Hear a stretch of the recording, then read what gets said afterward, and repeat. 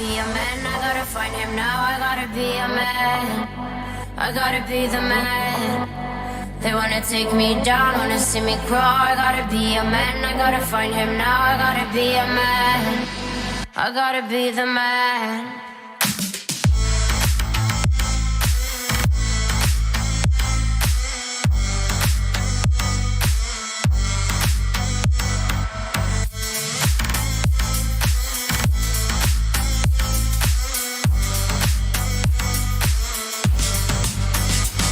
When I come to town for the last time, pull up in a fast car for the first time, I come to say goodbye.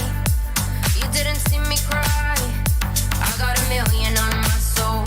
Go better know me on my own. They put a bounty on my soul, yeah.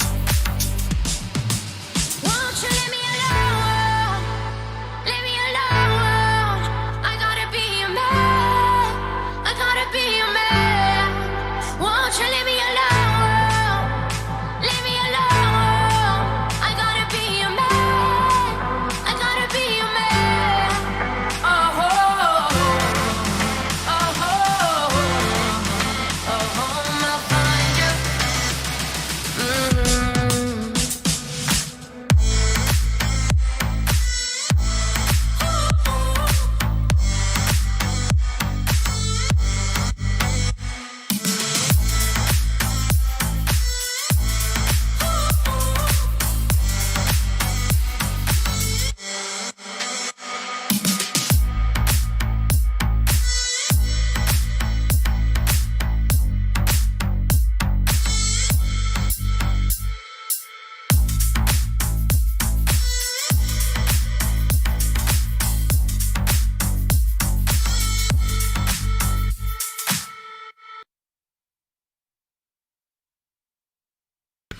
What's up, everybody? How you guys doing today?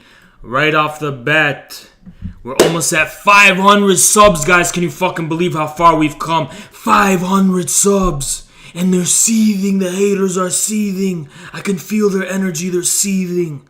You have no idea how powerful it makes us feel that their hate is coming at us at such a rapid pace, and we're growing so fast. You have no idea what that feels like. Oh wait, you do. Because you're with us, you're one of us. You're experiencing it yourselves. All these haters coming at us, and look at our rise. Almost at 500 subs. I can't fucking believe it. We're going to hit 500 this stream. I'm telling you. We're going to hit it this stream. Okay?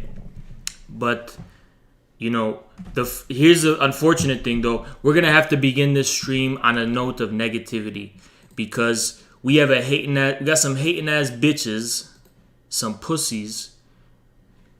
One specifically, filthy insurrectionist, who's commenting on our previous video. We're gonna expose his bitch ass.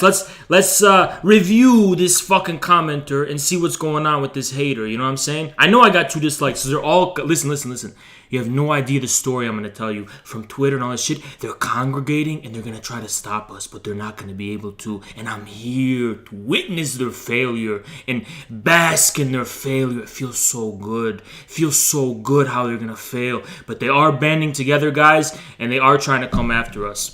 Because I exposed the Anglo shit, all these butthurt Anglos are trying to take us down. I'm not even lying to you. They are trying to come take us down. They're really, really upset about this. And I'm going to show you to what extent they're upset right here.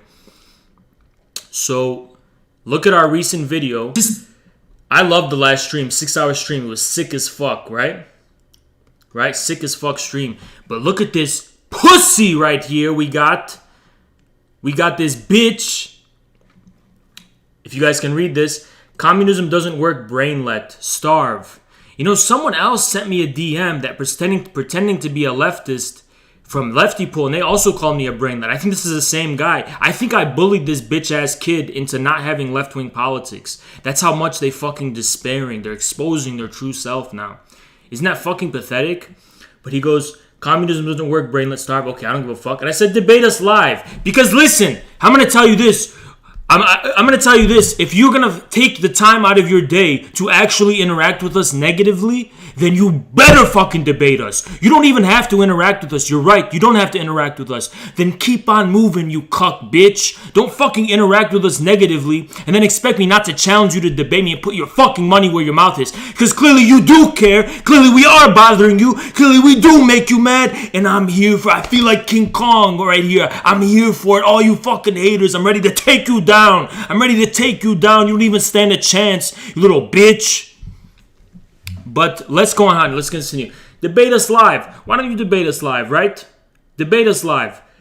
Nobody cares about you debate bros. Nobody cares about us debate bros. Then why the fuck are you here? I don't know who the fuck you are, filthy bitch. I don't know who the fuck you are, you filthy bitch, dumbass. And look, this is probably a leftist we're dealing with right here. This is a leftist who I pushed over the edge so much, now they're becoming a far-right, alt-right type of person. This is how fucking much I'm triggering these Anglo little bitches. This is how much I'm triggering them. He said nobody cares about us debate bros. He said debate bro, so this is a leftist. I want you guys to keep in mind, this is a leftist. This is an Anglo leftist. This isn't a right winger. He didn't start out as a right winger. It's an Anglo leftist, okay? Watch this. Nobody cares about you debate bros. You do care, bitch, because you're in my fucking comment section. I didn't hunt you down. You came to us, and now you fell in the trap. Now you're getting exposed. How does it feel? Because it feels really good to me. Feels good to me exposing or humiliating your bitch ass. I love doing this. I love it. I'm here for it. This is our content. We're giving content to our viewers. That's why people are here, is to see shit like this. Then stay there and continue to witness our tremendous growth and success. Trying to copy Vosh but failing hard. Are we failing? We're going to hit 500 subs today. I don't think that's failing. I don't think that's failing. I don't think we're failing. We're growing every day. I can't even keep up how much messages and shit I'm getting. I can't even keep up with our growth. We're not failing, dude. I know you'd love to think that we're failing, but the sad truth is that we're not. We're growing at such a tremendous rate. I can't even keep up with it. It's an objective fact. We're growing. We're growing. And I'm here for it. I feel so powerful. You guys, don't you understand when you're a hater, you're being my personal bitch? And you're my punching bag, and all my anger in life at seeing stupidity every day, I'm taking it out on you, and it's therapeutic, and it feels good doing it. You're my punching bag. You're literally like my little bitch. You're like my little bitch. You're my little bitch. Because you're a hater, and yet we're growing. That alone makes you a bitch. You're a hater. You took the time to interact with us, and yet we're growing. And I gave you the chance to come on live and expose me and expose how stupid and whatever you want to say I am. But then you said, no one cares about you debate bros. But you just wrote a sentence interacting on my fucking stream. You cuck pussy. Come at me, bitch. I don't give a fuck who you are, where you're from. Come at me, bitch. I'm not scared of nothing. I know they're seething. They're seething so hard. They're actually seething. They're actually really mad right now. I'm not gonna lie to you guys. I exposed Anglos and they're actually mad. I think they're staying up at night just mad, shaking in anger because of how much I pointed out, and I finally pinned down a pattern. I named the Anglo, and they feel so exposed like raccoons in the fucking headlights with a shining flashlight. Isn't that sad? It's fucking incredible. It's fucking incredible. And how am I trying to copy Vosh, huh? What about me reminds you of Vosh, pussy? Just because Vosh debates people, you fucking idiot. You think Vosh invented debating? And Vosh invented challenging his viewers? And Vosh invented that? No, he fucking didn't. I'm not copying Vosh, you fucking moron. We are staying in Afghanistan. Then stay there. How am I the one seething? I don't know who the fuck you are. You came to me, bitch. I don't know who the fuck you are. You came to me. You found me. You're seething. I'm not. I feel powerful. I feel strong. I feel like King Kong, a gorilla uncaged. That's how I feel. I love it. I'm ready to run 10 miles. You should see I was in the gym earlier today. How much felt so fucking good letting all that out. I feel great. I feel powerful right now. I'm not gonna lie to you guys. I feel like fucking Goku. I feel like fucking Vegeta. I feel like I'm Super Saiyan. I feel good. I feel manic. You know what I'm saying? I'm not seething. I'm not. I feel really good. No joke. I'm not gonna lie to you guys. I do feel really good. This streaming shit, it does that to your head. Makes you manic. And it feels good to do. Try it yourselves. I'm not gonna discourage you. Then stay there. That's what I said. And he goes, Yes, this is a leftist, by the way. Anglo-leftist. I exposed who they truly are, the true ugliness and bitterness in their heart, their hatred of humanity. I exposed it. You're witnessing it here. This is literally a leftcom. This guy's a leftcom, by the way. Leftcom, by the way. You know what he says? Yes, the Minotaur population has definitely grown. Half man, half goat was always the destined future of the future brownskins. This is what the Anglo-leftists, these arrogant fake Marxists that I'm telling you about, this is truly what's in their heart. And this is really what they think about us, brownskins. This is actually what they think. They think we're their colonial subjects, and they're so mad that I'm exposing them and I'm fighting back and I'm rising up against them. And I'm not scared of them no more. Because just like Dugan said, you are not boss. Listen, filthy bitch, you are not boss. You are not boss. We brownskins, as you're calling it, we're rising up in this world. You're declining. You're not our boss anymore, bitch. We're winning. Infrared is winning. Infrared is winning. Look, we're all brownskins. He's calling us brownskins. I love it. We exposed him finally. This is a leftcom. This is a guy who's calling himself a communist and a leftist. And this is how we exposed them, just because we pointed out the Anglo pattern. And it made him so angry. And he's seeing me. I'm a hairy Arab guy. He's seeing me. It makes him so angry to see an Arab man rise up against the Anglo. He's so much seething, so much hatred and bitterness and hatred. But guys, I don't even hate the Anglo people. I don't hate English people. As long as they're focusing inward and dealing with their own problems, I don't have a problem with him. But he wants to conquer the world. And he sees us all as brownskins that are his slaves. That's how he sees us. That's how he sees us. That's how he sees us. It's incredible. And I said, Lal, you do care about us, debate bros. Otherwise, why the fuck are you here? And he didn't even respond. Let's see, wait for him to respond. What's wrong with you? Are you scared to come on? He is scared. He's a pussy. He's a pussy. He's calling all of us outside of England, outside of the British Isles, we're all brownskins. We're all slaves of the Anglo. That's what he thinks. We're all his slaves. But he sees my defiance against the Anglo. That I sleep well at night knowing China's on the rise. We're all on the rise. And we're free from this curse. And I sleep well at night knowing that. And he's so mad about it. He's so angry about it. Your empire is down into the fucking ground. Down into the fucking ground. It's over, man. It's over. This is like the roll credits part. It's over. It's over. Okay, we got that taken care of. Okay, guys. So we're at 500 now? We're at 500 subs? 500 fucking subs! I can't fucking believe it! 500 fucking subs, man! I didn't even know we were gonna get this far. 500 subs. I didn't even know we were gonna get this far.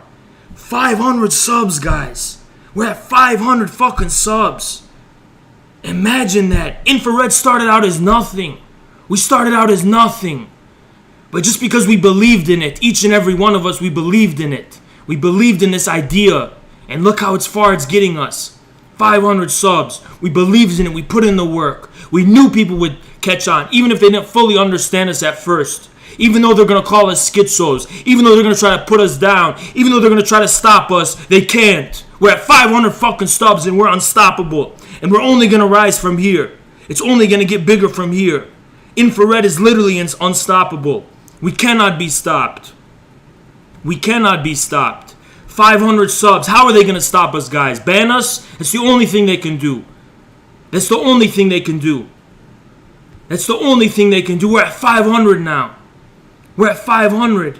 500 subs. From nothing. A schizo. A nobody. A nobody who nobody's ever heard of. Nobody heard of us. We'd never been in public before. We had nothing. And we're at 500 now. Because of you guys. Because you believe in us. You see what we see. But all these people seething. All these haters. They want to pretend there's nothing going on. There is something going on. There is something on the rise. Infrared is going to change the game. We're at 500. Composely found you at 200 subs. That's the real OG in the chat. Found us at 200 subs. Because these people see us, even when we're small, we're nothing, and they can see what we're seeing. It's not just us. It's not just us. It's not just us. Let me ask the chat a question though. Should I go check that Lefty Poll thread? Should I go check that thread on Lefty Poll and see what's been going on? You guys want to go scroll through that thread? Or what?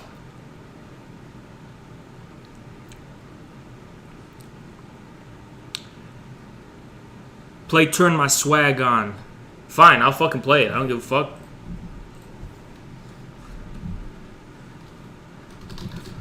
$500 subs. Incredible.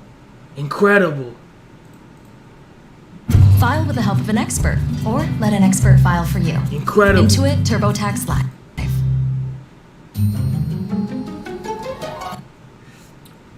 500 subs. Incredible. Sure? No? Don't use too much time on it? There are some effort posts. Okay, we'll check it out.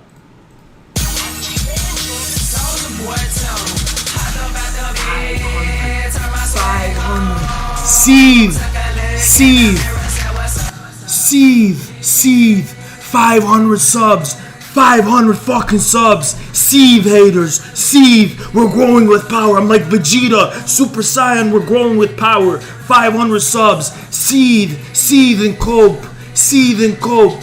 You can't stop us. We're unstoppable. Nothing can stop us. It's only going up from here. What are you gonna do, haters? What are you gonna do, haters? Nothing, you little bitches. You can't stop us. You can't do nothing. So don't spend too much time on the shit posters. There's a new link. Bitch ass haters trying to stop us. Can you imagine? There's a new thread. Okay, let's check it out. Let's check it out. Let's check it out. That pussy filthy bitch. Let's check this out. Let's check this out. Okay, we're gonna skim through this. We're gonna skim through this. Okay, I love this so much. Yeah, we made a tweet because this pussy, to kill all gods, he added us to a list. This guy on Twitter. I think these are all the same people, by the way. I think there's only 1 to 3, maybe 1 to 5 people, haters. So this might have been the guy, filthy insurrectionist. This guy right here. This guy right here, this pussy. I said, how does it feel being a pussy? Because you want to know why? He added us to a list saying closet Nazbols. So I had to confront this bitch directly. And this pussy back there, he didn't do anything. He's scared. He's scared. They're all scared. They're all scared of Haas. Listen, all these people who talk shit down to Haas, they fear Haas. They tremble at the name of Haas. It scares them. It frightens them. It angers them how powerless they feel at the name of Haas. Powerless they feel. Let's not spend too much time on this. Congrats on your... Thank you, Blaze Wolf. Appreciate it, man. I want to do a tweet later celebrating this shit. We're going to have a celebration stream. Not this stream. We're going to go through this shit first. Yeah, dude. All my haters look like this. So we're going to save this image. And I'm going to open it every time. Every time I get a hater comment on this thread, I'm going to remind you what they look like. And remind you what their spiritual avatar is. Because this is what they fucking are. Bunch of pussies. Bunch of bitches. This is what they fucking look like. Okay? And this is what they'll look like if they come on debate, because they're trembling. Okay, let's check this out. These guys, Infrared, have been interacting daily basis, and the mere fact deserves our respect. Appreciate it, bro. Yeah, I'm going to give Lefty Pool a chance, because you know why there's so many haters on Lefty Pool? It's because so many people like us. Because so many people like us. And that's when I realized I'm not going to dismiss Lefty Pool. Here's this bitch. Communism doesn't work, and you will never be a woman. So? I'm not a fucking woman, you idiot.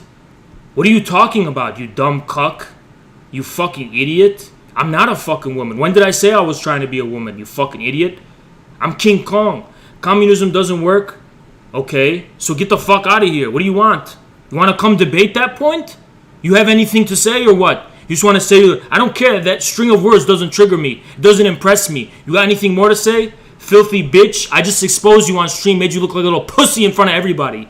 You got anything else to say? Communism doesn't work? Okay, anything else to say? Anything else to say? We don't care what you think. That's like saying infrared doesn't work, but we're at 500 subs, so what are you saying, bitch? Infrared worked. Infrared worked, and we're communism. How about that, bitch? Why does he care so much about the haters? Because we're proving ourselves. We're proving ourselves. That's why. That's why. You will never be a woman. When did I say I was a woman? What a stupid thing to say. What a stupid thing to say. Dumbass. Yeah, you should have said you'll never be a man, maybe. You know, that would at least kind of make sense. But even then, who's the man? You're too much of a pussy to even come on stream. Bitch. He won't even come on stream. He's talking all this shit. He's watching us and seething us. He's spending his time and his life watching us. And he's going to act like he doesn't care. You are mad. You are angry at Infrared. We do bother you. You are seething. You are seething. You are bothered. You are bothered. You are angry at our growth. We have 500 subs, Filthy. Filthy, we have 500 subs. You know how much subs we have, Filthy? Guys, tell him how much subs we have in the chat. Tell him how much subs we have in the chat. Let him know how much subs we have in the chat. He doesn't know yet. He's lacking critical information. Tell him how much subs we have in the chat. Tell him. Tell him how much. Tell him how much. Tell him how much subs. Okay, let's read this. They contribute to our PPH being higher. I think so. I think so. We're rocking the boat. We're working together. It's a partnership. And there's a lot of people on this website that like us. A lot of people on this website like us. There's a poll right here. See?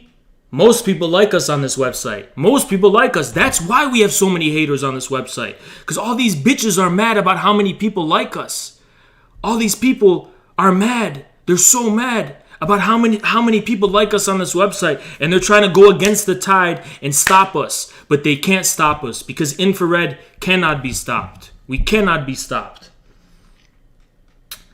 The last thread starter was a bunch of slander and trolling attempts, which Haas conclusively blew them the fuck out. They don't even have a chance. 20 people to my... Okay, it's not mine. The latest stream. Yeah, he BTFO'd the idiots big time. Big time, big time. Okay, let's continue. I want to do this fast. Nobody cares about your obese. How am I obese? Even if I was obese, I would not be ashamed of it. Because what's wrong with being big, huh? There's nothing wrong with being big. Bigness is power. I like bigness. Bigness is power, but I'm not obese. I'm actually not obese. But even if I was obese, who cares? That's bigness. That's, you know what I'm saying? Bigness. You know what I'm saying? I'm about that bigness. That's me personally, though. You know what I'm saying? But how am I obese? Obese? I'm not fucking obese. What are you talking about? Talking out of your fucking ass. I'm not obese. Look at me. It's obesity to you? You a pussy, dude. You a pussy. I can bench probably more than you. I can probably bench way more than you. I can curl more than you. I'm not obese. Don't be making shit up, bitch. Okay, I'm not going to focus on this. Really embarrassing how this site shits on Vosh fanboys for worshipping that bearded soy boy. Yeah, because Vosh he sucks. Because Vosh fucking sucks. By the content of what Vosh is putting out there and what Vosh is fucking saying, he fucking sucks. He fucking sucks. So what's your point? Vosh does suck. He does suck. You know what I'm saying? And then turns around and fanboys all over this stupid manlets cock. You know what? You're fucking wrong. You're fucking wrong. Because guess what? None of these people here were my fanboys. I had to fight to gain everyone's respect. I earned this respect, you pussy. Vosh didn't earn anyone's respect. I earned these people's respect. They didn't give it to me at first. You fucking idiot. You come and do what I'm doing then. And by the way, just like I gave one on a 2-hour rant last stream about this fact, if you have a problem with the e-celebs that are out there, you better come and challenge them. Because Infrared could be like you, and we could just complain about Vosh, or we could put our own fucking bodies and selves and faces out there, and we could fucking try to fight Vosh on his own turf and on his own terms, and that's what we're doing. You're a pussy behind a fucking keyboard on a website. We Infrared, we're Gorilla King Kong, real shit, you know what I'm saying? We're real men doing this shit. You're a little pussy, little boy behind the fucking keyboard, seething and complaining. We're actually getting shit done. We're doing stuff. We're putting ourselves out there. Who the fuck are you, huh? What came before the seethe or the cope? I don't fucking know. Hypocrisy is amazing. How is that hypocritical? We are simply different from Vosh because of our positions. People can see we're different from Vosh. So what's your point? Just because we're willing to engage. Vosh is not like me. Vosh is not like me. I'm on another level than Vosh. You understand? I'm on another level than Vosh. I'm not like Vosh. I'm angrier than Vosh. I'm more red-blooded than Vosh. I'm more savage than Vosh. I'm on a different level. Don't compare me to Vosh. Vosh is a nice guy compared to me. Okay? Compared to me, Vosh is a nice guy. Don't compare me to Vosh. This is my main beef with infrared. Okay, this is guy's main beef with infrared. They claim to be anti-Anglo. Okay, we're anti-Anglo supremacy. How about that? I'm against Anglo supremacy. If they want to stay on their island and focus inward on their own spiritual things, I'm fine with that. And I even like the English romantic poets from the 19th century. And I don't hate all Anglos. I think Nick Land's interesting. CCRU's interesting. I don't hate Anglos. There's a lot of Anglos that I like on Twitter. Especially on Twitter, I like them.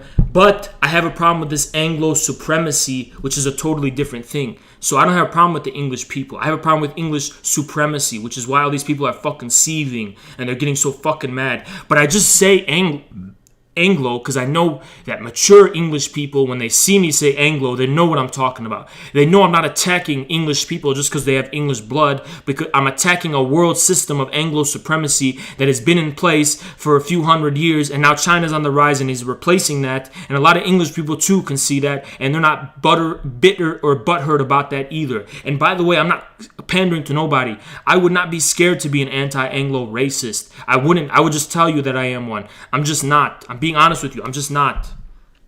I don't fucking hate Anglos like how you're saying. But I am anti-Anglo. I am anti-empiricism. I am anti-New Left, whatever that means. I think the New Left is kind of cringe, and I want to go surpass them. I don't want to go before them. I want to surpass them. So that's basically what's going on. When they make use of Anglo statements and debate tactics. Like what, bitch? I already addressed in the previous thread when you accused me of using Anglo debate tactics. Why? Because I systematically eviscerate people and I humiliate people. This guy thinks that calling people, explaining how people are fucking dumbasses is an Anglo tactic. You fucking idiot. You don't think medieval Islamic philosophers were doing what I'm doing? They were. There's nothing Anglo about pointing out how people are fucking stupid, such as yourself. There's nothing specifically Anglo about that, you fucking idiot. Anglo would be if I'm beginning off of axiomatic premises, then I would be a fucking Anglo if I was doing it that way, where I was saying like Ben Shapiro, facts don't care about your feelings. But I don't agree with that. I am a feelings type of guy. I do speak from my heart. I don't speak from some system, some inhuman system that's blind to humanity. I speak from my heart and my humanity. So that's why I call myself the King Kong. Or why chat called me King Kong. I didn't even invent that meme. They invented that meme, not even me. The stuttering crackhead. You talk as fast as me, bitch, without stuttering, you dumb cuck, lol cow. Listen, pussy. Listen, you Anglo pussy, you little bitch. You little fucking bitch. You're a leftist, and I expose you for being an alt-right, bitter little bitch. How does that make you feel? Attacking white Anglo supremacy? Okay, goat banger. We will stay in Afghanistan. No, you won't, bitch. You will not stay in Afghanistan forever. You will not stay in Afghanistan forever. You will be wiped off the face of the fucking earth. You keep talking this way. The world is getting sick of your shit. You're a tiny little island. You better stop embarrassing your fellow Englishmen by talking this way, you cuck idiot bitch. We're more than you. We outnumber you by a lot. You're not going to stay in Afghanistan forever. The Taliban just beat the shit out of your bitch ass. You're trying to withdraw as fast as you can. And then Russia's going to move in, you little bitch. And you will never be a woman. So what? I never said I wanted to be a woman, you cuck bitch, idiot, filthy bitch. Everyone remind Filthy how much subs we have, because he just forgot. He just forgot how much subs we have. 500 subs. 500 subs and he just forgot. He just forgot how much subs we just got today. It's a little seething, coping bitch. Little seething, coping bitch. Come on my fucking stream and talk that shit to me. Talk that shit to me with your voice. With your trembling little bitch voice. You pussy. I'm on beast mode. And you think I'm angry? Maybe I'm angry, but it feels good. I'm not going to lie to you guys. I feel good. It's better than doing cocaine doing this shit. I love it. I love it. I love doing this. I love exposing the little bitch ass fucking pussies. New left intellectuals. They're not new left. And I explained last stream why they're not new left, you dumb cuck. These are not new left thinkers. They were all defined by their criticism toward these new left type of people. Lacan said, all you guys want is just a new master. Deleuze, meanwhile, was routinely accused of being a fascist. Deleuze routinely was critiquing these new left guys. Zizek speaks for itself. You're talking about new thinkers, you fucking idiot. They are basic empirical statements. Listen, empiricism and making empirical statements are completely different things. If you don't understand that, you are so fucking stupid. You are beyond redemption. Filthy bitch says hilarious shit. getting made fun of his stutter is absolutely trigger. No, it's not. I'm just talking fast. If I was talking slow and methodically, I wouldn't be stuttering. I'm just talking really fast. I'm talking really fast. I want to get over this shit and move on to something else. That's why I'm talking fast. So you try to talk as fast as me without stuttering, little bitch, because I'm talking really fast right now. I can talk really fast. You know what I'm saying? If you're going to talk really fast, you're going to eventually stutter. You know what I'm saying? I can talk really fast. You get it? Oh my God, I'm out of breath. You fucking bitch, pussy, filthy bitch. He's talking all this shit in chat. He's such a pussy. Everyone thinks you're a pussy, filthy. Everyone thinks you're a pussy. Your mom thinks you're a pussy. Everyone thinks you're a pussy because you're talking shit. You're coping and seething and you're mad in our chat, Infrared's chat, our chat, and you're my little bitch personally. You're my personal little bitch. Keep typing, keep typing. I want to see him type more. I want to see him type more because it makes me feel good that I have this little personal bitch that can be my punching bag. It makes me feel good, you little pussy. They are basically hypocrites. This community's fascination with them is completely pathetic. Cope and seethe more because it's not going to end. It's going to keep going and you're going to be complaining behind your keyboard. Moreover, while you try to portray this lefty-pull infrared relationship as symbiotic, it's actually parasitical. How is it parasitical? From what I understand, the post counts, post rate is getting higher. And yes, we are growing. But it's not just because of lefty pull that we're growing. It's not just because of we're a lefty pull that we're growing. But we are growing, yes. It's parasitical. How is it parasitical? I think this is good. I think this is good. We're raising an army. Infrared is raising an army, yes, to eventually bring down Vosh. I'm going to explain to you our master grand plan strategy later in the stream. But we're raising an army right now. And you guys aren't even our army. You're our 40 thieves. You know, you're not even our fucking fan base right now. You're just 50, 40, whatever, 60 people. You're our 40 thieves right now. You guys are the 40 thieves. That's it. Okay? It's not even the 300 Spartans yet. It's just the 40 thieves. We're all in this boat together. So, what are you complaining about, you little bitch? These assholes over at Infra are using this platform to boost their views and shill for the CPUSA. Oh my God. I spent 3 hours or something last stream explaining the CPUSA thing, and this guy thinks I'm shilling for the CPUSA. A, I never told nobody to join the CPUSA. B, I already said that the CPUSA's politics are shitty. C, I already explained that it's about the brand. We can go over that debate again, even though I just blow you the fuck out last stream, but we could do it all over again as many times as you want, because you're clearly masochistic and you like being utterly fucking destroyed, Ben Shapiro style, right? Pussy! The Anglo meme over and over. No, it's the Anglo pattern. These are literal Anglos we're talking about. Like Filthy in my chat who's watching us right now, this pussy, he's actually an Anglo. So a lot of you guys actually are really Anglos. Like you're actually mad and you are Anglos. And that's hilarious to me. That's hilarious to me. That's fucking hilarious to me. Okay.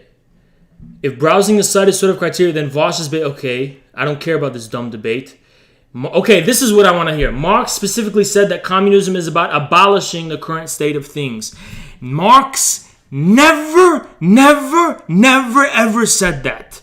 Marx never said anything about abolishing the present state of things. He said in German, Aufhebung, which means sublate. It has nothing to do with abolish. For Marx, the real movement... Do you guys want to pull up the Marx quote or what? Because so many people bring this up and they abuse it. So maybe I should go bring it up and explain to you that the paragraph before explains what he means. For Marx, communism is the real movement.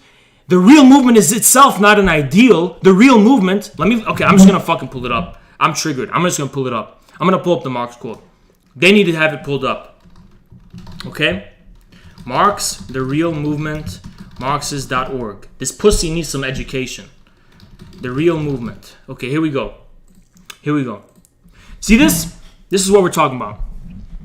Communism is not for us a state of affairs which is to be established, an idea to which reality will have to adjust itself. We call communism the real movement which abolishes in the English translation. In the German one, this is Aufhebung. It's not abolish. This is a false translation. The German word for abolish is Abschaffung. It's not Aufhebung. Aufhebung is sublate. So this guy's a fucking idiot. The present state of things. The conditions of this movement result from premises now in existence. You know how Anglos interpret this sentence? They say, oh, what Marx meant is that the movement is what's ideal. The movement is actually the ideal. No, the movement isn't ideal. The conditions of the movement result from premises now in existence. The real movement is already something happening in reality. It's already fucking happening. You want to know why? Because he explained it in this fucking paragraph, you dumbass. He explained it in this paragraph that it's already fucking happening. So, what does that mean in today? In today's world, that means there's a real movement, in actual reality, a real material force that can be identified that is communism. Communism is not an ideal in your head, some criteria. Oh, this is a true communist movement. Oh, this is a false communist movement. No, it's something that's happening in actual reality now. You dumb, stupid, cuck, bitch. Don't ever fucking try to come at me like this from such a stupid amateur perspective. Meanwhile, Haza's saying that Marxism isn't about that. Because it isn't, dumbass. That's what your little anarcho-punk rock bullshit edginess is about. Dumbass, just like that cuck on my Twitter, kill all gods. I don't want to kill all gods. I want to abolish society. You have daddy issues. Get that shit out of Marxism. Marxism was made of tough-minded, tough motherfucker, OG type motherfuckers. Marxists have no time for people who look like this. Marxists have no time for bitter-ass little punk rock bitches looking like this who want to abolish everything. You gotta change your fucking wet diaper, you little ass bitch. Get that shit out of fucking Marxism. That's some anarcho-punk rock bullshit. It's got nothing to do with us. He actively promotes state capitalist enterprises like China. He's using phrases. State capitalism means nothing, dumbass. It means nothing. From China's socialism with Chinese characteristics, bitch. Come on my fucking stream and we'll debate about it. Come on my fucking stream, we'll debate about it, dumbass. But you won't because you're a pussy. For Marx, a communist state would be an oxymoron. You know what? I'm triggered now. Now I'm fucking triggered. I'm gonna stand up because I'm so fucking triggered. I'm so fucking triggered right now. I'm about to stand up because I'm so fucking triggered. You know what I'm saying? This guy's fucking saying, he's fucking saying a communist state would be an oxymoron. You stupid fuck. Don't you understand that the word communist state means states in the 20th century that were ruled by communist parties with a capital C? It has nothing to fucking do with some esoteric idea of a future better society. Nobody's thinking of it in those terms. Communist state means a state ruled by a communist party.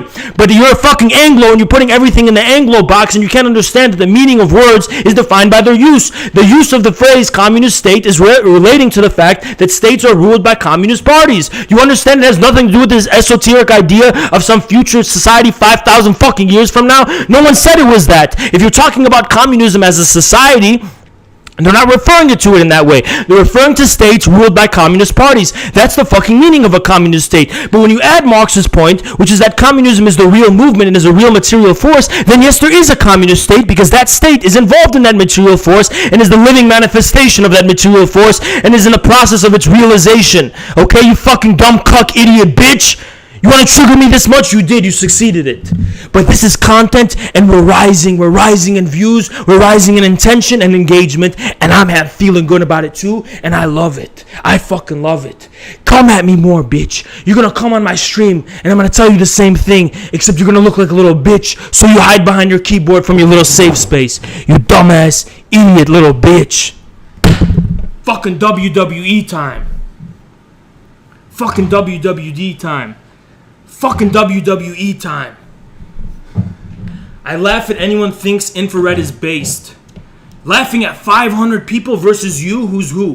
What do I care what you think or what you're laughing at, huh? Back it up with numbers. Nobody supports your position. Back it up with numbers. Infrared's got 500 subs. We got 60 people watching this right now. We got 39 likes. Who are you? I don't care who you laughing at, bitch. I'm laughing at you. Infrared's growing, and you're laughing at what? Being in your little blanket, eating chicken tendies and chalky milk? You little pussy-ass bitch. You come on fucking stream, you put yourself out here like this.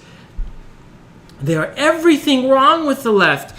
Why do every time something new happens, every time a new development in reality happens, you got these little bitches say, no, this isn't a true messiah, guys. I'm not comfortable with this. At least sit back and watch what's going to happen. Maybe have some popcorn. It'll be interesting.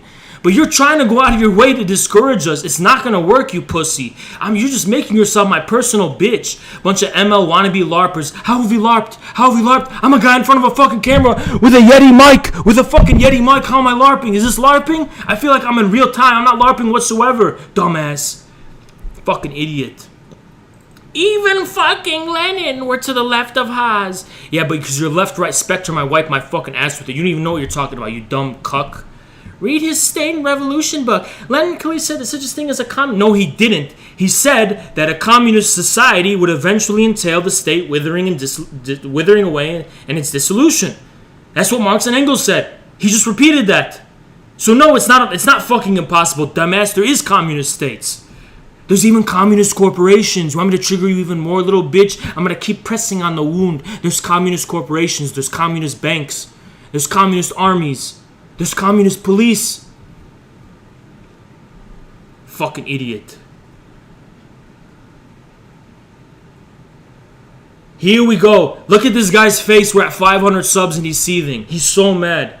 Haas is a retard and a schizo and I have no idea. You have no idea, but it sounds like the joke is on you because you have no idea, so you better figure it out, bitch, and try to compete with Haas. Try to be better than Haas. Try to be better than Haas, and I'll give you props if you're better than Haas. Until then, you're a little frog bitch. Standing him, Jenny. Whatever Jenny posted that shit is a fucking retard and a half and makes me unironically go back, bitch. Although, to be honest... This guy just admitted that if he tried to migrate to another website, we'd go viral there too, and they'd love us there too. Because people love humanity. Because people see us and they love us because we're real. Because I speak with my heart and I'm putting myself out there and I don't care about anyone's judgment because I know people out there real recognize as real. You know what I'm saying? They would eat up his autism even more. Dude, he's admitting there's nowhere to hide. He's admitting there's nowhere to hide. Infrared is so unstoppable. Infrared's going to grow so much, go so viral that we're unstoppable. He's admitting he can't stop us. He's admitting it, guys. He's fucking admitting it. He has nowhere to run, nowhere to hide.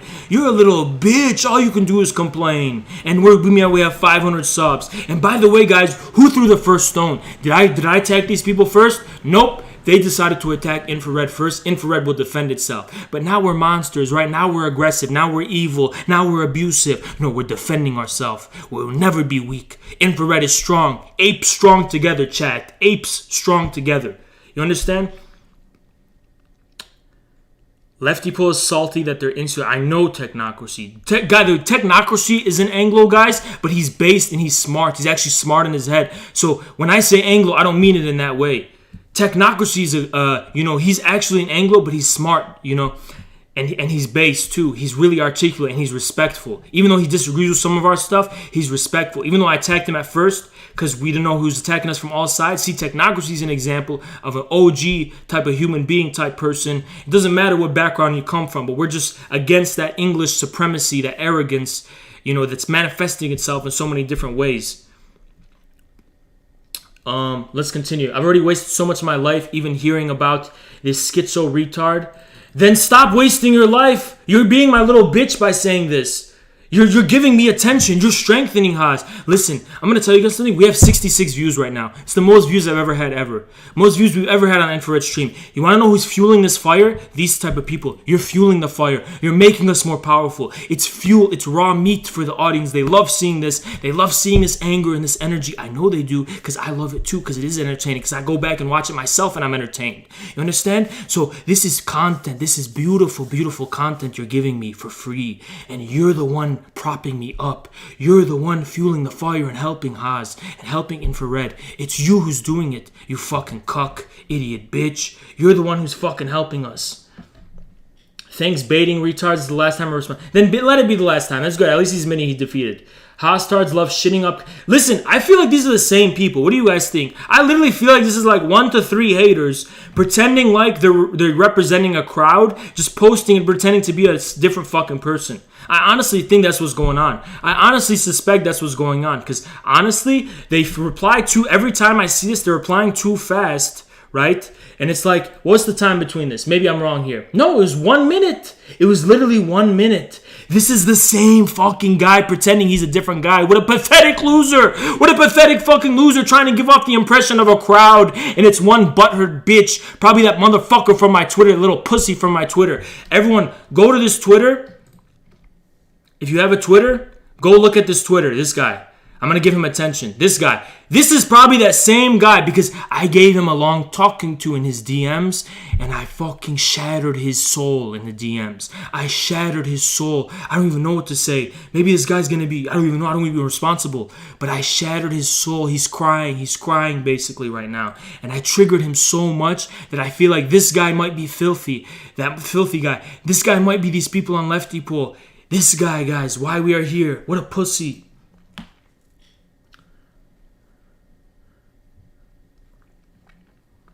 They should make their own site. No, we're not. No one's gonna make their own site. The majority of left people likes us. You're the minority. Menshevik, you're the minority. You make your own site, you pussy, you little bitter bitch. You're the minority. Most people like us. I got almost 70 viewers right now. Most people like us. 46 likes. 500 subs. 500 subs, guys. Remind these people we got 500 subs. Go ahead, remind them we got 500 subs. Oh yeah, sorry, Ginjit. I'm gonna definitely mod you. Definitely modding Ginjit. Definitely modding Ginjit. My bad. I forgot about that. Definitely modding Ginjit. OG type of person. OG type of person.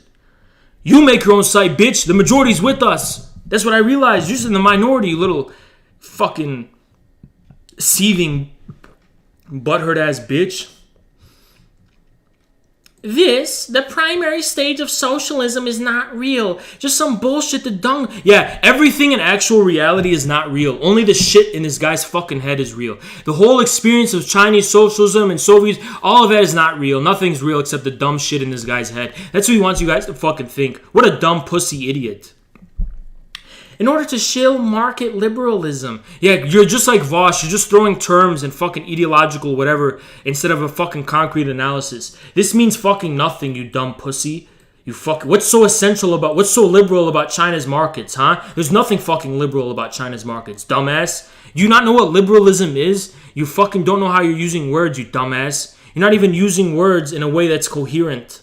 By your own standards, you Anglo idiot, dumbass bitch. Go look in the dictionary according to you and look at your Anglo box for the word liberalism. Tell me China's market is liberal. Fucking dumbass. Whenever you point out China is just capitalism, there is no such thing as just capitalism. There's no such thing as just capitalism. That's the whole fucking point. Everyone who's trying to say just capitalism is just trying to disguise the fact that we are so far from anything like just 19th century capitalism that it's so fucking pathetic to even think, this is a cope. Guys, you want to know what's a cope? This phrase, just capitalism.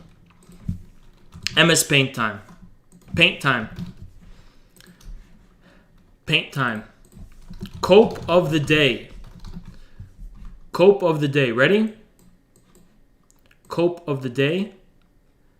Cope of the day.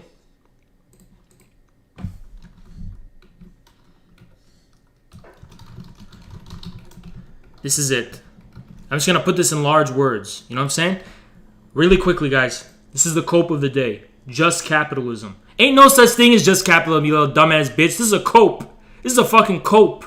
No such thing as just This is something that makes you feel a little warm and cozy, like you don't have to form a new concrete analysis or completely change your whole views about the world. You say, oh, it's just the same old capitalism. It's just like what Engels said about these dumb cucks who always say, oh, there's nothing new under the sun. Yeah, there is. There is some new shit under the sun. There is some, and you're always humiliated by history at every fucking turn. History passes you by. Life passes you by. You're gonna die one day, bitch. It's 2021. Time's gonna pass you by. You're gonna die one day. Keep calling everything the same old thing. You're gonna go to your grave as the same old dumbass person, never accomplishing a fucking thing. You will not be remembered after you fucking die. Because you're nobody. Because you have that mentality. What's up, Composer Lee? What's up, bro? I've been reading Orientalism by Edward Said. He talks about the Anglo mindset when they analyze. Yeah, dude, but it's almost explicit now because we got these left comms coming and calling us brown skins because I pushed them over the edge that much because they're mad about an Arab guy who's exposing them and having the courage to fight back. So he has to expose his inner racism and call us brown skins, and I'm loving it. I'm loving this openness. I wish everyone was just that fucking open about who they truly were. Haas is a dengoid. There's no fucking such thing, you dumb cuck. There's no such thing. You're a dengoid. Okay, let's finish this one. They claim China qualifies as a rudimentary form of socialism. Okay, you want to know why China's socialist? It's almost as simple as this. I'm going to make another MS Paint. I'm going to explain why China's socialist, right? This is why China's socialist. CCP, power, premise. This is CCP. I'm going to explain to you why China's... Don't worry, I'm going to explain. Ready? It's going to be a logic circuit. It's going to be a little analytical fuck around type of thing, right? Power premise. Okay, ready? China power premise.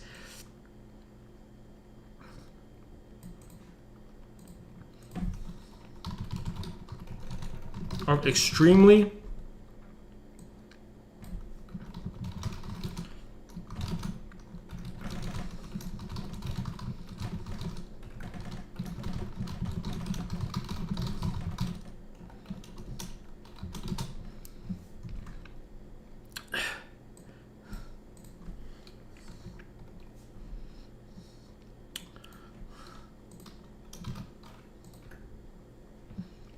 Ready? I know I'm going to show it to you when it's done. I'm doing it right now. It's going to take 2 seconds. Ready? Ready?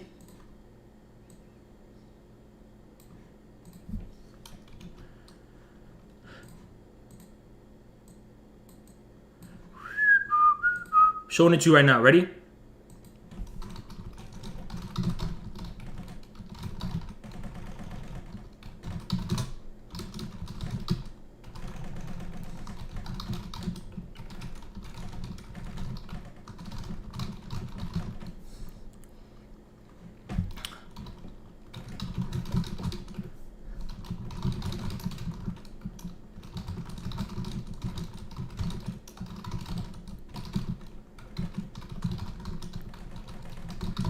Even greater than in socialist state planning.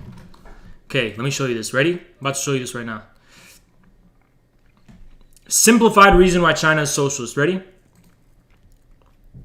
This is why. This is why.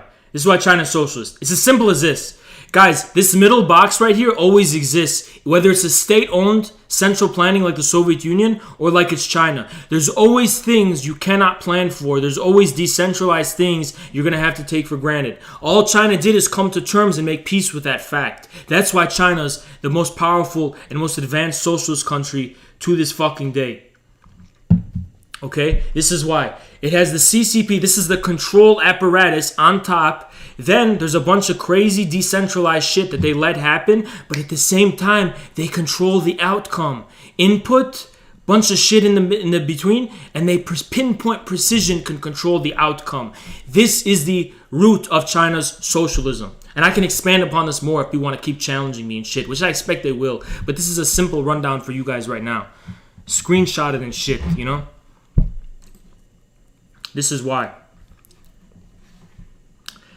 My content creators, dude, why is this fucking idiot trying to shun away from the real world? Don't you realize streaming is the future? Don't you realize this is the future? You can keep being a fucking Scrooge, that fucking guy from the Christmas movie who's just an asshole all the time, Oliver Scrooge. You can continue to be like that, or you can put yourself out there and get in the fucking game. I'm sick of this Anglo. What's that fucking guy? I'm sorry, I'm gonna shit on Anglos a little bit more. What's that fucking guy's name again? Adam Curtis.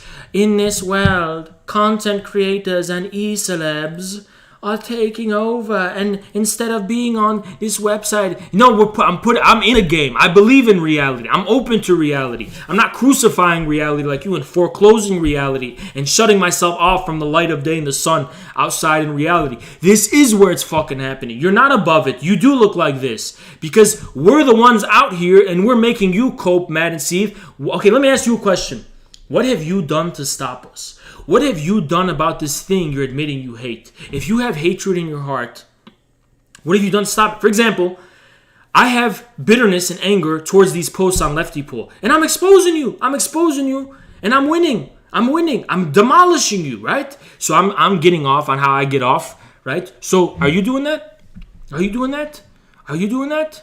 Are you fulfilling what you want? Are you fulfilling? Are you overcoming the thing that you keep complaining about? Are you overcoming your obstacle, climbing your mountain? You're not. You're a little bitch and you're a pussy. You're always going to just bitch and whine about the world. That's why you're a fucking loser in life. You'll never get anywhere, bitch. Oh, we got a DM from some guy on Twitter. Hold on. Who is this? Why are we here? Cool, I can't wait. I thought you were going to bully me, bro. I am going to bully you more later. You pussying out now? Pussy, come on stream and I'll bully you more. I'm fucking out here, you bitch. Guys, look at this guy. I was waiting all night for your beautiful gorilla monkey brain messages and then woke up to nothing. Why would I message you all night? You came to me, pussy. Why the fuck would I message you all night, bitch? By the way, I don't browse Lefty Pool. You Voshite caveman brain. Yes, you do. You came from Lefty Pool. That's how you found me. You just called me like 17 different people. No, I didn't. It's probably you there. You do browse Lefty Pool, bitch. How else did you fucking find me? I'm the whole Lefty Pool, all right? No, listen. That poll proved you guys are in the minority. There's only like 7 of you at most. But I even think there's fake accounts. I stayed rent-free in your bitch-ass head all night and day. No, you didn't. I forgot about you until I started streaming now, you little pussy, you little bitch. Everyone, can everyone DM this guy, just say pussy? You're a pussy. Simple as that. You clearly aren't mad. You won't come on stream. Yet, you continue to interact with us. Isn't it that funny? Pussy. Exactly, you little bitch. You're my personal punching bag. You're my little bitch. You're my little bitch. You're my little personal bitch. That's all you fucking are. Why are we here? You're here for this reason. Because you're my bitch. You're my personal bitch. That's what you're here on this earth to be. Haz's little bitch. You keep interacting with Infrared. By the way, send him, DM him 500 subs. 500 subs. You don't have to do this. I'm going to do it. 500 subs. That's it. 500 subs. That's it. He lost. What a pussy. He lost. He's done. He lost. It's over. I won. 500 subs. Infrared won. 500 subs. 500 subs. Can you believe it? Fuck off though. These guys at Infrared, exactly what comment YouTube needs. Dude, based fucking comment. Based fucking comment right here. Based fucking comment. What a fucking OG. No, everyone here is a standard ML. Okay, everyone seems to be a left comp. Or not everyone, the minority, the loud and overactive minority of pussies. Okay, yes, this is very true. Corrupt or Anglo. What do you mean? What's Anglo ideology? I've explained it. I've already explained it. You're not going to get your questions. No, they have been answered. You just weren't here and you don't want to fucking watch us. That's fine. But I did explain it before. I got to finish this thread, so I'm not going to dwell on it now. We did fucking explain it. Stop raging and talk about the subject. What subject? What subject specifically, Supreme Arc-elect? What subject? I got a new DM. What subject?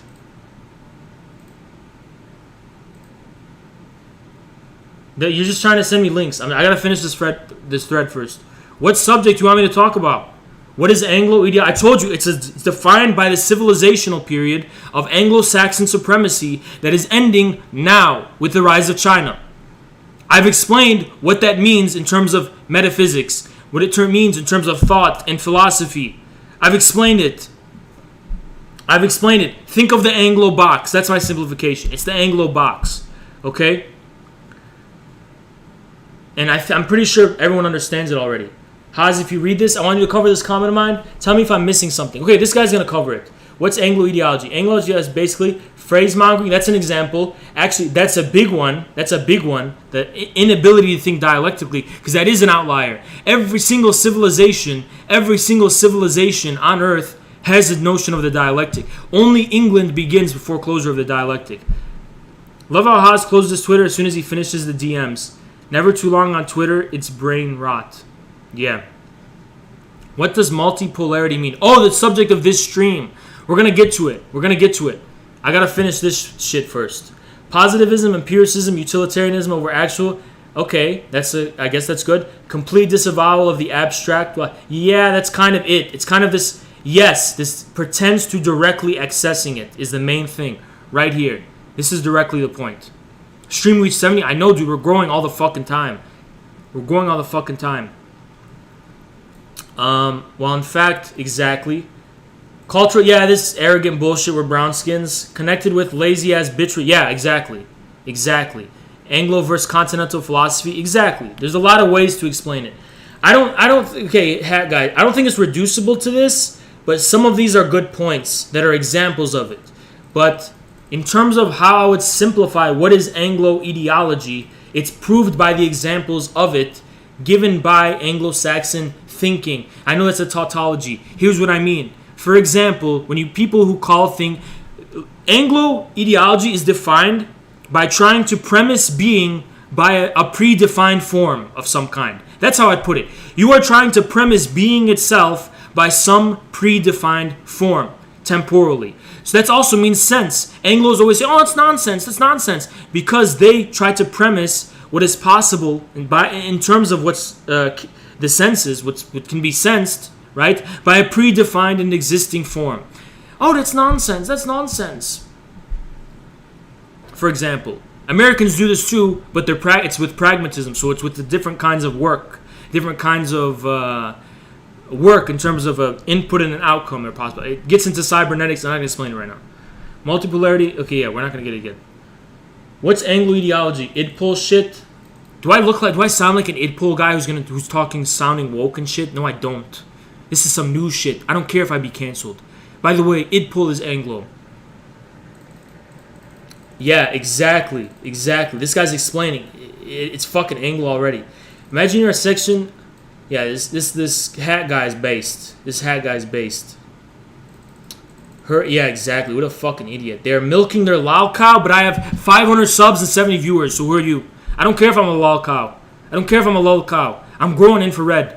We're growing infrared as the lol cow. So I don't actually give a fuck. Okay? I don't give a fuck if I'm a lol cow.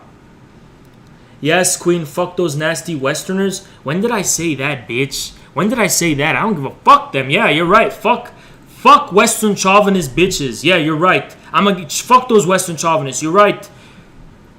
What is Western chauvinism? It's a chauvinism of negativity. That's why Western chauvinists are American cocksuckers. If you're a true European patriot, you're not a Western chauvinist. If you're a true European patriot, you're not a Western chauvinist. But if you're like Neon, you're this fucking type of... I don't want to keep bullying Neon. I'm going to give Neon a chance. Because he's been our main villain for so long. We need new villains. I'm replying to... Okay, this is replying to Neon. I saw this one before. Haas is love, Haas is life. Sorry to burst your bubble, but as it stands right now, the West is... Exactly. Now the program does not deal with the future state of...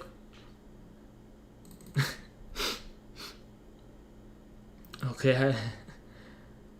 What is this? This is a cool comment. Schroeder. Exactly, dude. Exactly.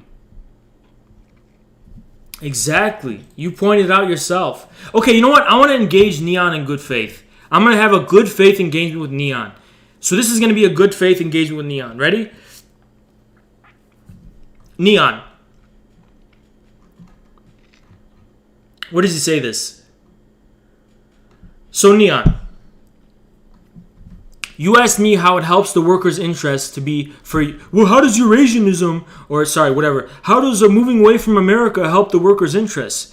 But the problem, Neon, is that you're thinking in terms of direct action, American individualism. Your mind is actually very American how you're thinking. Because you think between the input and the output of, oh, I want to make the workers' lives better, and the output, it's a direct individual act. That's your problem, Neon. Neon, the issue is that the fact that our societies do not serve the working class and are constructed around benefiting their lives and improving their livelihoods like China does. China is built around that, by the way. But how our societies aren't, that's only the first proof in the communistic or proletarian consciousness of the necessity to win power. But it's always about winning power. It's not actually about doing charity and improving people's lives in the abstract. If you want, in terms of your individual work, to improve as many lives as possible, as many workers' lives as possible, you should volunteer for a soup kitchen. If you're a communist, then improving the class struggle is not actually about making people's lives better.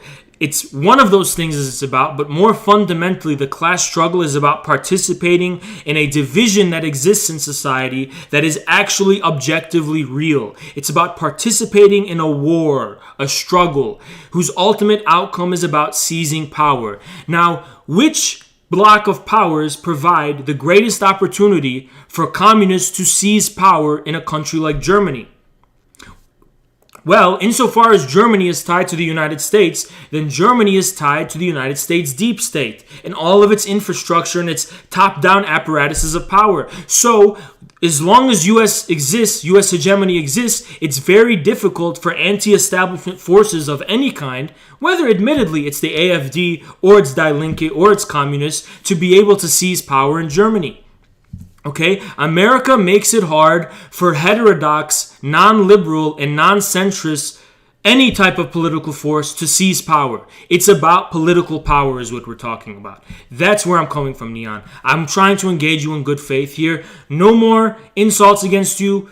I want to squash the beef with you because I want to test and see if you're going to approach me in good faith. I'm trying to approach you in good faith, okay? Because you've been here for so long, Neon. I'm going to give you this chance. You've been hilarious. You've been the villain of the Infrared show, and we've all had fun, and I don't want to have bitterness anymore and animosity towards you anymore. So this is how I want to explain it to you, okay? So that's it.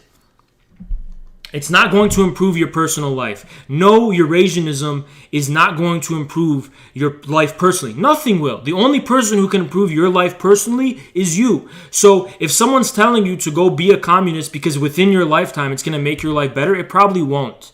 Life didn't get better for those Red Army soldiers who just went and died. They died. They never saw any communism. They never even saw any material, whatever, improvement or to their own livelihood at all. But they still gave their lives to it. Why? Because it's not about being personally benefiting or even seeing the people around you personally benefiting within your lifetime. It's about a more fundamental struggle at the heart of being itself. It's a war at the heart of being and society itself.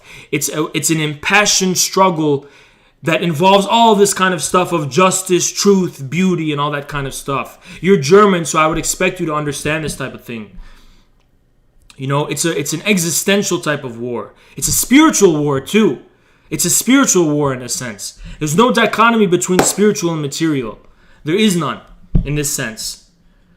Maxim Gorky talked about the necessity of cultivating the spirit. The Soviet writer Maxim Gorky, he talked about it all the time. I want to know what you think about my analysis of imperialism. Did you read my post I made previously? I'm the tank guy with the China memes. Yeah, I read it before. I read it in the previous site. It was really based. It was really cool. I liked it. All right, let's continue. This is that. Anglo statements, debate. Exactly. What does that even mean? New leftists wouldn't use new stuff? Exactly. Basically, if you use any new intellectual beyond Marx and Lenin, you are a new leftist, aka hippie. Can't tell if this is ironic. Yo, Ginjit is based. I saw this. Reforming capitalist society to achieve better right. Oh, that wasn't this. It was here, I think. No, it's not here. Ginjit made a really base video. Maybe we'll show it after this. We'll show it. I want a debate between Haas and Cockshot. I'd be respectful to that guy. I'd be respectful. Speedrunning the Anglo box. That test is an Anglo box. That test is some dumb shit. I wasn't taking it seriously at all. What's your take on accelerationism? I'm almost from that current, you know, but I disagree with Land's rejection of dialectics. But in a sense, yes, I'm an accelerationist. Do you think technology is now the unique driver of history? No. In that sense, I'm not an accelerationist, but I am an accelerationist in the sense that I like the accelerationist aesthetic in the ethical and moral sense. I like this idea that it is simply happening and you either submit or you can bitch and complain about it. It's basically Engels' view of freedom and necessity. So I think accelerationism is necessary. Riha is actually becoming a commie will make your life much, much harder. Very true, gentle Genjit. Very true. I'm going to pin your comment so Neon can see it. Because some people need to understand this. Which means one generation plant trees whose children will enjoy the shade. That's why China's better at socialism. Exactly. The problem is individualism. No, you're not going to reap the benefits in your own life. Okay, let me continue this. We're almost halfway through. These guys on Infrared have been interacting with our threads. Attention, but maybe respect. Okay, fine. You don't have to respect me, but that's why we're getting attention.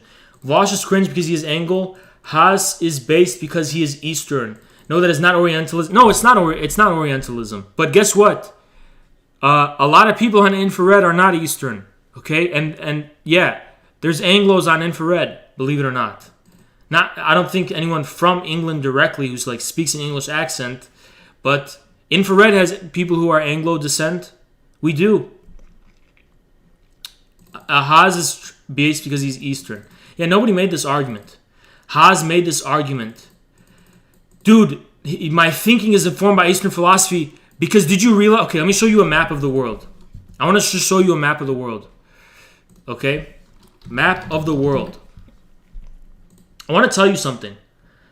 What's meant by Eastern philosophy. Okay? Did you know that the East... So this is Europe. Western Europe is right here. This is Western Europe right here, right? Do you know how small this is in the fucking world? Do you know how fucking small that is? When you're saying Eastern philosophy, you're talking about all of this. All of this. So yes, I am more influenced by Eastern philosophy because all the East means is all of this. So what's Orientalist about that? The West is the one that defined itself against the rest of the world.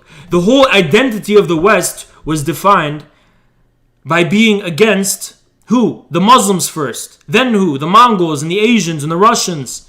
The whole identity of the West is negative. It's just based on defining itself against the rest of the fucking world. How the fuck isn't my philosophy going to be more Eastern oriented if I'm a human being who's interested in humanity as a whole and being as a whole? Of course it's going to be more Eastern. The East encompasses the great majority of all humanity. And according to this paradigm, even Africa is the East. Even in a sense, Latin America is the East. Everything outside of Western Europe is the East. Everything outside of Western Europe. Let's talk about Haas, including Australia in the East. Well, what about the Aborigines? They're actually the ones native to Australia. These Anglos just sailed a boat and landed on there. It doesn't mean that fucking territory belongs to them forever. It does, or permanent in all history and all tradition. No, it doesn't. Indigenous Australians have a dream. They have the dream time.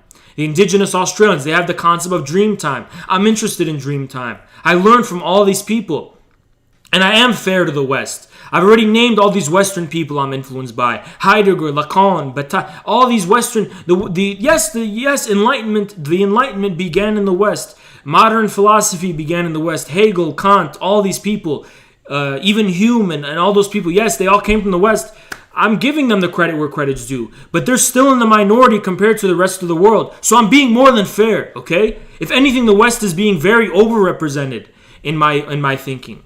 Too overrepresented. I should be name dropping more Eastern philosophers I'm influenced by.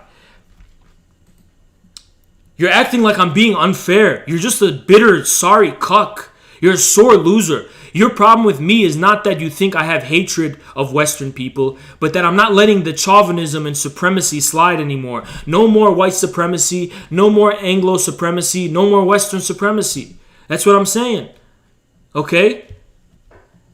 That's what you're butthurt. This was ultimately what this is all about. And no, I'm not scared to say I'm racist if I was racist. I wouldn't be scared to say, yeah, I'm just racist against Anglos. I wouldn't give a fuck, but I couldn't in good faith say that because there's a lot of Anglos that I like.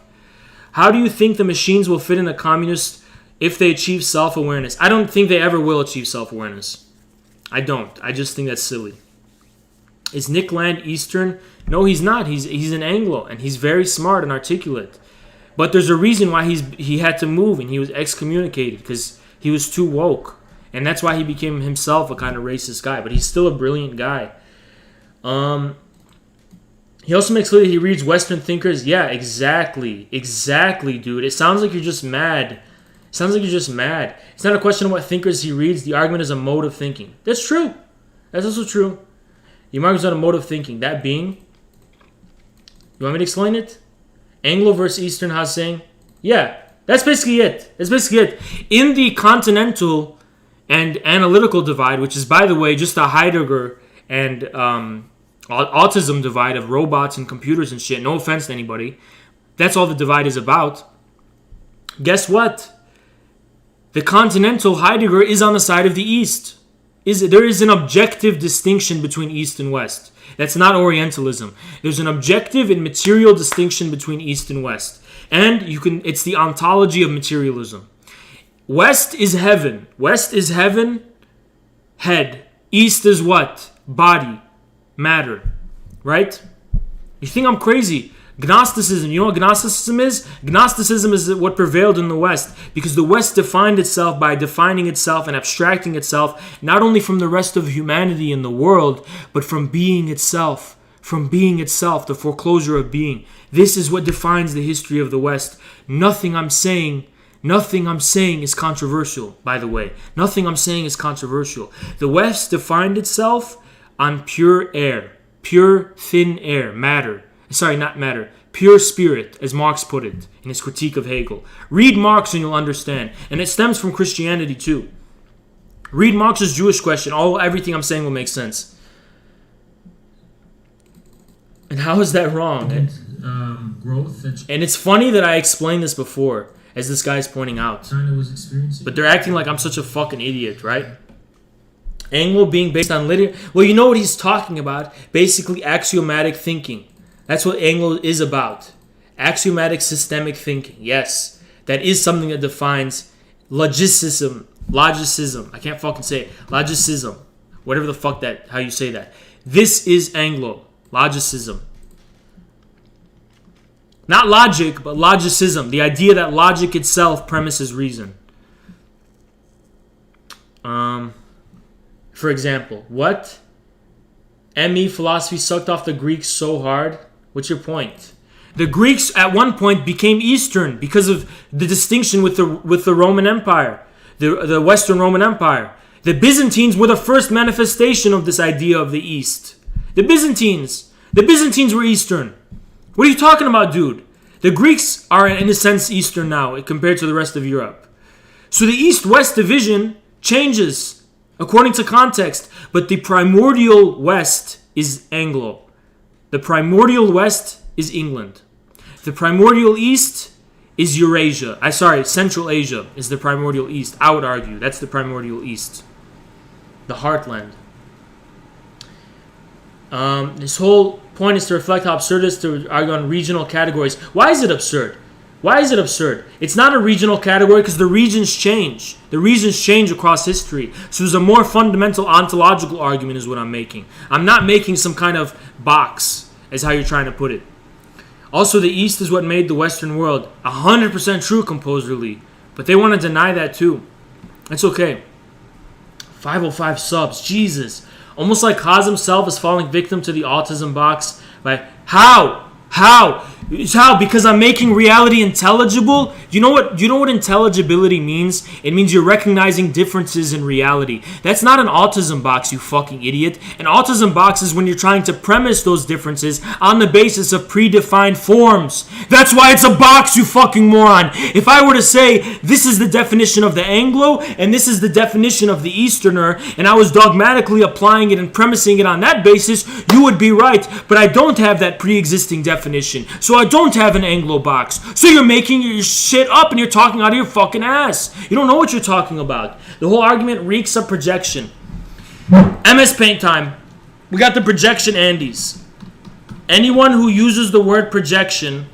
Okay, let me my MS Paint time. Every hater has ever encountered so far has used the phrase projection. Why? We're going to start from here. Why? MS Paint time. Why? Every hater, every bitch has used the word projection. Why? Because they are bird brain cucks who don't know how to argue, so appeal to the easiest type of argument. No, you.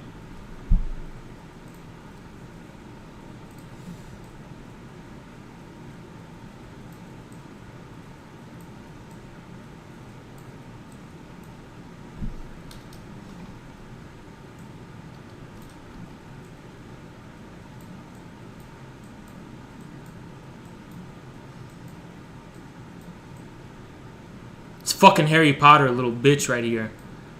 Harry Potter ass little bitch.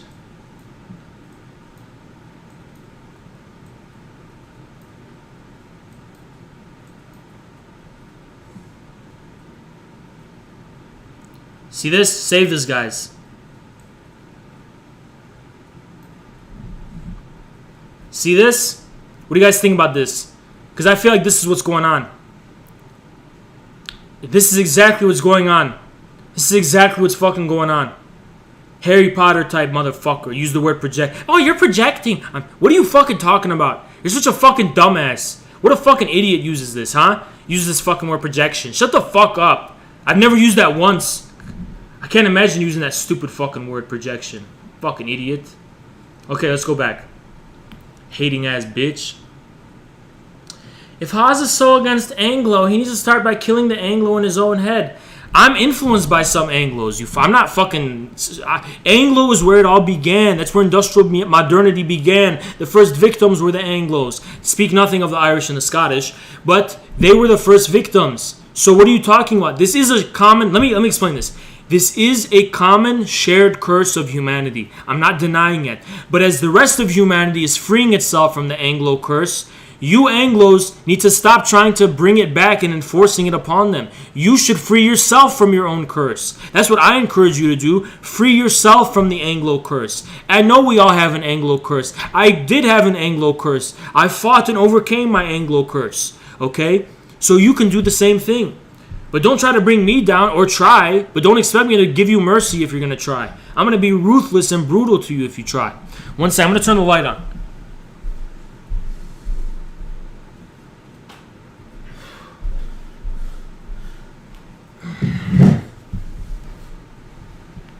Turn the light on. Okay, meanwhile in reality, exactly, care to criticize? Meanwhile in reality, that's how Haas describes it. Yeah, the guy with the hat is fucking smart. Alright, almost... Okay, I'm pretty sure Haas is kind of retarded and spooked in a way, but you can't prove it. That's the thing. You can keep calling me retarded and schizo, but you can't prove it. And by the way, I thought I was a Merkelist. Now I'm a third worldist. Oh no, I'm an Anglo. I'm being put into an oppressive box. Exactly, dude. You created the box. All I'm saying is that we're not going to be in your box anymore. Haas is not going to be in your Anglo box. I'm not going to let you continue to put reality in your Anglo box. I'm going to shove you back in your fucking box. You go back in your Anglo box and stop trying to force it on all of us. It's your box. You made it. You go back in it. I'm not going in that fucking box. I'm not letting you put everything in that fucking box. I refuse to see the whole of being as being put in your fucking box. You know who I do see being put in your fucking box? You. You go in your fucking Anglo box. You go in your fucking Anglo box. How about them apples? You go in your fucking Anglo box. Am I creating the Anglo box for shoving you in the thing that you created? No, I'm not creating it. You created it first. Yo, I'm new here. Why is yelling at Anglo? Because it's content. The problem with this is he's wrong that these faults are bad. The problem is seeing faults in everything by reading them in an effort to find Anglos. Well, last time when you brought up, or I don't know who brought up Dylan Evans, he was literally a fucking Anglo. You were trying to shit on Lacan, and I beast mode you the fuck out of you, and now you're complaining because I'm picking on Anglos. I'm not going out of my way to try. I'm noticing patterns is all I'm fucking doing. I'm noticing patterns is all I'm fucking doing. There's a reason why specifically English people hate Lacan. Am I wrong for that, chat? Am I wrong for that intuition? I'm pretty sure English people have this no-nonsense type of fucking approach to the entirety of Heidegger and continental philosophy. Most of them fucking do. It is a real pattern. It is a real thing. If you don't know what I'm talking about, you just go suck my dick and leave me alone. And commenting on committing some of them himself, committing none of them. And I just explained why. He has the Anglo ideology within him and his insistence on putting people in the Anglo box. But you created the box. I didn't create it. You're the one who's making the box. I'm just putting you back in it by identifying the Anglo. So no, I'm not creating the box. It's about who's creating the box. And even then, I'm not putting you in the fucking Anglo box because I don't have a predefined criterion of what Anglo ideology is that I'm preemptively shoehorning. And you're just making the assumption that I am, even though I don't. The more he tries to repress his own Anglo tendencies, do I look Anglo to you, chat? What about me looks Anglo, my Anglo tendencies? How do I need to repress that, you fucking idiot? Look how hairy I am. You think I'm what? You think I have to repress anything? This all comes naturally. I'm a fucking Arab. It comes naturally to me, my friend. I don't gotta repress a goddamn thing. This is my nature. It's who I am. The problem with this is he's not wrong. Faults are bad. Exactly. This guy's giving it to him. This guy's giving it to him. Giving it to him.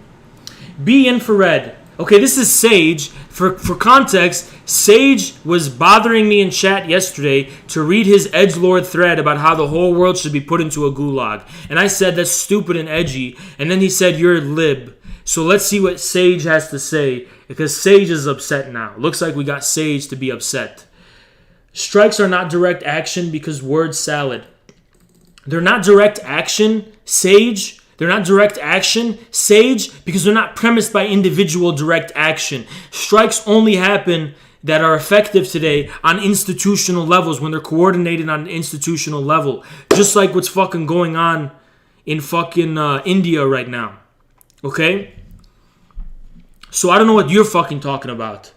Don't know what the shining path are? I did know what the shining path are. Someone in chat yesterday asked me about some Peruvian general, and I didn't know what was going on there. But I know who the shining path are. You asked me what my position on them was, and I said, what the fuck do you mean by that? I told you, even the guy who's in jail, I don't even know if he's still alive, Gonzalo, even he would tell you that you probably shouldn't repeat what they did back then. And that's what I told you. Don't repeat what the fucking shining path did. That's all I fucking said, Sage. Stop being so fucking butthurt and joining the chorus. Supports the CPUSA. Okay, Sage, now you're just making shit up. I challenge you to find one clip of evidence in the last stream, in the last video, that proves I support the CPUSA. That was never said whatsoever. You're just making shit up and pulling shit out of your ass.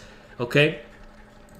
Somehow calls other libs in spite of this. Oh wait, China is based and has no obligation to international socialism because business. No, I explained it to you yesterday. It's because China needs to survive in this fucking world and can't declare war on everyone. You Trotskyite fucking idiot. You have a trot mentality. You have a Western chauvinist American mentality where you believe in there's a universal that must be imposed top down on everyone. And you have to go to war with everyone with permanent revolution. Suck my dick and fuck off. I'm a Marxist-Leninist, but gulags are bad. Even Stalin would say they're bad. They are bad. They suck. It sucks that there had to have been gulags in the 30s. No, I said they shouldn't be celebrated. Everyone knows they fucking suck. They are bad. I didn't say they weren't necessary. They were necessary. But that doesn't fucking mean they weren't bad. They were fucking bad, dude. Do you know how gulags were like? They sucked. They were really bad. No one would fucking admit they weren't bad. They were. The Soviet officials wanted them to be good, but they couldn't. They didn't have the resources. They didn't have the type of people, the character of people to fucking run those things. They had to get the common, they had to pull people off the street to be the fucking guards and shit of those gulags. And, it was horrible. The gulag, it was a travesty. It was a big tragedy. Stalin himself would probably agree to that. But was it necessary? Yes. And we will have state socialism without locking people up. When did I say that? Or for their views? Well, I don't know. I don't know if it's necessary to have to lock people up for their views in the information age. I did say that. Back then it was necessary. In this day and age, with the information warfare and the info warrior stuff, I think it's a mark of weakness to have to lock people up for their views. But maybe I'm wrong and I don't know what I'm talking about. But I really just think in this day and age, you can have supremacy, ideological supremacy and hegemony and forceful, just like I'm doing now, right? All the people who hate on my stream, I'm not banning anyone. Just like that guy, filthy insurrectionist, that pussy. Did I have to lock him in the gulag? No, I dominated him. It's ideological domination of the enemy. And that's what I believe in. You can do in the information age. I don't think you have to lock them up. You can just dominate them ideologically. You don't have to lock them up. You can just make them feel bad because everyone's against them. The whole chorus is against them. It's an info war. Info war is what we're talking about. Somehow calls others libs in spite of this. In spite of shit you made up, Sage. Stop talking out of your ass while also calling people bitch because they are bitches. Because they're precisely bitches because they're anonymous people on the internet who decided to take the time out of their day to come and attack Infrared. Even though Infrared had nothing to do with them. All I'm doing is defending us. And yes, if I'm dealing with an enemy, why won't this enemy show their face? Because they're bitches. While also calling edgy, there's nothing edgy about calling people a bitch.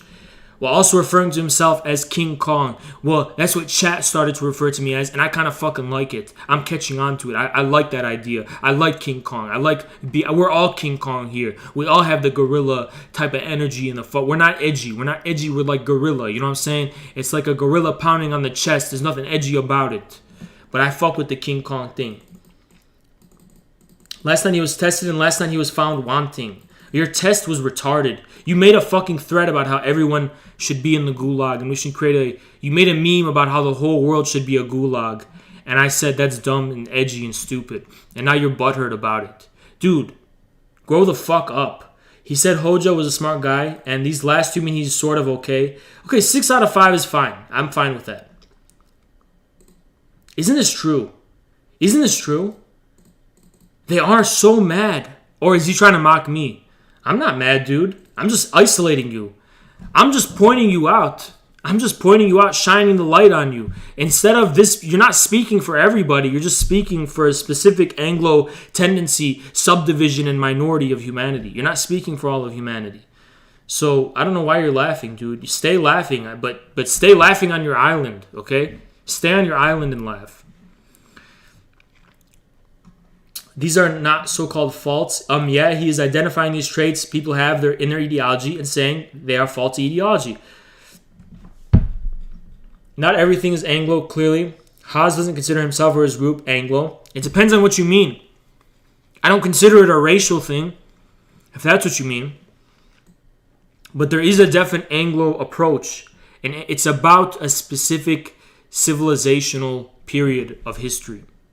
So not literally everything is Anglo, yet he calls everything he sees Anglo. You want to know, okay, more MS Paint time. The dumbass of the day, number 7574. Dumbass of the day, 7574.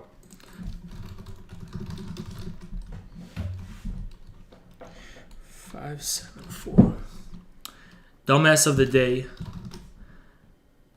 He thinks everything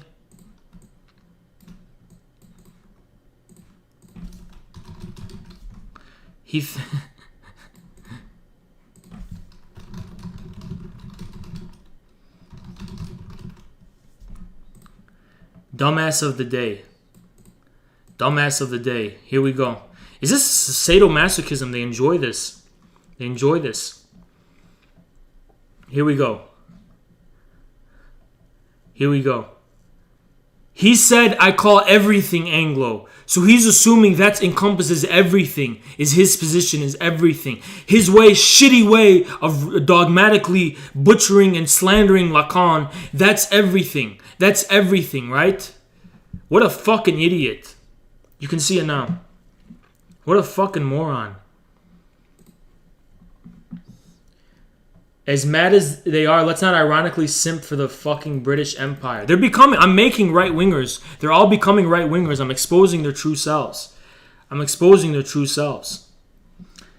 Exposing their true selves. Should he hop onto the CPUSA? I don't care, dude. You think I'm trying to win the leadership of the CPUSA? I like their brand. I want to. If Infrared made an ad for the CPUSA and it goes viral, guess who people are gonna look to lead the CPUSA? They're gonna look to us. They're gonna look to us. Not the people who want to cancel us. There, we are. I'm trying to give life to the brand, not the organization or the people who lead it. Okay. But where does this word come from?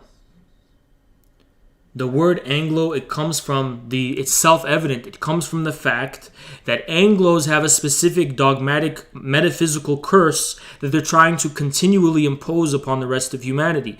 Every beautiful development that happened in continental Europe, the Anglos came and said it's all nonsense and it's all bullshit and nothing is meaningful. Nothing is meaningful unless it can be put in the Anglo box. That's what we're getting at here. From art, from aesthetics, to theory, to philosophy, to literature, everything is nonsense for the Anglo that cannot be put into the Anglo box. The 99% of humanity that's not in the British Isles is all meaningless and all bullshit, and only the Anglos are real humans. That sounds like they're crazy. You're in the fucking psych ward, not me.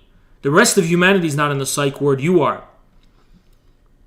The more this shit goes on, the more and I and others agree. All these people are mad that we're getting this thread and we're getting attention. Guys, stay mad. Because I think most of Lefty Pole likes us and there's nothing you could do about it. Most of Lefty Pole likes us. You're in the minority now. You can't stop Infrared. This guy's defending me. What a base guy, dude. He's just speaking common sense. Kill yourself, Anglo. Exactly. Anglo comes from reality, dude. Exactly. They combine the philosophical divide between the ants and the... No, even before then, I think. I think it began when England... It began with the French Revolution, to me. With the French Revolution. That's when it began, in my view. The French Revolution was the first... Or maybe the American War of Independence. I don't know. But the French Revolution is more explicitly the first rebellion of mankind against Anglo-Saxon modernity, is my view, is the French Revolution, the first rebellion against Anglo-Saxon modernity. With the meme about the eternal Anglo, the British Empire, shitting things up.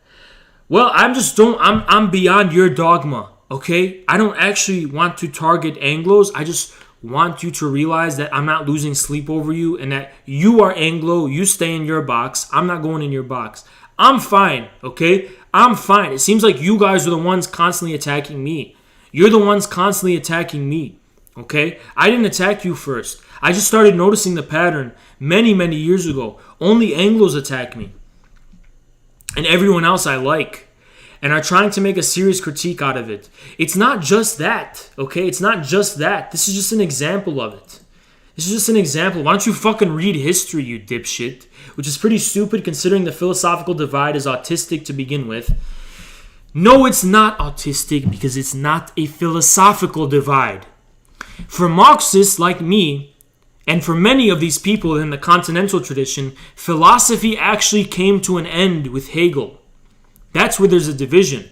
And German idealism surpassed primitive, barbaric Anglo-Saxon empiricism. That already happened. So that was the first manifestation of the divide.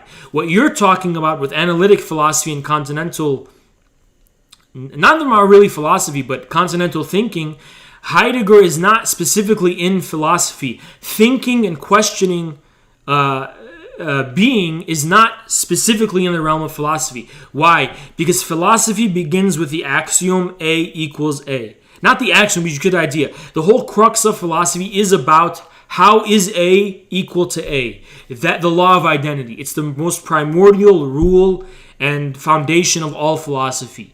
Hegel is the last philosopher because he implodes it. Then Marx escapes philosophy. For me, Heidegger and this continental tradition are also furthering that escape from philosophy. The analytic tradition, meanwhile, is not returning to philosophy because philosophy also had ontological stakes embedded within it that culminated in Hegel.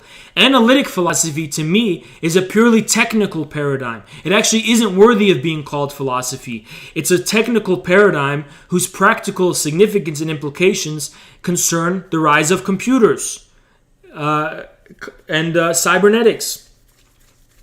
So you're wrong. It's not that there's nothing autistic about the divide. There's a big difference between what Heidegger's doing, which is the whole of continental philosophy as it's relevant, and what's going on in analytic philosophy. Okay?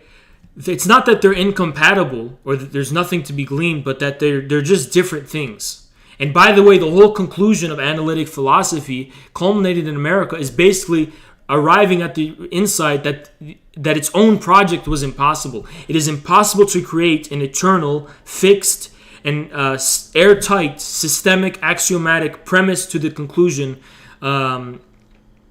system of thought of any kind.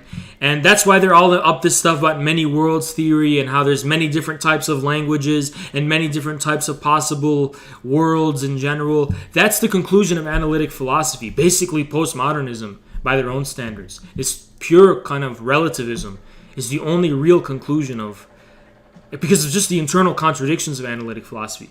What should we read about, understand more about what Haas is saying? Just stay tuned. These threads tire me out at this point. And Anglo meme is an ironic parody of, this is the sad thing, is that the Jews were blamed for the crimes of the Anglos. The Jews were blamed for the crimes of the Anglos. Being at some of infrared have third world origins, probably don't realize that the Anglo meme is irony. Well, I do take it seriously to heart. So I don't care if it originally began as an irony. I've never been on 4chan. I've never been on Pool. So I don't know anything about what you're talking about. I arrived at this Anglo stuff on my own. And I do take it seriously. It is Haas, who is clearly autistic. I thought I'm schizo. Spends time getting mad about the internet too. So probably a bitch too. I get mad because I speak truth. You know what? But I'm not mad. Mad is when you're like, and you're seething and you're just got like bundling it all up. I'm like a gorilla roaring. I'm roaring. You know what I'm saying? I like doing this. Just like how I'm angry when I'm working out and I'm lifting weights. I may be angry, but it's power. I love doing it. Don't act like I'm a little angry, seething bitch like you. I'm not. It's an ontological disruption, not direct action. Yeah, when I said because word salad, so all words are word salad. You basically just admitted you don't want any communication. You're just going to be a closed-minded, dogmatic little bitch. Whose fault is that? Not mine. Everything I said, there is something you said last night, Haz. It's okay. Who are you talking to? You're talking to me now? String of words. I didn't make this post, idiot. Why are you guys acting like I post on Lefty Pool? I don't. I never post on this website in my life. Who are you talking to? Everything I said in there is something you said last night, Haz. What are you referring to? What did I say? No, it's not. I just disproved how it's not, Sage, you bitch. Sage, you're pissing me off now. You butthurt bitch. You came in my fucking chat begging me to look at your dumbass thread. And I just told you in polite terms I didn't like it because I was being polite. But now that I don't want to be polite no more, Sage, you're a fucking idiot and your thread fucking sucked. It was shit thread. What's your squat max? I don't squat. It's not that high. I don't squat. It's okay. You're a CPUSA lib. LARPing is based and red-pilled. That's what other people are calling us because you said bitch and retard. What, because I'm not politically correct? I've never been politically correct.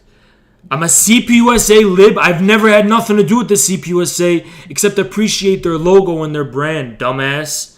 Sad, Anglos must have been right. You talk a lot of shit, Sage. You're pissing me off, Sage. For a guy who has a name.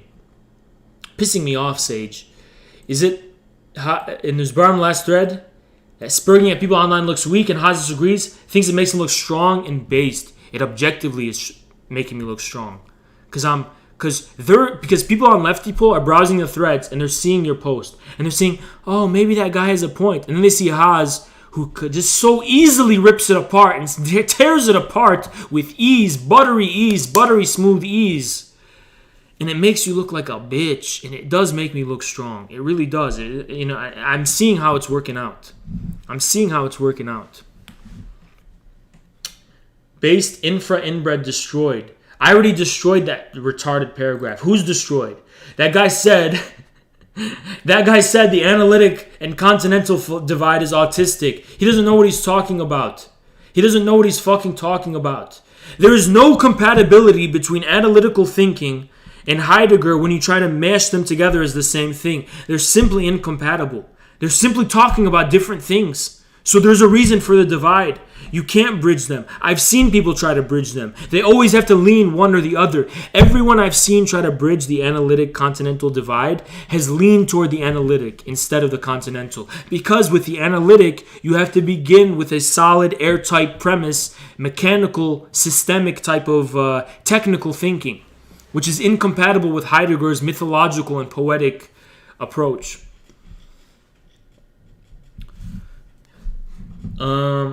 Penis. Okay. Name one single Chad who does this. Who does what? Dude, you capitalize Chad like you're like you're the fucking cocksucker, dude. You're looking for others as an example of how to be cool. That means you're a fucking retard. That means you're a fucking little bitch. Name one single Chad. I have to look at what Chad does. Fuck Chad. I don't give a fuck who that is. Who the fuck is that? Tell me why Haas should give a fuck who that is, huh? And I'm growing infrared by doing this shit. I'm growing us. We've never had 70 viewers before. We have 71 now. I'm not agreeing with it, lol. I'm reminding people how Haas sees himself. When did I say I'm Chad? I'm not Chaz. I'm Haas. I'm not Chad. China qualifies as a rudimentary form of socialism because state-owned enterprises. When did I say that? You fucking idiot. Oh, fair. Direct action is autistic. True. Femboys whose girl dick perks up when hairy Arab men raise his voice. I mean, I can see the attraction. You're just weird, dude. You're just weird. These people in the chat who like me, they're gorillas too. We're all gorillas here. We're all the gorilla gang. We're all the King Kong gang. That's how it works. I'm hyping my people up. Hyping Infrared's people up. Infrared's audience being hyped up, being empowered. They're gonna walk away feeling empowered, being hyped up and shit. That's how it works, bitch. Sage, you're so butthurt because I didn't like your dumb thread. It's starting to piss me off. starting to piss me off. Okay. Strikes are direct action. No, they're not, dumbass. I already explained why. Communism is Eastern thought. True. True. Communism is, sure, yeah.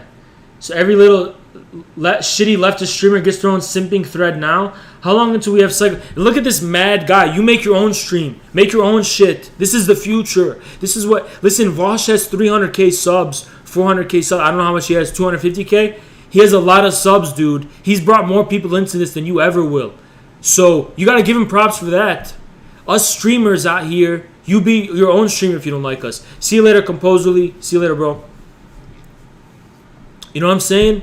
You got to do your own shit then. You got to do your own shit. This is the future. This is where it's... This is what... Listen, I'm going to explain to you our master plan soon. I'm going to explain it soon.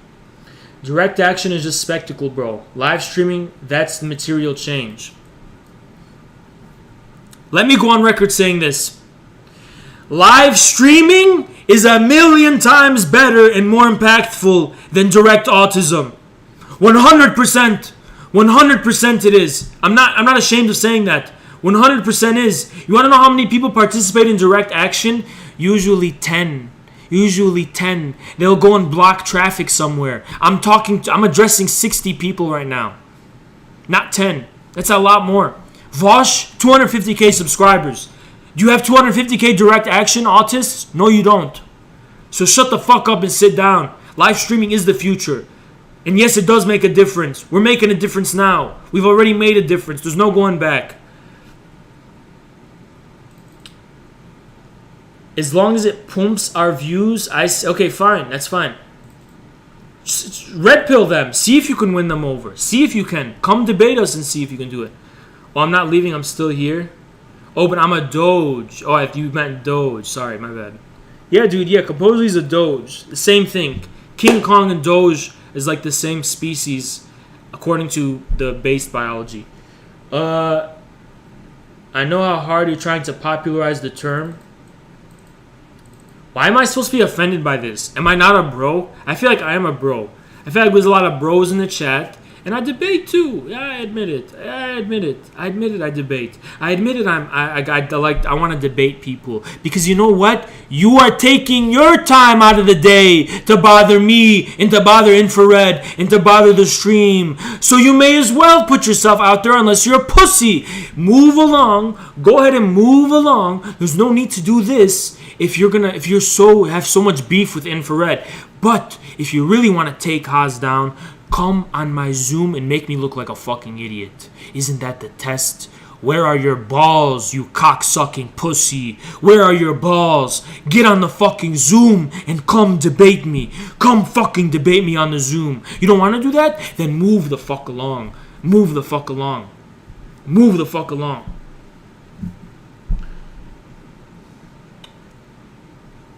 Sage. Did people not have to take direct action to cause... I didn't mention disruption, but I don't know what you're talking about. Nothing to do with strike. Okay.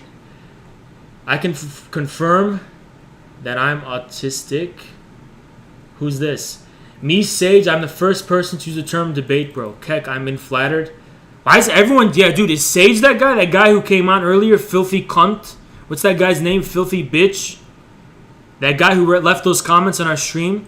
Let's see if he commented again. No, we didn't get anything. 70 viewers. Exactly. 70 fucking viewers. I know how hard you're trying. Remember, schizo's okay. Schizo. Everyone's a schizo. I get it. Anglos don't like... This is a simple, true sentence.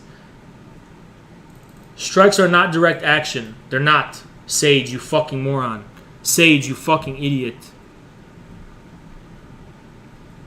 Pretty cool. You went through the whole thread to click on my posts and click on them. Okay. There are 2, maybe 3 Nazis. I don't care about this. There's plenty of retardation in continental philosophy and psychoanalysis. Okay. There's a lot of stupid in the universities, yes, because they all speak from the university discourse, and they all speak only in this. They all speak in this false sense of objectivity, and they never take an active stance or position, and they never go take risks. They just try to explain others. So that's true. That's what I mean by that. I can't blame Anglos for looking at shit like Carl Jung and Guattari and thinking it's garbage. So you're just a mad sectarian asshole. Dude, I can blame them. I can blame them. Carl Jung isn't an idiot, but I don't agree with his path. But it's not like Carl Jung is just saying meaningless nothing. Okay? The most shilled psychoanalyst in the Anglosphere. True. And Guattari and think it's garbage. Why pick on Guattari? I don't like Guattari that much either, but this is all you can name? I can name more people than this. Which way Anglo? What's this? Yo, look at this shit. Look at this, guys. This is fucking based. I saved it. Look at this, guys. Look at this photo. This is fucking awesome. Who made this? Ginjit, was this you? Who made this? This is a fucking awesome photo. This is fucking awesome. CPUSA 20. Oh my god, dude. I'm feeling it. I'm feeling it. I like it, dude. I like it. This guy knows what he's doing. I like this shit. Yeah, Hewad. It's exactly that person. Sage was the guy riding my dick yesterday. Never stopped bothering me. Yeah, it's him. Dude, this is a fucking awesome photo. Whoever made this, dude, thank you so much. I love this so much. I want to print this out and frame it. This is a sick fucking photo, dude. Sick fucking photo. Wow. Dude. Look at this. This is sick, man. This is sick. Alright, I saved that shit. This thread is going to be covered. I know, dude. Look at the fucking wasteland of all these people BTFO'd. The reason that we pay attention to him, or at least me, is because I want to troll. Okay, let me read it in the right. The reason that we pay attention to him, or at least me, is because I want to troll and mock that midwit has. But who's the one using this whack-ass term, midwit? You're using the term midwit. You're using the term midwit, and it makes you sound like such a nerd, and it makes you sound so lame and such a bitter little bitch nerd. That midwit has. Oh, what a midwit. What a midwit. Okay, Harry Potter. Okay, fucking Harry Potter. Prove I'm a midwit. So far, no one's been able to prove this. Shouldn't it be simple if you can prove it? He is clearly a schizo. Oh, here we go, the schizo Andes. Everything is a schizo that's outside of the Anglo box. Okay. He's clearly a schizo and a grifter trying to use leftism as a completely narcissistic attention hoarding for his brand. What's my brand? Infrared? It's not my brand. It's our brand. He doesn't actually care about advancing socialism. To him, it's just a brand that he can use to get attention and money in this new social media world. Because he's participating in the new world. That means it's all cynicism and evil. And I wish his idiotic fantards can just get off the internet and go away. But we won't. We're gonna stay and you can't stop us. We're gonna stay on the internet and you can't stop us. We're not going nowhere, you little bitch. Keep wishing, wish and pray every single night. You will not make a fucking difference. We're not going anywhere. Wahiyatul Quran, I swear we're not going anywhere. Infrared is not going anywhere. We're not going anywhere. We're gonna raise an army until we're on the very top and we finally beat the final boss, Vosh, and we take this shit over. We're not going nowhere. You can wish and wish and wish. You're right. Bloodborne is based, but it was made by a Japanese guy. Okay, let me address this. A. Simple A, right? A, right? You like leaving the letters and shit? A. Ready? If this is true, and my goal is not to advance the cause of infrared and what it represents in its ideas and a specific cause and a specific vision, and I'm just trying to be a grifter trying to get money and attention in the new social media world, Why do I take such heterodox positions that stir the pot and trigger literally every single person, including our own supporters? Why do I go out in public and always say we live in socialism? Why do I say shit that no one wants to fucking hear? If you were right and I was just a fucking grifter, I would just be repeating formulas that have worked, like BreadTube, or like the mainstream MLs that you're seeing on fucking YouTube today that are attacking Caleb. If you were right, all I would be doing is repeating shit you want to hear and you're comfortable with. I would just be saying the shit you're comfortable with. I'd be like Paul Morin. I'd be like all these fucking people you're familiar with. If you were right and I was just doing this for attention, personal clout, why the fuck have I made it so hard for Infrared and for myself to get this far, huh? Because I'm pretty sure if I was a little shill and if I was a little bitch who was just repeating tried and tested established fucking orthodoxies that everyone already fucking knows about, I'm pretty sure we would have 500 viewers right now, not 73. I'm pretty sure I would already be making money somehow on this shit. And if I was just repeating, communism is a stateless, classless society, if I was one of those fucking people, we would be doing a lot better right now. Infrared is going through hell right now, defending our new and unique position and vision. We're going through hell doing it. I'm enjoying it, but it's a lot of work. It's a lot of work. So if you were right, why the fuck have we gone about this approach? I want you to respond to that. But as for this issue with brands, I want to just lay it to you straight what the master plan, what the strategy is. What is Infrared's goal? What are we thinking? What are we thinking right now? What's the position? Where did we come from? Why are we doing this now? Why are we doing this in 2021 or 2020? Why did we decide to do this? What is our goal? What is our goal? Let's see. What is our goal? Well, here's the issue. Something we realized. I'm going to just write it. Something our collective came to realize is that politics is increasingly downstream from social media. From Twitter personalities to streaming. Even theory nerds are downstream from people like Vosh or Jordan Peterson. We understand? We came to this realization. We came to realize this. There is a profound dialectic happening, and we already had the theoretical ability to make sense of it. Okay? Here's this thing I'm going to give you, right? I'm going to give you what Infrared wants to do.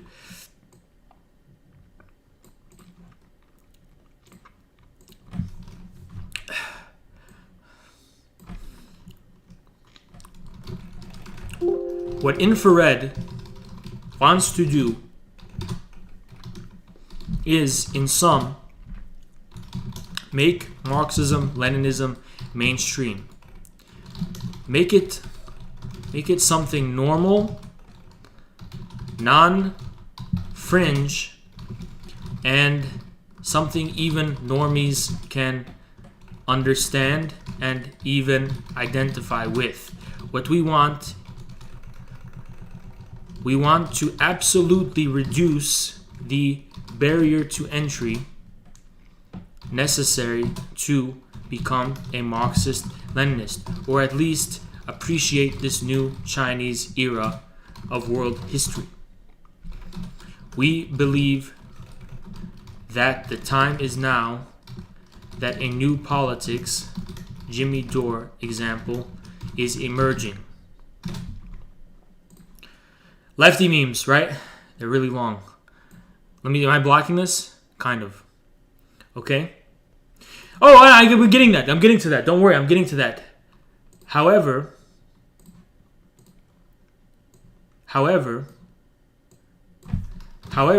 our barrier to entry as of now is very high.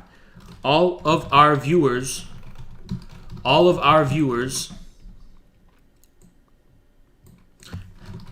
are having to be acquainted with very fringe and not well known theories and thinkers.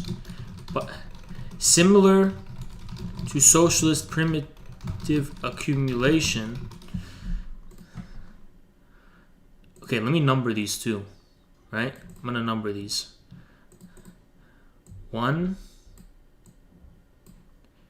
2, fuck, that looks like 3. 2, 3.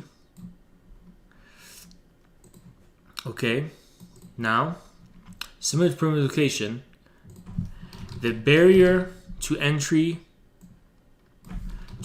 will be high at first, and then gradually it will be decreased as people are more familiar with us. We become more popular. This is how we raise an army to defeat BreadTube. This is the plan. You guys understand this? It's all in the light of day. We're not hiding nothing from you. See this? Okay, this is it. See this? This is what's going on. This is what's going on. We want to lower the barrier to entry to Marxism-Leninism, just like China had the reform and opening up and made the barrier to entry to the foreign investment and all that kind of stuff low, more and more gradual as it grew more and more and more. So it's that type of paradigm. At first, our barrier to entry is very high. Our barrier to entry is very high. Look at our chat, for example. Our chat is more engaged and more active than chats that I see with hundreds and hundreds of viewers, okay? There's a reason for that. Because our barrier to entry is very high, everyone in the chat is active and has high investment. As we lower this barrier, we're going to have more people, and the degree of their investment is also going to increase corresponding to the amount of people we have. You have to begin with something solid, just like a socialist state planning economy. Then you gradually open up and we grow. And this formula has worked so far, okay? We know what we're doing with infrared. We're not going to hide it from you guys. We don't consider you guys to be stupid, anonymous, whatever people. We know you guys are all highly engaged, because there's a high barrier to entry right now to be able to follow infrared. So there's 40 thieves basically, right? Now we have 70 people in this stream. But next stream, I don't know how many people are going to be. Then we get a solid 40 thieves every stream for now. We're not even at the 300 Spartans yet. Okay? So this idea that we're taking advantage of a fan base and we're manipulating them in a cult of personality, there's not that many of us at first though, because our barrier to entry is very high. Okay? So right now we are kind of an elite thing, right? This is what infrared is coming from. Okay? Okay. Imagine not being exactly... Anglo's bad. This whole okay, here we go with the Orientalist Andy. This whole thread is full of Orientalist, Eastern worshipping, pathetic. And what is the East? 99% of all of humanity. Go on. East worshipping. Imagine complaining about being an Eastern worshipping Orientalist when the majority of humanity is outside of Anglos. You fucking dumb cuck, stupid bitch, who hate their own Western culture. Actually, this isn't true, and I'm gonna explain to you why this isn't fucking true. Western chauvinism tries to bite more than it can chew. It tries to conquer and dominate the entire fucking world. But to whose benefit? To the benefit of the oligarchs and the cabals and the deep states. The populations, meanwhile, become neglected. Who's the biggest victims right now of the coronavirus? English people. They're all dying like flies because the English elites want to conquer the world instead of focusing on helping their own people. The same thing is going on in America. Some of the most neglected people in the developed world is in America. We have the most neglected infrastructure, everything to do with the people is neglected in America. Why? Because our elites are concerned with dominating the entire fucking world. So you're wrong. If someone's a true patriot and has proud of their own Western culture, they're already joining the hands with the rest of humanity and joining the East, because they're getting rid of this demonic worship of abstraction and worship of trying to turn the whole world into a fucking grid that you fucking own and you fucking conquer like the Anglos do, if you focus on your own fucking country, you are not being a Western chauvinist anymore. That's why Russia doesn't have a problem with all these even bad nationalists in Western Europe. Because Russia wants people to be patriots in their own fucking country instead of trying to impose themselves on everyone else in the fucking world in this multipolar age. Somebody wants to debate, go to the bottom of the thread. Okay, hold on. I gotta get through this first. This has, okay, blow it out your fucking ass, bitch. 500 subs, by the way.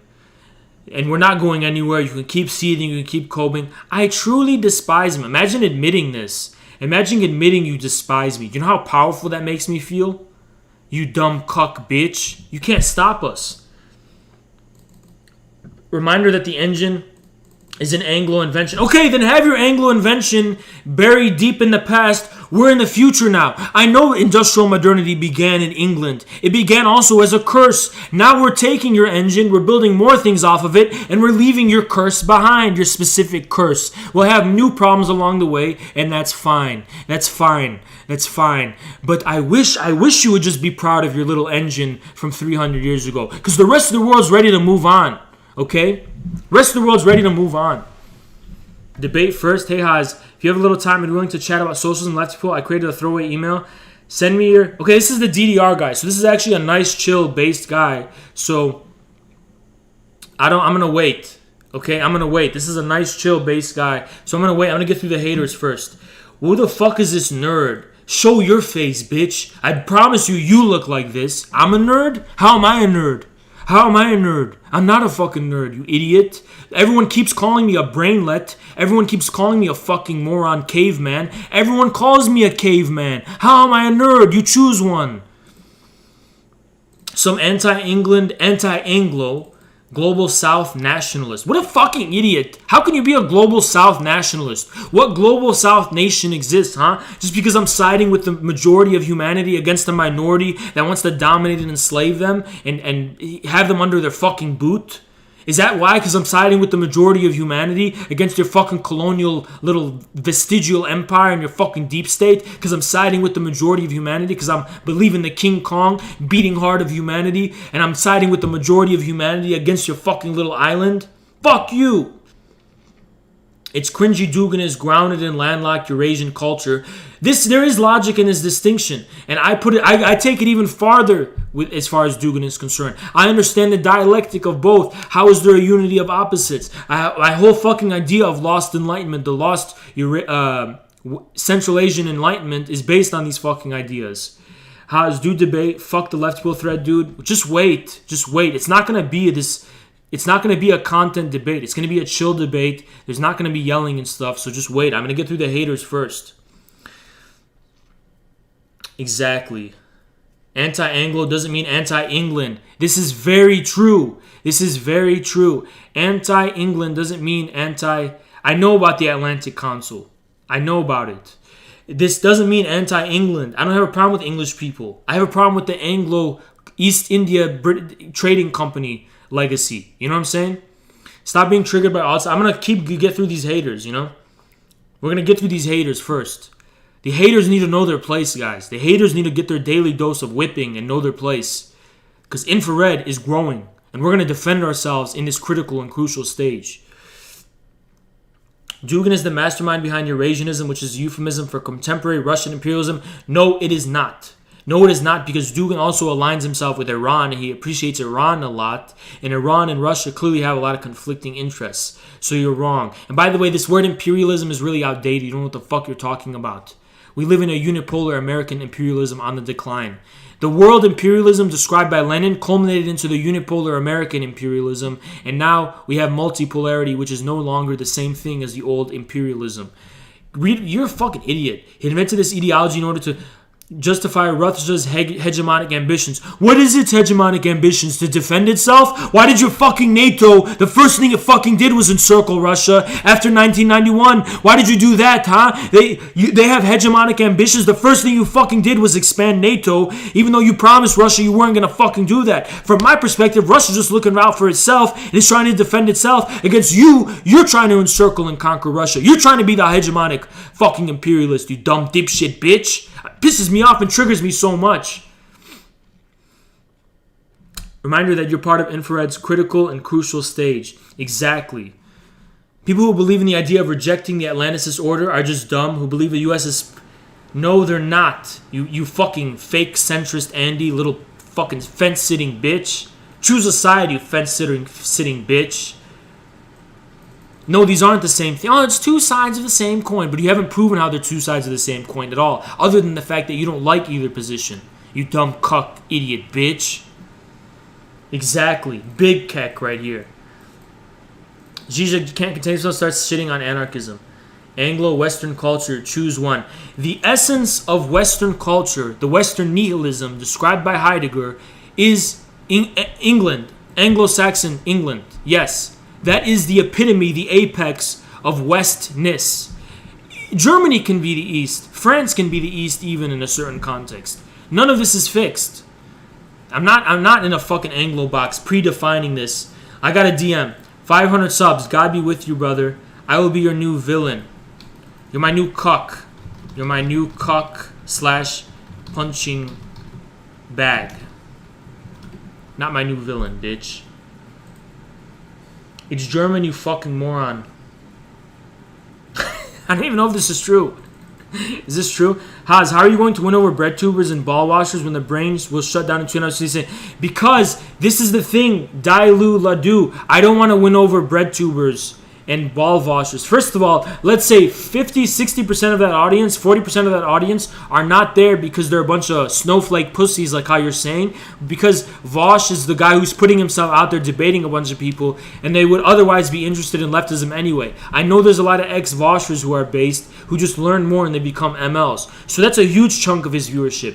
The other thing is that I want to reduce the barrier to entry to becoming an ML to even lower than Vosh's barrier to entry. I want it to become easier to become an ML than to get into BreadTube, which means I want a lot of conservatives to become MLs. I want a lot of those alt-right poll people to become MLs. I want it to be so easy to become an ML that literally anyone can fucking do it. That's the ultimate goal of infrared. That's the ultimate goal of what we're trying to accomplish. We want to lower the barrier to entry.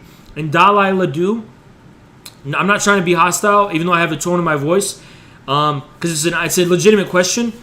This is the thing too as well. Most people like this Haz. They like this type of shit, because I speak like a human being. I don't speak in this fake virtue signaling, mechanical type of way, and most people like that. From my experience, most people like it, and even prefer it. To be honest, they even prefer it, and that's why people like Jimmy Dore and stuff. You know, so that's my answer to that. Replace imperialist with another imperialist equals communism. What? Guys, tell DDR to DM me on Twitter. Yeah, exactly. Libs, dude. Not exactly. He says Heidegger is a gateway from the West to the Eastern thought. I know, dude. This is what I said. I did say this directly. Of course it is. To quote Lenin. Here we go, the guy trying to quote Lenin. Let's see. The concentration of production and capital has developed at such a stage that it has created monopolies that play a decisive role in economic life. The merging of bank capital with industrial capital. By the way, all things the Soviet state did in the beginning stages of its existence. I'm going to explain why. The creation on the basis of this finance capital of financial oligarchy. Okay, this didn't happen, obviously. The export of capital, as distinguished from the export of commodities, acquires exceptional importance. The Soviet Union also exported capital. Formation of international monopolist capitalist associations which share the world among themselves, okay? And does Russia do this? I don't think Russia is doing this. The territorial division of the whole world among the biggest capitalist powers is completed. Yeah, he wrote that in 1917. The world looks different now. The whole world looks different now. Read that book by Yanis Varoufakis, The Global Minotaur. It's a good intro book. It's not the most profound book. It's a very entry-level book. Read that book. It's going to explain to you how economically imperialism transformed into American unipolarity through Bretton Woods, through the dollar. It's all changed. It's not how you're saying. And Lenin wasn't a moralist. He wasn't critiquing imperialism from the past. He was critiquing it from the socialist future. So my argument would be that Russia, China, all these countries are from the future of Lenin's imperialism. They're not from the past. Okay, so it's superfluous to call them imperialist. We're in a post-imperialist stage. Okay, imperialism is superfluous, just like how Lenin thought socialism would render imperialism superfluous. Okay, all these criteria are present in Putin's Russia: high concentration of production and capital, which is true for any socialist country; financial oligarchy. Yeah, but how did the oligarchy emerge? The oligarchy emerged through swallowing up socialistic state enterprises. It's a post-socialistic situation is why you have the Russian oligarchy. Whether you still have one, I don't know. You definitely have billionaires and shit in Russia, that's true. Export of capital. Okay, everyone does this. This is every modern country in the fucking world, idiot. The Protestant Puritanism. Here we go again with the Protestant Puritanism where you think imperialism is a sin. It's not a sin, dude, what Lenin was describing. He was describing a stage of capitalism, what he thought was the highest stage of capitalism. And by the way, Lenin thought imperialism was the highest stage of capitalism. Clearly, now we're in a post-imperialist stage, so we're beyond that highest stage. What does that tell you? But anyway, he wasn't creating a sinful, talking about, oh, it's so sinful how they're exporting capital. He was describing something that necessarily leads to socialism. And Russia actively participates in territorial division of the whole world. So if I pitched a flag in my backyard, I'm also doing that. You vague idiot. Where it can do it. Okay? It's so fucking stupid what you're saying. It is also a member of a rival imperialist bloc headed by China. Oh, because China's imperialist too now, of course. They invaded Georgia and now Crimea to increase their sphere of political influence and tighten their grip on foreign resources. You don't understand how polarities work, dude. You're thinking in terms of the 19th century. You're thinking in terms of 100 years ago. You don't know how this world works today. It's not, everything is demotic. It's people-oriented. It's about people. That's why fucking Crimea were all Russians who did want to go to Russia. And that was all for political reasons inside of Russia, to boost Putin inside of Russia among Russians. It's all demotic. It's all political. It's not based on some secret empirical substance of capital and resources. It's not. That's not how the world works today. It simply doesn't. Okay? Tighten their grip on what is James Cameron Avatar way of looking at the world. Crimea is mostly Russian already, but the Tatars are a distinct people. Haz is nothing but another one of Putin's cock holsters. You're a fucking liberal cuck idiot, dude. First of all, what does this have to do with anything? I know the Tatars are a distinct people. There's a lot of different distinct peoples in the Russian big space. Russia is not and never was a nation state. So, the fact of the matter is, Russia doesn't have the same views about humanity as you, pure of blood, Anglo-racists do. Russia sees and China see no contradiction between Russia or Chinese big space corresponding to a bunch of ethnic, national, and cultural minorities. They all mix together, intermingle together. There's a painting I want to show you that shows a bunch of Tatars and Russians and Turks and all sorts of people congregating in a marketplace all together. Asiatic societies were highly syncretic. There was no hard distinctions or hard borders or hard stratifications like what happened after the nation state in Western Europe. You're a fucking moron. Haz is not, yeah, suck my dick, bitch. You ever think reality isn't so black and white? Yeah. Hey guys, Haz here. Okay, so you know the definition's a string of words, right? And the definitions don't premise reality, but do you know what is premising reality? The Filet-O-Fish from McDonald's. Yes, Filet-O-Fish equals socialism. So what are you... Okay, expand. In good faith, I'll say expand. What are you trying to say? I don't quite understand. And that's what I would tell you. Please expand and tell me what you're trying to say. I'll do it in good faith. I suspect what you're trying to do is you're trying to make the argument that this nonsense which you think is nonsense and you're arguing is nonsense, is the equivalent to what I'm saying. So your dipshit argument doesn't work. It doesn't fucking work. You are responsible for what you say, though. If you really want to ride or die with this, let me entertain you in good faith. Let me entertain you with good faith and ask you, what do you actually mean? Because if you press me about what you mean, I'll tell you a million different things to try to help you understand. It doesn't seem like you're trying to communicate anything other than if we step outside of the Anglo box in this dogmatic way of thinking, we're stuck in a realm of madness and meaninglessness and nonsense. Well, that's your prejudice. I don't share it. Get over it, you butthurt dumb bitch. Of course, they're always looking out for their own interests. Okay, I'm not going to get involved in this. Then I'm not entirely on board with Haas's definition of socialism. Okay. I appreciate that. You can see the point I'm trying to make. It's all I ever wanted anyone to see. You've been debunked before you even made this post. Kill yourself, Roto. You'll never be an oligarch. Yeah, but I just blow the fuck out of your dumb fucking paragraph post. You dumb cuck. Haas isn't even live. This is why Infrared is a bunch of suits. They are literally, this is the same guy. They are literally the Marxist version of Ben Shapiro. Why? Because I talk fast and I'm able to respond to arguments in a very rapid and fast-paced way. And I'm able to think quick and act quick and speak quick. That's why we're like Ben Shapiro? Okay. Their strategy is to overcompensate their own masculinity. Do you think I need to overcompensate my masculinity, bitch? I've never had to overcompensate my masculinity. You understand? I'm doing this for the cause. Okay? Overcompensate your own let's see your face. I want to see you on stream. Let's see your masculinity, by the way. And talk super fast until you confuse your opponent. I'm talking fast because I actually want to be done with this thread. That's why I'm talking fast. Anyone who recognizes this and understands why debating them is ultimately a waste of time? No. If you debated me, I would take it slow. If you were taking it slow, I would just reach your pace. If you're debating me live, I would go with your pace. I'm reading a fucking thread. I do have to be fast. I have to skim.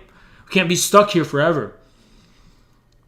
They would have to be purged without hesitation back in the day. It's a waste of time. It is too weak and therefore incorrect. They would have been purged without hesitation. Who's going to purge me, you dumb butthurt bitch? You're just talking out of your ass. You fucking idiot. Hey guys, did you know the EU is socialist? Well, everything's socialist now. Who cares? You're making it seem like I'm saying the EU is uniquely or exceptionally socialist. You butthurt fucking bad faith bitch. I'm so sick of this. It reminds me when Neon said I'm a Merkelist. And Neon said Merkelism. What does this have to do with anything? This reminds me when Neon was like, oh, Haas, you think Merkel is based anti-imperialist. Same retard reasoning. We can go over it more and more as long as you guys want. The French state in the late 19th century destroyed all the French. Yeah. Are you mad, dude? Are you mad? Dugin is a Russian political actor is known for his ultra-fascist views. He's not a fascist. That's the Wikipedia, dude. That's the Wikipedia. Nice job, Wikipedia, Andy, dumbass. That's because Heidegger himself has elements of Eastern philosophy. He rejects the notion of a subject approaching an... This guy's smart. He knows what he's talking about. You guys knows what he's talking about. Okay, goat fucker. Here's that guy. That guy we turned from a left-wing guy to an alt-right guy. We turned him from a left-wing guy to a right-wing guy. And he admitted he's a racist now. I love it. Yeah, these are a bunch of pussies, aren't they? It is kind of like that. Yeah, they are kind of like pussies. Debunked? Are you the same? Yeah, exactly. Goat fuckers like you think you are so smug you'll reach true communist first, whatever. Nope, it's not happening. You'll be crushed by the feds before you can even say holla anymore. Well, we'll see, because it looks to me like China's rising and you're crying. That's what it seems like to me. Keep calling us goat fuckers, though. Keep calling us goat fuckers. We're rising. I'm fine. Call me whatever you want, dude. Call me whatever you want. I'm going to keep speaking my piece, doing what I'm doing. You can't stop me. You can't stop the goat fuckers. How about that, cunt? Pussy. Except where Eastern philosophy. You realize Eastern philosophy isn't considered a thing outside? Yes.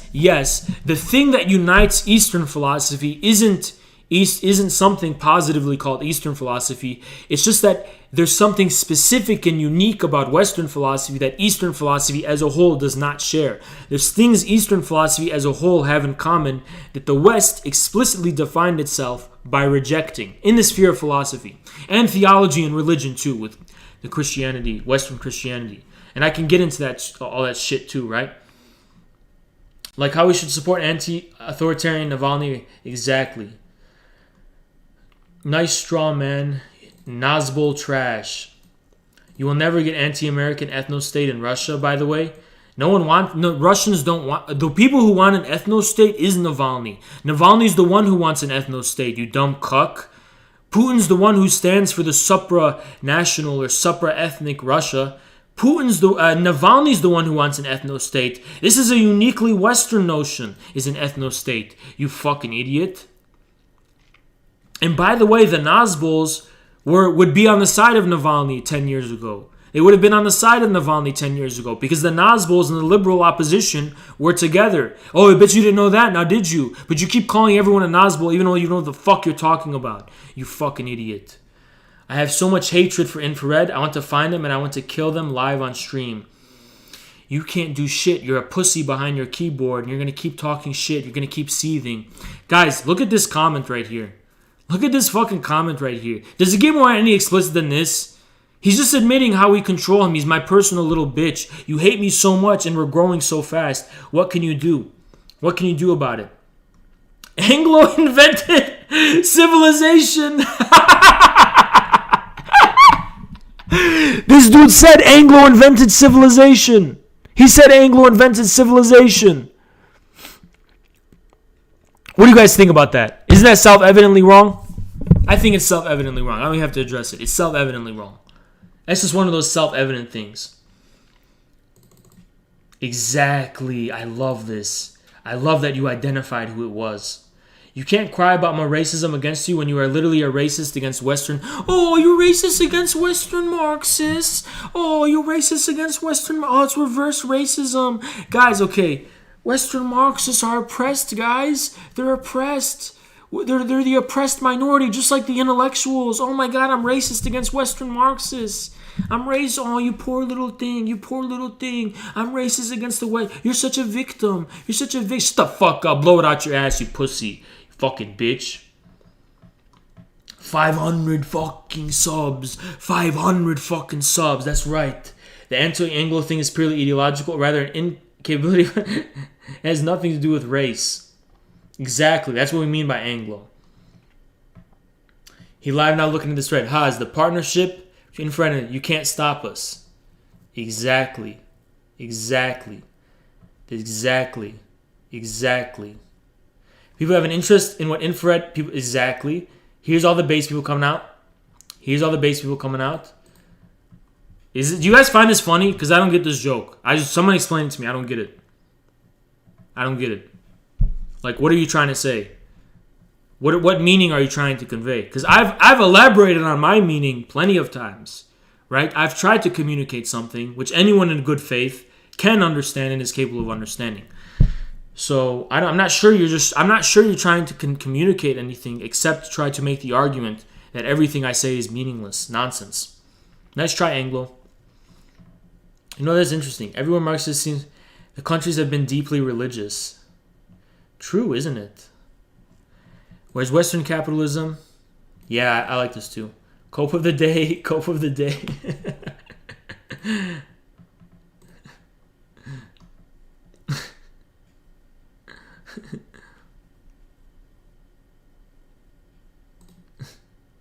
True. This simply isn't true. How has Europe handled the coronavirus? This simply isn't true. European Union exercises no control over the outcome whatsoever. Are you a fucking idiot? Do you know what's going on in the European Union? Do you know the most elementary thing that's going on in the European Union with the Greek debt crisis and all these debt crises? You think the European Union leaders have control over these outcomes of the European people in the same way China does? Isn't this the laugh of the day, guys? Isn't this the cope of the day? This is the dumbest shit I've ever fucking heard. This is dumb as shit. Is that what you were trying to say? Trying to address?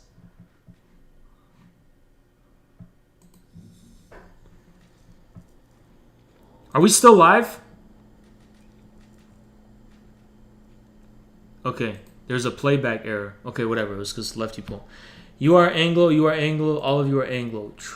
Everyone I don't like is Anglo. Well, no, everyone can see it though. You know what I'm saying? Like everyone can see it. They can see it. If they want me to elaborate more, I can elaborate. But I'm pretty sure everyone can just see what I'm talking about when I call you a fucking Anglo. Yeah, this is kind of true. Almost everyone I don't like is in this kind of Anglo-dogmatic mode of thinking. Because Eastern people who disagree with me, they know they communicate as humans. Just like how Napoleon pointed out about the fucking British who wouldn't bow to the Chinese emperor because they considered it nonsense. You know, it's just something about outside of Anglo supremacy. There's something about being outside of Anglo supremacy. Isn't what Bonapartism? Because I mentioned Napoleon. I'll save this anyway because you put in effort for this. I'll save this anyway because you put in effort. So props for you for that. Keep making memes for us, guys. This makes us big. This makes us go big. Strongly disagrees with... Haas, what am I missing? Dude, you're exactly the person I predicted when I took that test. Someone who's going to take it seriously. Do you actually think I was thinking? And I only said this because it's cringe when most people say this. I was just trying to trigger people like you. I didn't care about that dumb test on lefty values, even though it gave me Marxist-Leninist anyway. That was just a funny coincidence. I didn't care about that test, dude. For the last half of it, I just clicked disagree on everything. You think I was actually thinking when I did that? I'm not Vosh. I don't spend 45 minutes on it. I just wanted to quickly do it. Okay, you know the definitions are just strings of words? They literally absolutely are, you fucking retard. There's no... this guy's smart. Take, for example, the meaning of the word socialism. And the actual word socialism. This is why you can't obsess over a dictionary definition. This guy's smart. See? Smart people on lefty pole. Exactly. The common law system, I hate it so much. As soon as Haas says a historical character, he immediately becomes a decisive...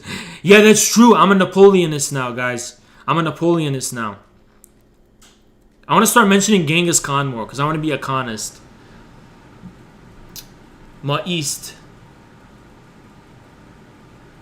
Ask the Japanese and Vietnamese about China. Imagine believing there is an East. There is an East. If you ask Chinese and Vietnamese people about China, they're going to say, maybe we don't like them, but they are part of the East. So there is an East. Everyone knows that. Everyone knows there's a difference between East and West. Talk to any Easterner. They're going to tell you Easterners believe in communal values. They believe in the family over the individual. They believe in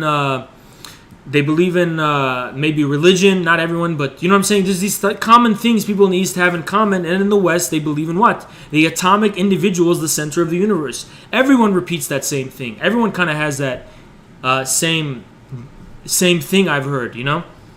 It doesn't matter if there's quarrels and disputes. Haas is one who started this dichotomy argument. Yeah, there is a difference between East and West. Objectively, there is, yeah. And if you don't understand that, you're a fucking idiot. You're autistic or something. And you have, I feel, you know, if you're autistic, that's fine, but some of us are not. There's an East and West. Look at the issue of masks. Yeah, I know, dude, there is an East and West. I can't believe people deny there's a difference. There is, dude. There simply is.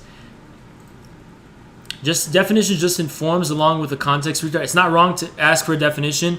Just it isn't wrong to use materialist dialectics to model. Materialist dialectics doesn't model anything, dude. That's weird. What are you talking about model? It doesn't model anything.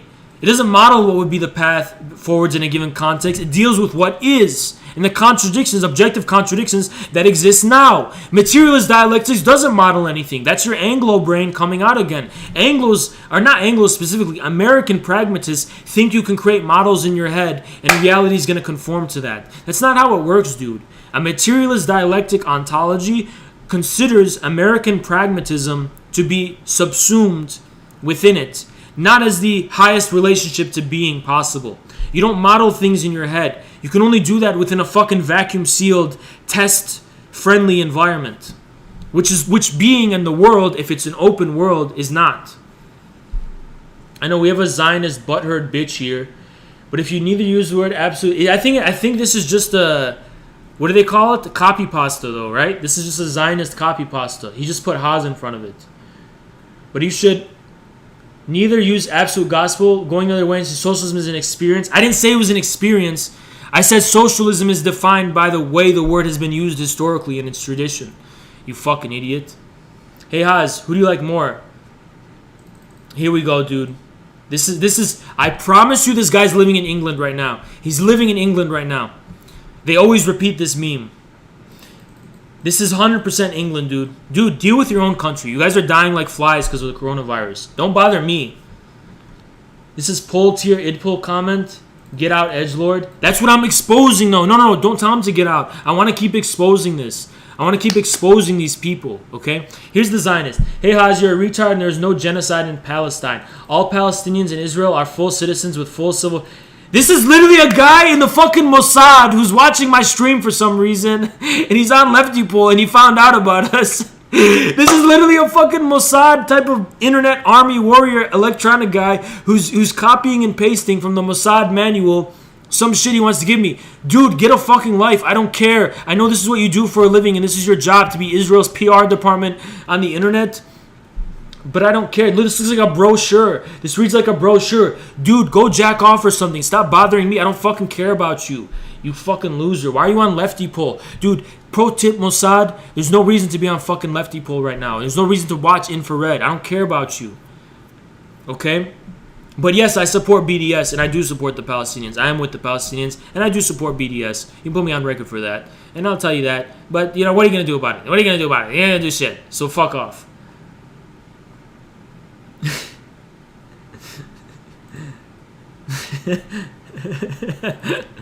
True. If you don't lock people up anymore because you dominate them ideologically. Is Ha's marketplace of ideas gang? How does ideological domination work in Ha's mind? It's exactly what I'm doing to all of you on Lefty Poll right now who are haters and are against me. It's ideological domination. Like, you have the majority who's on Infrared side and you're in the minority. That's a kind of ideological domination. I didn't have to lock any of you up. There you go. I found Ha's rhetoric contradicting to who he waves his flag for. Of course, you can give socialism a definition. No, you can't. You can't, because it'll always have to change. The challenge is giving socialism a definition in context to other political nuance. The definition is predicated on many variables. Substance. How many striking, how many votes? Living standards, election. Dude, this autism. Oh my God, you're trying to create an eternal system in an eternal box that works for every single variable across every time. It will never happen, okay? There's no one definition that's going to apply to all of these variables: substance, quantity, quality, relation, where, when, possession, position. No single definition is going to hold true for this for all time. And the reason why is because you might try to discover one, the least common denominator, but then some socialistic phenomena will happen in the future and you're going to crucify it as not real socialism because it doesn't conform to this definition. Because across all of time, this definition continues to change. So if you're in 1950 and you're trying to create a definition, that's going to be different from the definition you created in 1980. If you're living in 1870 and you create a definition, it's going to be different from the definition you're going to create in 1920. You understand the problem here? It keeps changing. So when you try to put your foot down and say, this is the definition, okay, when you try to put your foot down and say this is the definition, then you're going to end up being dogmatic toward the real living movement of socialism or communism or whatever as it unfolds in the future. That's the point. I'm not arguing. How am I arguing against Heidegger, dude? Every single definition is context dependent. I agree with that. I agree with that. When did I disagree with that, huh? Never disagreed with that. Preferred. Hey Haz, is political correctness the logical conclusion of the Anglo box? Yes, it is. Political correctness, believe it or not, I don't know. You can blame it on America, but it's peak Anglo stuff. Yes, it is. I 100% agree with that. Live streaming is more impactful than direct action. Very true. Take a picture of it, snap it, quote me on it. Haz, you should redo your Who Are Infrared video and make it shorter. Who the fuck are these freaks and why are they such a big deal all of a sudden? I don't know. How should you do? Who are in? Yeah, I know. We are gonna do that. You're right.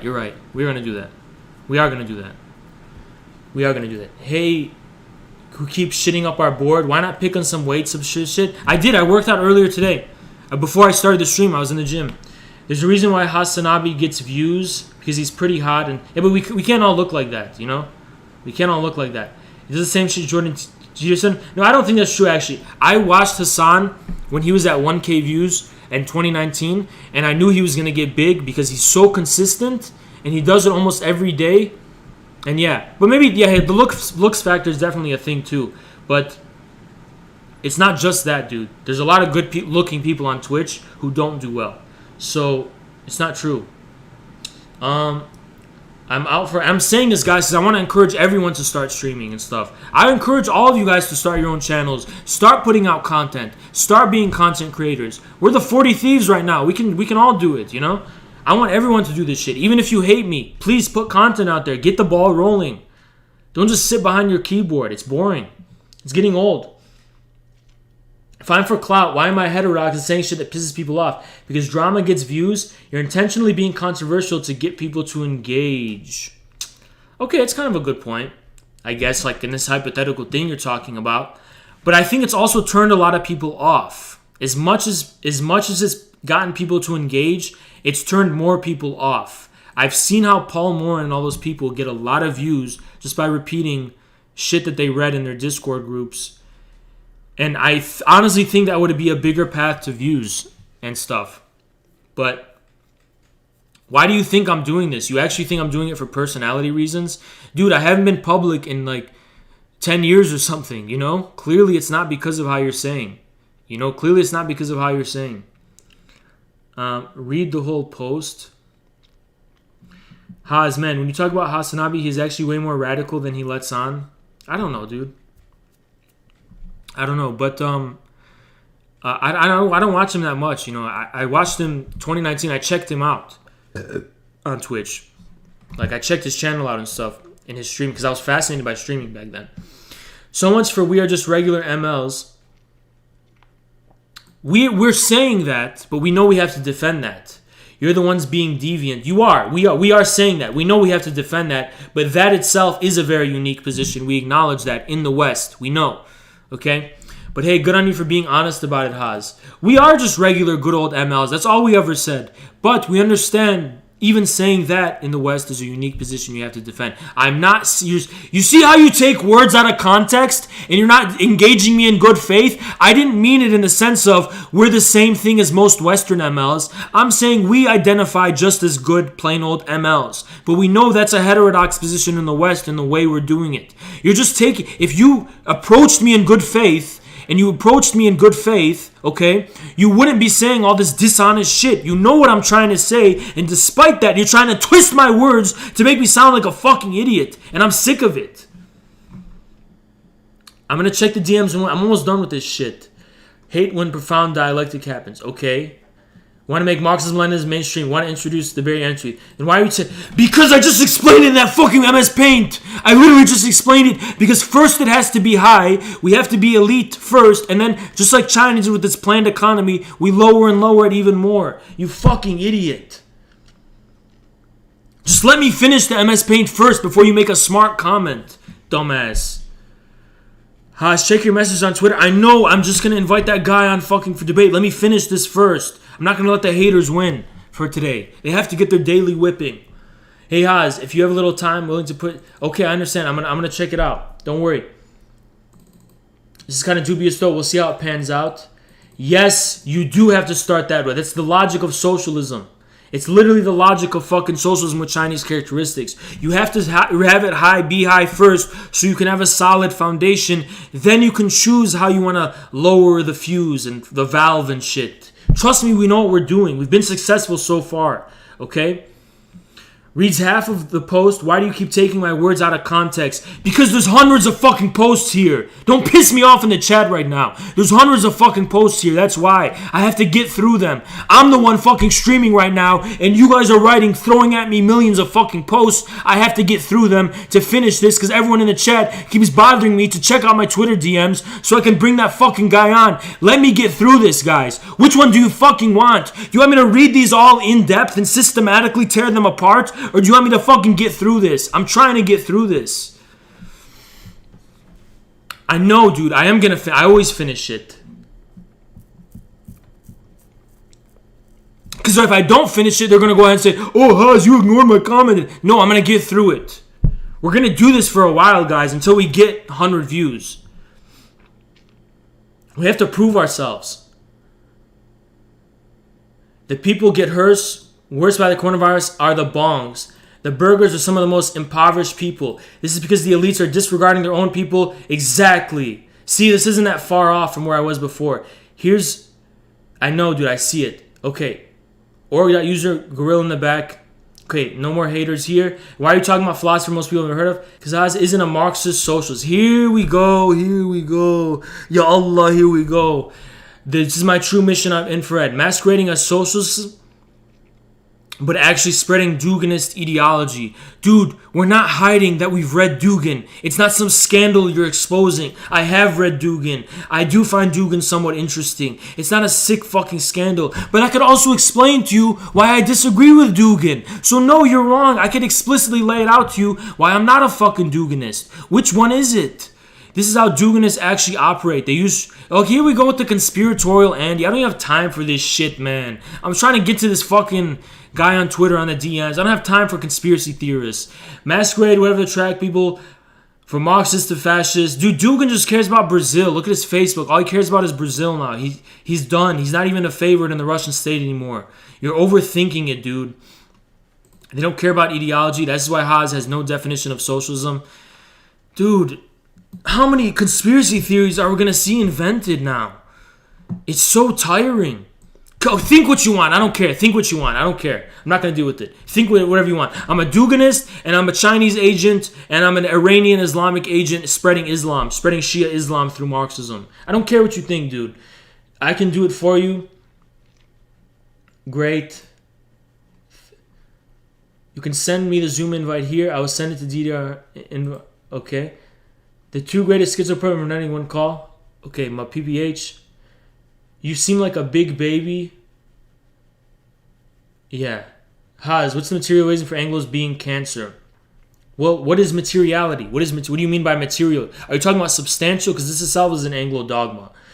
On an ontological level, Anglos represent the tyranny of the last form of modern idealism. How about I put it that way? Itself. There's no material substantial reason in the sense of Anglo-Saxon metaphysics. There is none. It's about a civilizational... Look, watch my video, Communism, State, and Class, the live stream. Watch it. I talk about how institutions, civilizations, policies, and state reach definite limits, and beyond those limits, superstructurally try to conquer those limits and in vain and fail. Watch that video. I explained it more. I can't give you a fucking definite answer right now. I'm trying to get through this. Haas, can you fuck my girlfriend? Sure. He's calling glowies just like we do. Yeah, dude, sounds like a Mossad brochure. Okay? Why the fuck are you doing Jannies? Why are you endorsing E-Celeb? Get over it, dude. I'm not going anywhere. See, guys, I made it. You guessed right, I live in England. Please stretch. Oh my god, dude. Go. You need help. You're weird, dude. You're a weirdo. He reads half your post and calls you a retard. I doubt he's actually read anything at all. Okay, I find Haas's rhetoric contradicting to who he waves his flag for. Of course, you can give socialism a definition. The challenge is giving socialism a definition and context to other political nuance.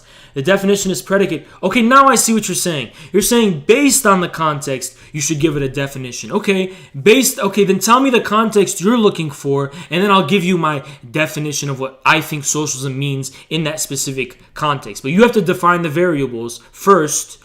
And don't say for all of time. Give me definite variables. Like, what does socialism mean from 1950 to 1968? You know what I mean? Something like that. Give me definite variables, and I can try to give you a string of words that I think accurately reflects what socialism was. Okay? Does that satisfy your question? If Anglos invented civilization, then why did they use the same innovative works? Yeah, I mean, like I said, it's self-evident. It's self-evident. Just to be fun. What's your favorite book by Marx? Haas. My favorite book, you know what? I almost kind of want to say, but it's going to make me sound weird if I say it. It almost makes me want to say, I don't know if I should say it, the Jewish question, but only because I think that's the most overlooked one. My favorite one is the most overlooked one, the Jewish question. But it's going to make me sound like an anti-Semite, but it's not because of that. It's because of his views, how he articulates religion and all that kind of stuff in general. But that's not a book, actually. It's an article. So in terms of books, It's tough. I like the 18th Brumaire a lot. That one's really influential. I always return to it. How is it different from Samuel P. Hunting? Okay, reverse racism type of guy. It's very different, okay? Samuel P. Huntington is the one who exposed, through his very writing, proved the latent dogmatism within Anglo civilization. They recognized the rising of other peoples in the world, and he was scared of that. So that the proof is in the pudding. Okay, we're done. We're done. Happy, guys? We're done. We're done. We're done. You guys happy? We're done. Messages. How do I join your stream? Well, we want this other guy wants to join first, so we have to invite him first. You can send me the Zoom invite here. Okay, I'll send you the invite. Jesus Christ. Okay, he's coming now. We got through that thread, okay? Absolutely blew the fuck out of all the haters in that thread. Okay, too many Anglos are weirdo coomers. We made it. Yeah, we made it. We made it. We made it. Oh my god. I can't believe we made it. I told you guys we'd make it. We'd make it through the thread. We'd make it through the thread. Yeah, I sent him the thingy. See how popular this fucking thing is? This is one of my other most popular tweets. See how popular this tweet is? Someday those infrared posts are going to be 300 posts long and you'll never finish it. When we get like 100 consistent viewers, I'll start skimming them way more. You know? But for now, we can go through them. Oh yeah, I doxed the link. Well, I just won't admit people. Let me tell him. Tell me what his Zoom name is. You watch his... Yeah. It's not passworded. There's no password. There's no password. Give me that same invite. Ginji, just wait, because we're going to have a one-on-one talk with this guy who wants to debate us. It's going to be confusing having too many people on. I can't give it to you. Sorry, man. Ay. Jesus, man, we peaked 70 viewers today. Isn't that fucking crazy? It's a fucking record now. We're growing so fast. It's crazy. It's fucking insane. I want to see Haas bare knuckle fight someone now. Now, Jennifer, you want me to have to fight physically? Damn, man. I'm going to start having to do boxing matches and shit.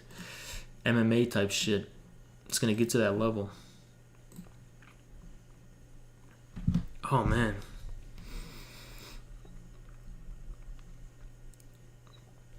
Oh, wow. Wow. How many subs we at? 506 subs. Jesus fucking Christ. 506 subs. Jesus fucking Christ. You guys know how much that is? That's insanity. That's fucking insanity, guys.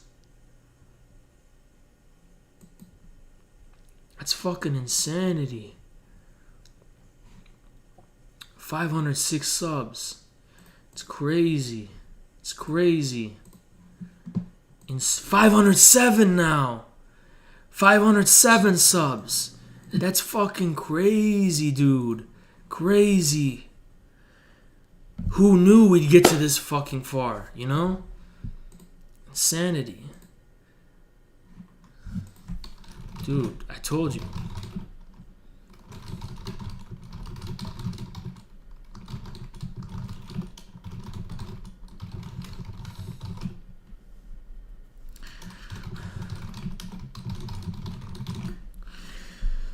Okay.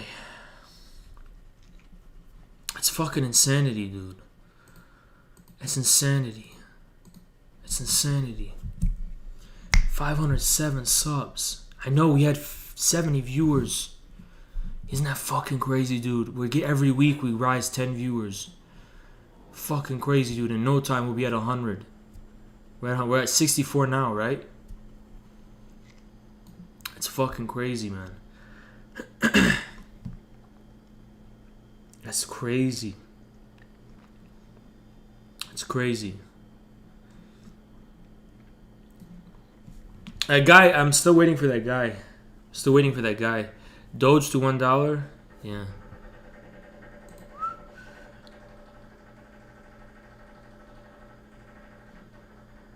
Oh.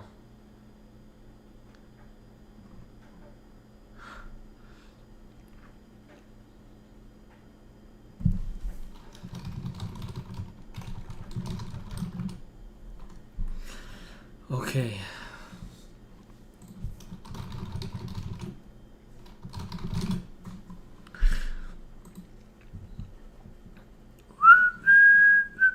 It's dead so far. It's okay.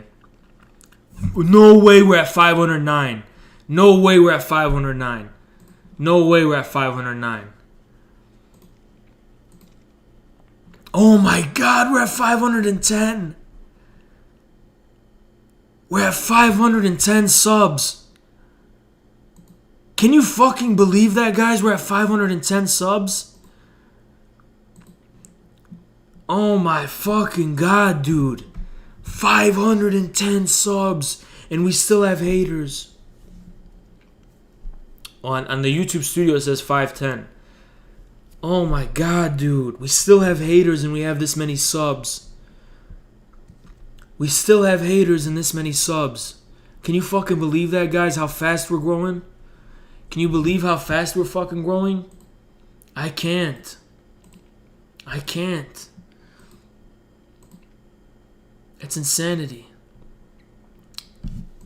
That's insanity. Insanity, man. Yeah, dude, we rose a lot of fucking subs. What up, Kathy Sander? Just joined.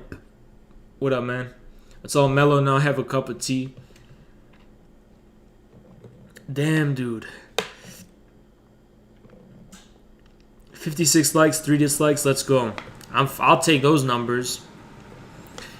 3 butthurt bitches, man. And they're still seething and they're mad. Dude, that guy in that thread, you know what that guy in that thread said? The guy in that thread, he went, I hate infrared so much. And I can't stand how fast they're growing. He admitted it. Okay, Alex is coming. This is not the Alex I know. This is a different Alex.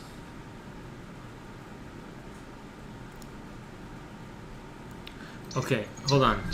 Hey, hi, can you hear me? Yeah, what's up? Hold on. From Lefty Pole. You are muted though for me, I can't hear you. Yeah, my bad. You can hear me now. What's up, man? Yeah, what's up? I think, I just think I want to talk to you about a couple of things. I think I appreciate a lot what you're doing.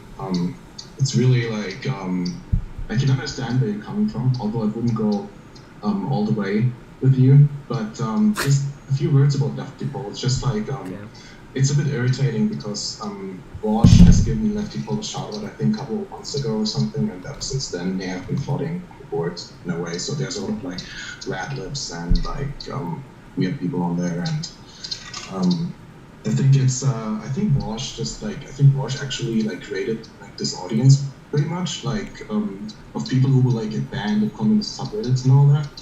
So they basically built a Lefty Pole because that's the only like only place where they can shitpost, and I think he objectively created all these leftists, but I don't really think that it's like makes sense to like identify as a leftist anymore, because I think I'm a communist and communism is like the center, as Brecht said. Yeah.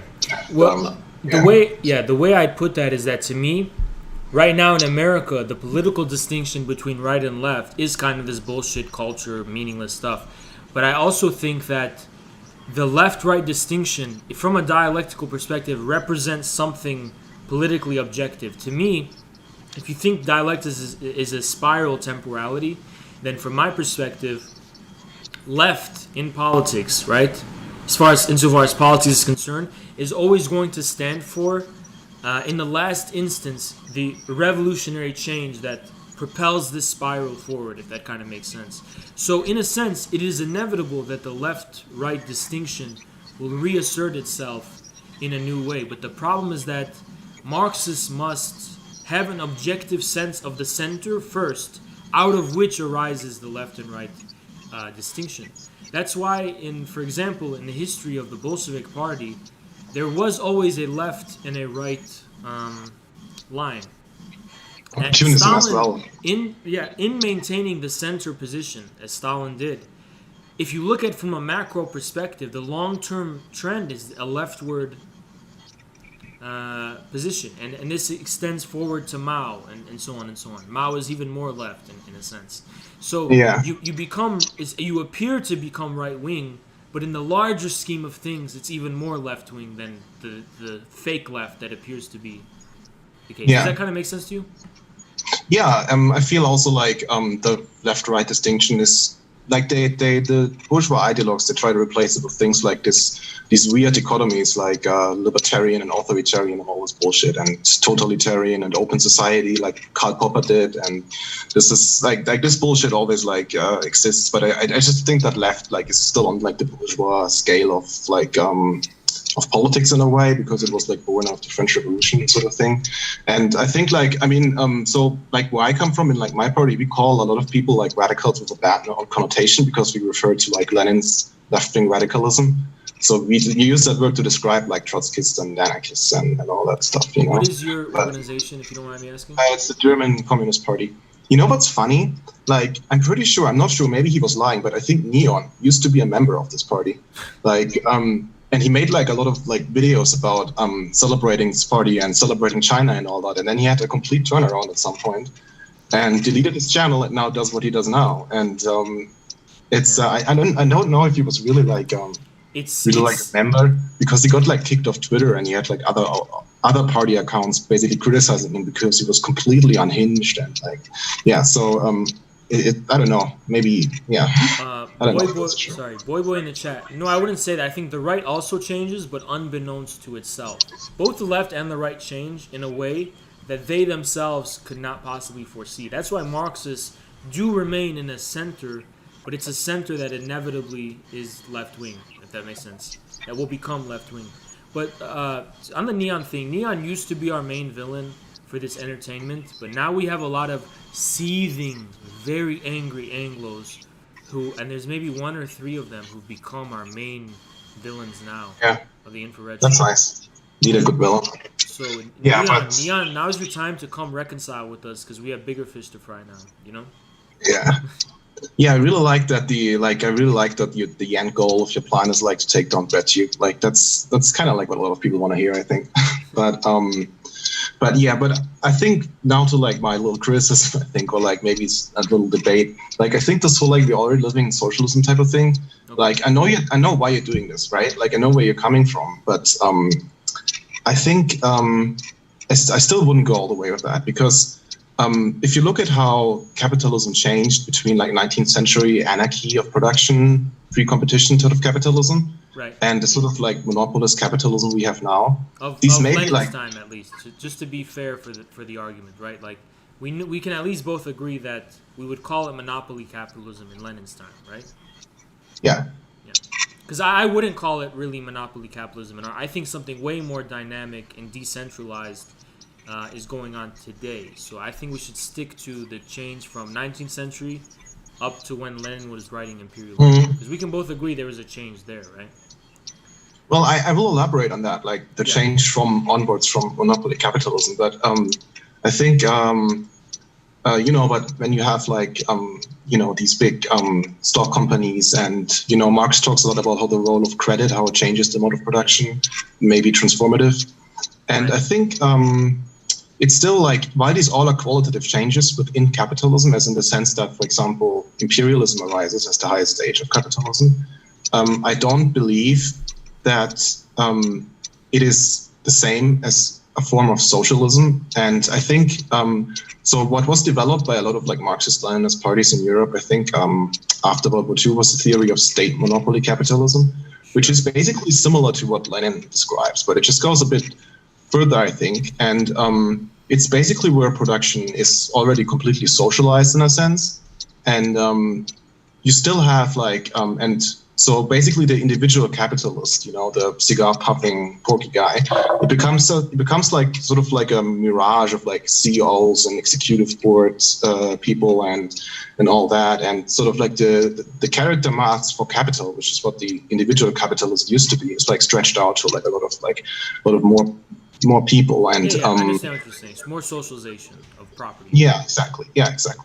And it's also like a lot more planned, like with the financial, with the finance capital, and also like where the state basically just regulates to secure the super profits, and they don't only come from worker exploitation, right? They also come from rent. Like Lenin used to talk about the rentier state, or rentier. I didn't have French in school. I don't know how to pronounce it. But they basically, and of course there's also imperialism, also the super profits are coming from. Yeah. And but I think that what's missing there, I think from an historical trajectory, is that capitalism, it's still a form of capitalism. I think what misses is like this rupture, where you basically have the overthrow of the bourgeois state and the overthrow of the monopolists, and I think now our like party, we call it the disentanglement of monopoly capital. It basically just means transferring it into public ownership. And I think that's sort of like this decisive element, because I think we have to move away from because the Soviets, they used to have the little autism boxes too, right? Like when they wrote their theories, they would be like, okay, this society is like socialist leaning, this society is constructing socialism. To be fair, the Soviet Union was a state ruled by a communist party and governing tens of millions of people. So they had to simplify things in little pamphlets and make it accessible to the layman in a really quick, way. The room for the necessary nuance and stuff and that kind of stuff. But that doesn't mean it was an Anglo box with the Soviets. The way that they were just simplifying things, I think they were just simplifying. Yeah. It, Yeah. No, I'm just saying that. It's like, I think you alluded to this in your last stream about Deleuze, who's like investigating sort of this phenomena of also like centralization and decentralization and how one begets the other. Yeah. And I think like the Soviet Union and the Warsaw Pact, they represented sort of like a very centralized form of socialism. And when it comes to like China, in China they have developed a similar theory, like in a sense that they now talk about like decentralized socialism, by which they don't mean like this typical anarcho-autonomous bullshit, but they just mean that now, that socialism now has like a lot of national characteristics. There's like Cuban socialism, Vietnamese socialism, Laotian socialism, and Korean socialism, and so on. And that is basically a result of the collapse of the Soviet Union. And I think, that's I think is pretty interesting in a sense that you have now this like decentralization, but I would sort of disagree that I think that in the West or the imperialist countries you have a sort of like decentralization. I think you actually have more centralization, but I don't know where you're coming from this. Okay, there's a few things I think we have to cover. First, I don't agree we are in imperialism, the highest stage of capitalism right now in 2021. I think there has been a threshold that Lenin was alluding to, that sometime in the 20th century, specifically marked by the rise of America supplanting England, has been crossed. To me, we are not in the highest stage of capitalism. We're not in late stage capitalism. Obviously, you're familiar with the argument that I argue we're living in socialism. So to say that, I'm aware that Lenin already described imperialism as monopoly capitalism and this kind of centralization and all this kind of stuff. I never made the argument that that's why we live in socialism. I've read Lenin's book. I understand for Lenin this is the highest stage of capitalism.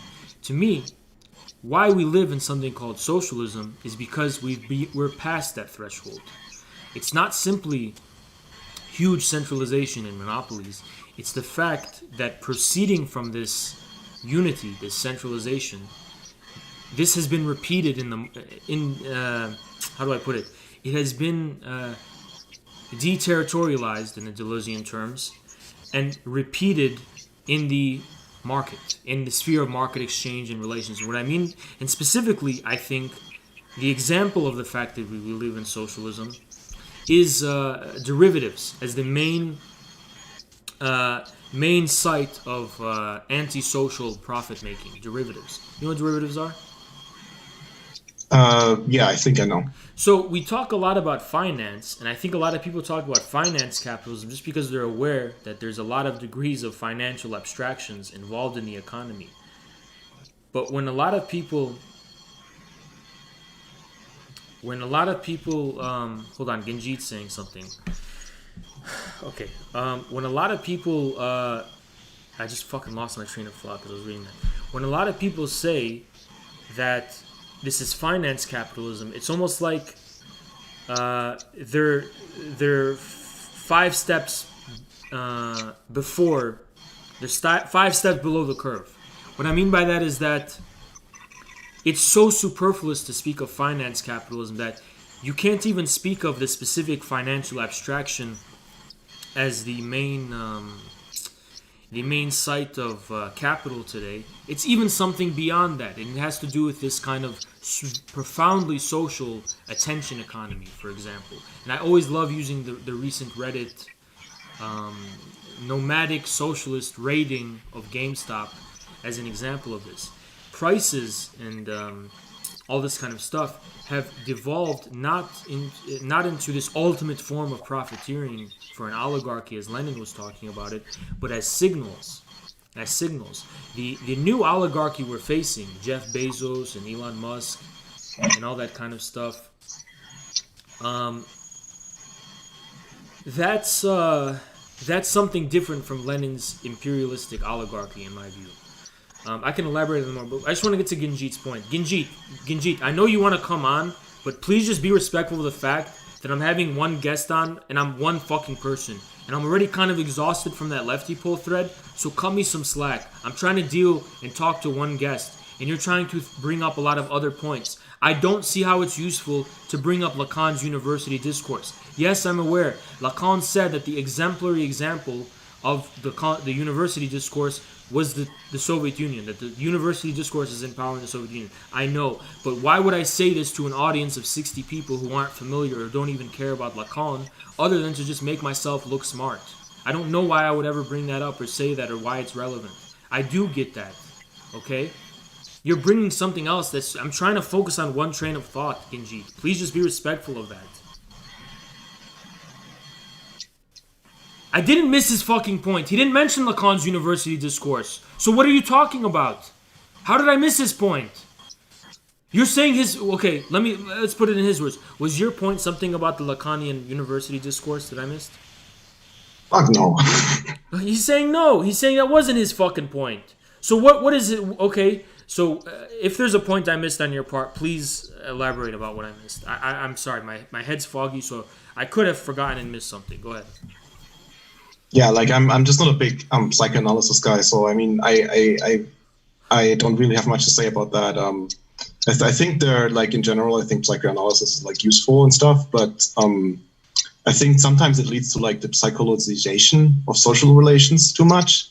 And I don't like it for the same reason. I don't like people who try to superimpose psychiatry. I just prefer to speak in social terms. I'm a Lacanian myself. Yeah. I precisely think the problem with Lacan. Okay, Genjit's saying, no, his point was about how the USSR had its own boxes.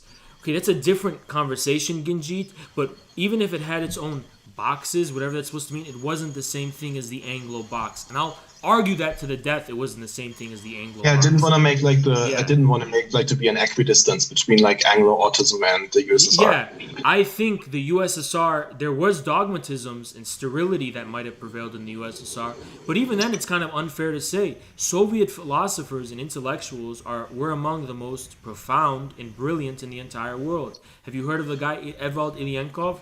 He can, spar with these Western guys too. So, I don't see what the point is, Okay, sorry. Go ahead. Continue. Yeah, no problem. My bad. I really have lost my train of thought as well. But I think I wanted to also appreciate that you sort of confront these youths who always use material conditions as some kind of dogma. That triggers me so much. Material conditions. It doesn't say anything.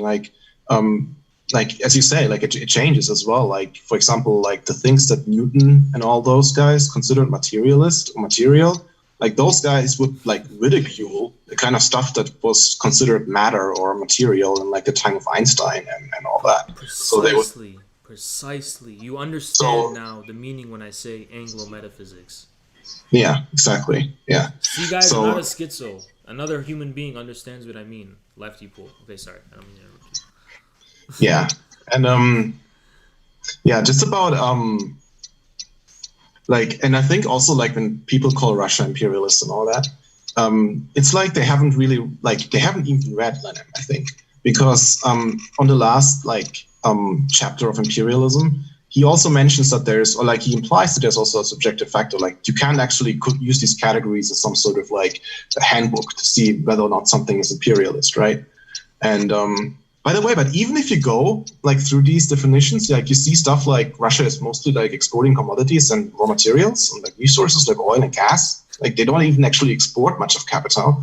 Their financial sector isn't really that big as well, like compared to like any fucking European country.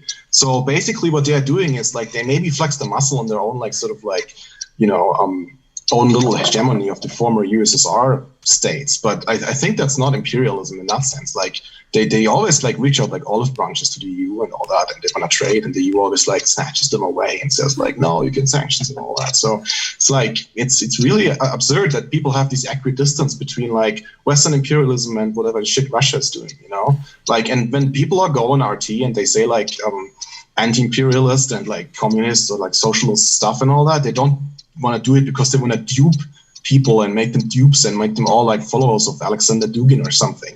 They do this because objectively RT has to fight American hegemony, so they invite like left and right to like speak up against that. And so it's like, it's not that I endorse RT or something, it's just an objective quality of that thing. So I don't know how this is denial of reality, man. The pathetic thing is that people are pretending to speak from a position of judging things equally. Oh, Russia and America, I'm in a position to judge those equally. Even though America is in the objective position of the unipolar power, we don't know what it would look like for a Russian rebellion against America and what the outcome and consequences of toppling American unipolarity is. One baseline and metric I always like to use is, are people getting ahead, trying to beat things to the chase and get ahead of the curve? And what I mean by that is that, are they being too preemptive? Are they abstractly imagining that they think they know that, oh, well, if China's in power, it's the same thing as America? But the decline of America, the consequences of that, it's such an uncharted territory. You simply have no way of imagining what that would be like, what opportunities that would open up, what political developments would arise from that. The idea that you're in a position of judging things equally, and you can say, oh, it's all. And another thing too is that calling China's Belt and Road imperialist because exporting infrastructure is the same thing as exporting capital. It's such a profoundly impoverished view of the Belt and Road and these new developments that are happening in this new era of, you won't agree it's socialism, let's say it's a new era of capitalism at least. It's so impoverished that I almost feel bad for them. Just because they have such a limited understanding of reality, They have such a limited understanding of these really new developments. There is a lot of interesting things to be said about China's Belt and Road and this new significance of infrastructure. But apparently this is all the same as what Lenin was talking about. It's all imperialism. Yeah, and it's like, if you look at if you go beyond the scope of capitalism and look at feudalism and stuff like that, it's like you'd be really declared insane if you say there are objective changes within feudalism that make a lot of differences and that are revolutionary changes, right? Like when you, for example, have the centralization in France and you have the sort of fragmentation of the Holy Roman Empire, these are objectively revolutionary motions. And to say oh, it's both just fucking feudalism, not even the capitalists of the Enlightenment and all that, not even these thinkers would consider it like that. It's obviously very stupid to say it like that, yeah. But I do actually consider China to be maybe not the primary phase of socialism, but the preliminary stage of socialism. And it's very interesting because in in like their more mainstream outlets like CGTN or something, they always refer to themselves as the primary stage. But in their like internal or theory-based documents, they refer to themselves as the preliminary stage. So there's also a bit of the face that they put on and a bit of the sort of like how they talk with each other, I think, and or like how they talk also to other communist parties in the world. And I think it does equate to like what you I think sketched out in your Endless Pain is that so if China delivers all these objective outcomes, then the consequence for somebody who has like a dogmatic Marxist or an Anglo-Marxist would be, so either Marx was wrong and capitalism can deliver all of that, or there's something else going on in China that maybe cannot be subsumed under the label of like just simply capitalism, you know? Well, I try not to get hung up on this idea of stages of so, even though I know it was commonplace among Marxist-Leninists in the 20th century. I like to see communism not as a society, but I understand it will have profound consequences for society. And I agree that those consequences will amount to the end of money and the end of states and the end. I agree with that. It's just that it's such an incredible abstraction. It's almost just an abstraction that allows you to be open to the future. Yes, the state doesn't always have to exist. Money doesn't always have to exist. But what does that look like? I have no fucking idea. You know what I mean? To me, communism, to me, is, as Marx described it, this real movement, this real force in reality that is transforming it. To me, I don't. That's why I don't even mince words calling China communist. In a sense, you know, it's not. You know, people will get mad because you're saying it's a communist society, but I'm not interested in this abstraction of a communist society at all. I'm interested in what fundamental relationship to being does China possess that can uniquely be called communist. That's what I'm interested in. I'm interested in a communist relationship to being. I'm not interested in some future communist society, which maybe will be thousands of years until that's ever coming into the purview of being relevant. Yeah.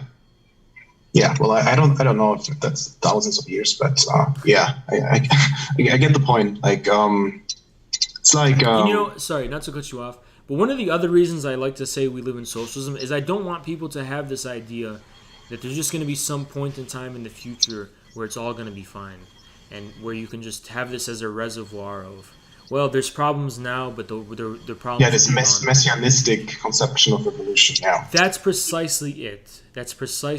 I don't like eschatological ways of thinking about. That's why I say I like to say we live in socialism, is because I want people to understand that the fundamental consequences of socialism for your individual being, because you are an individual, right? Individuals are the ones craving and desire. I want to live and dwell in a socialist society. I want to live and dwell in a communist society as an individual. To me, my point is saying, you as an individual, the consequences of what socialism is for you fundamentally is already realized. So go to the next step. Don't think that you can cast your problems off into some future society that's going to make your life better. Because it honestly will probably not, your life probably won't be better within your lifetime if you're going to be struggling as a partisan of socialism or communism. Well, I mean, I would not fully agree with that in a sense that when you look at the levels of overproduction that we have today and the level of immiseration we still have even in the West, like it's like there's like imbalance there between sort of like material production and the social relations, which what Marx calls is the fetter on capitalist production. Mm-hmm. So I think that's appealing to people, I think, in just outreach to like lay open this contradiction there. So, but you know, in America, people don't buy it. The people who buy that idea are metropolitan, bitter, downwardly mobile types who are so institutionalized and so over-socialized in universities and in professions and Google, working at Google or something, that they do find it feasible, this idea that I'm going to have a communist safe space in the future.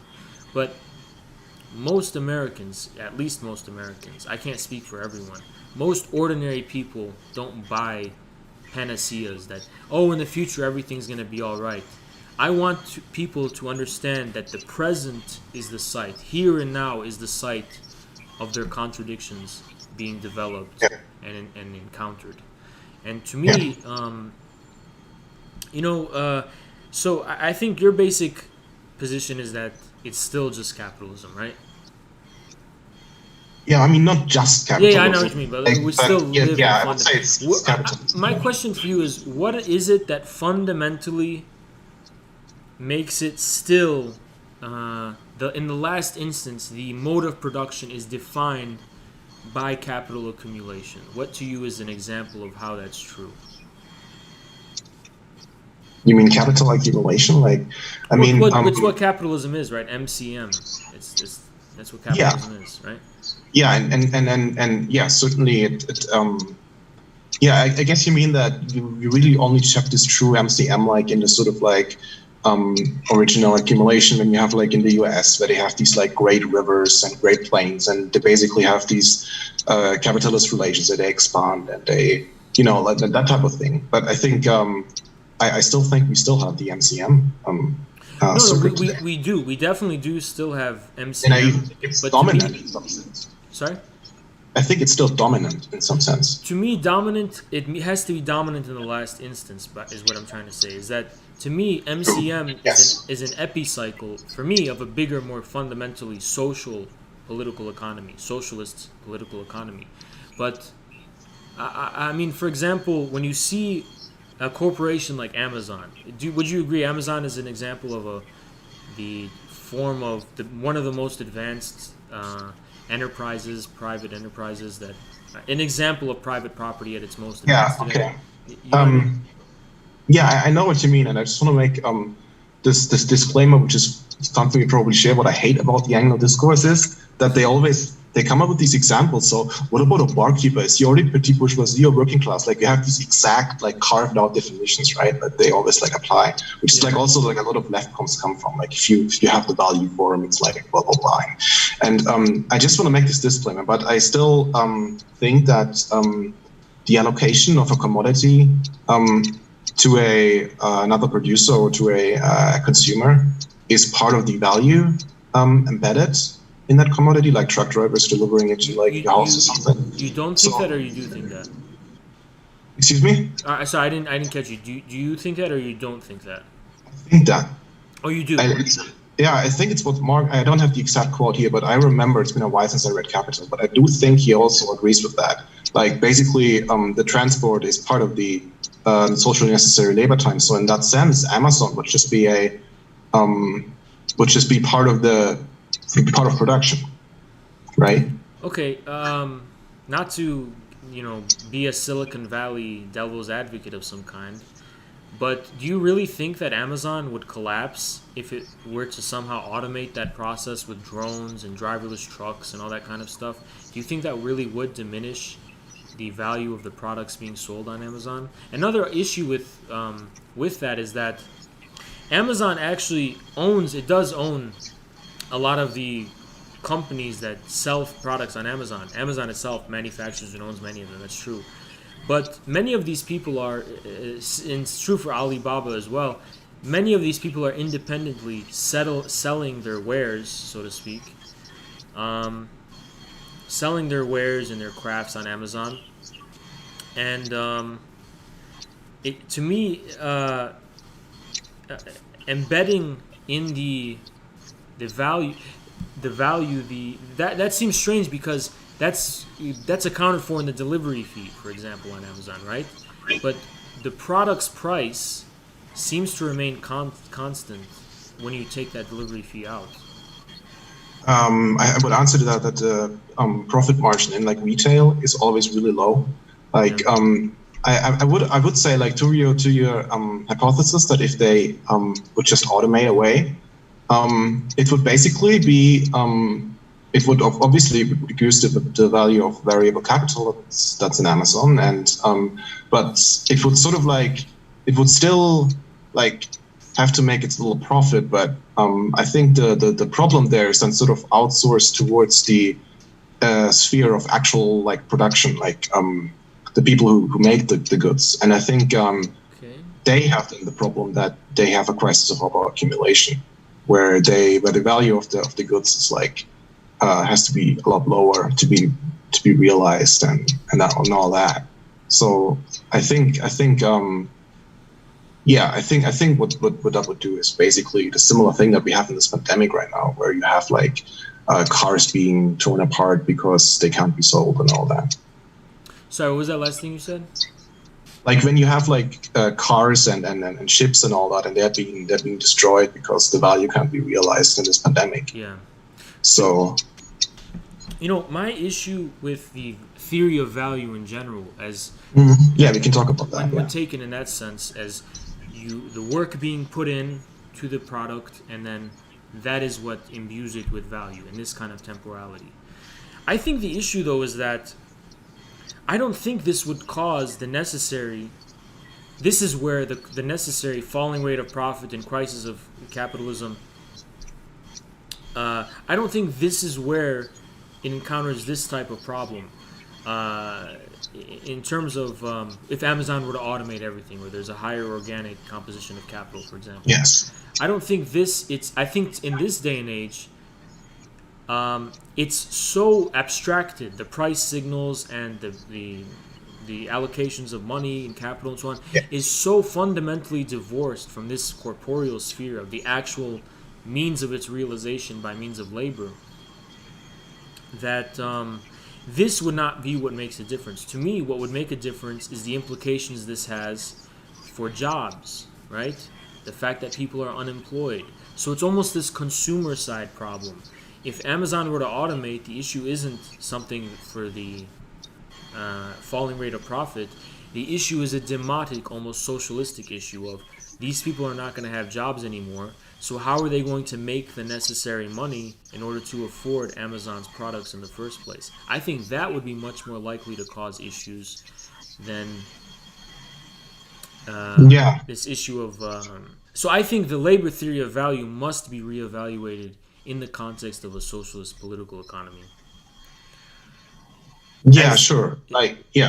To me, the creation of value is something that is happening at the site of what I like to call the living being of the citizen worker. It's like I like to call them the citizen worker, which basically means it's not just the workplace that's the site of the creation of value. It's also the basic living being, the circuit of daily life. Where do you work? Where do you eat? Where do you shop? Where do you Well, live? that's the value of your labor power, right? Like Sorry? the means of that's the value of your labor power. That's the means of subsistence. But the subsistence itself is producing some kind of value, is what I'm trying to say. This is what is creating value, is this daily living being itself. It's not just redistributing. I disagree with that. I think, like, I think that, like, you gotta be careful. Like, you got, like, it's like similar, like what some like ANCAP say when they say, like, you know, like, all these like factors other than labor produce value. Like, I do think that only labor produces value, not wealth. But what is labor is my question. That's the hard question. What is labor? What is labor as far as Marxism? Like abstract labor. Like, I mean, obviously we can't compare like concrete labor with each other. What you're saying is labor as denominated by hourly wages. That's abstract labor for Marx. Labor denominated by hourly wages for unskilled labor. Well, I mean, quantum of unskilled labor. Abstract labor for Marx is like the labor of a smith or a fisherman that's been bought for a certain amount of hours. Like, but it's like only, not the but act why of, is it like, abstract? not material act of like putting a fishing rod up and all that. Like, that's concrete labor, but abstract is just a sort of like abstraction of it. So That's basically because you can't compare like the physical lived reality of like a fisherman and a smith, because it's like fundamentally not comparable the same way you can't really compare use values. That's why in the economic exchanges it's abstracted as the labor of a smith, the labor of a fisherman, and so on. That's what I understand is abstract labor, I think. Hold on.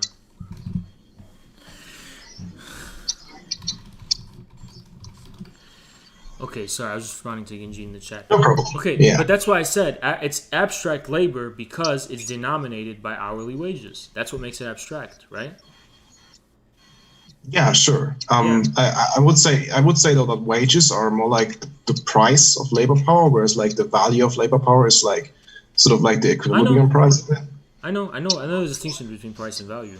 There's no need to get into that. Okay, the problem with that though for me is two things. That has become so profoundly social today that the price of an individual's labor, okay, could not possibly be reduced to what they're getting in their workplace. In their workplace, for example, in factory jobs, union jobs, they're also getting all sorts of different types of benefits. They're getting benefits, unemployment, all this kind of other stuff. And then they're getting government guarantees for subsistence. There's the welfare state. And now we're talking about UBI that's going to be implemented soon. UBI. Do you think so? Income. Yeah, I do think basic income is inevitable. I do think it's inevitable one way or another. It's already happened in a sense. It's happening very slowly and very stubbornly, but it is in a sense happening. UBI. So to me, UBI is an example of labor in the age of socialist political economy. To me, the reason why subsistence can be denominated as a form of creating value, just basic. Listen, subsistence is a tricky word because it sounds like just bare survival subsistence of the body. Well, it includes your smartphone as well and all that, right? Like, exactly. I mean, exactly. It includes the basic. That's why all these issues are surrounding housing reform, and they're surrounding housing is such a big site of struggle today and all this kind of stuff. It's because we've shifted from the temporal 19th century capitalism to a more spatial. You don't like to call it socialism. It's a new type of capitalism. But yeah, but I agree with the spatial thing though.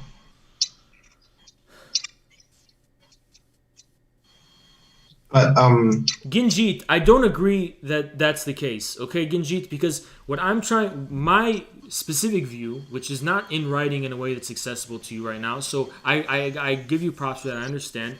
My point of view right now is coming from a perspective that is trying to elaborate Marx's and redeem Marx's original theory of value into the 21st century and through the 20th century. All of this is originating from. At no point am I just innovating and just adding shit and like a transgressor. For me, being consistent with Marx's original labor theory of value, long story short, we're talking about years and years of work, has led me to this. Please stop drawing these crazy conclusions when we're just trying to have a normal talk, and I'm not even getting to all this stuff yet. Okay, Ginjit? You're like a mod in chat. You're not supposed to be doing this right now. Yeah. Like, I know you want to come on, but I'm one person, you know? I'm one fucking person. And even if I brought more people on right now, you can only hear one voice at a time. So just be patient, for fuck's sake. Sorry, go ahead. Yeah, like Ginger is like, he's been a lefty post since a while, and he's like a really cool person. Like, he does a lot of effort posts, but he's also very intense personality, so. Yeah, I know he's smart, but he's got to chill, you know? I'm a finite human being, and I just got through a thread of like 300 posts. I'm trying to cope having a one-on-one discussion with someone, you know? Yeah.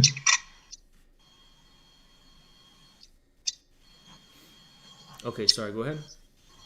Yeah, no, I think my critique of that would be that value is for Marx like a social relation, and labor doesn't really become social once before it enters the sort of before sort of like it enters the sphere of circulation, right? But why is that? Is the question? Why is that?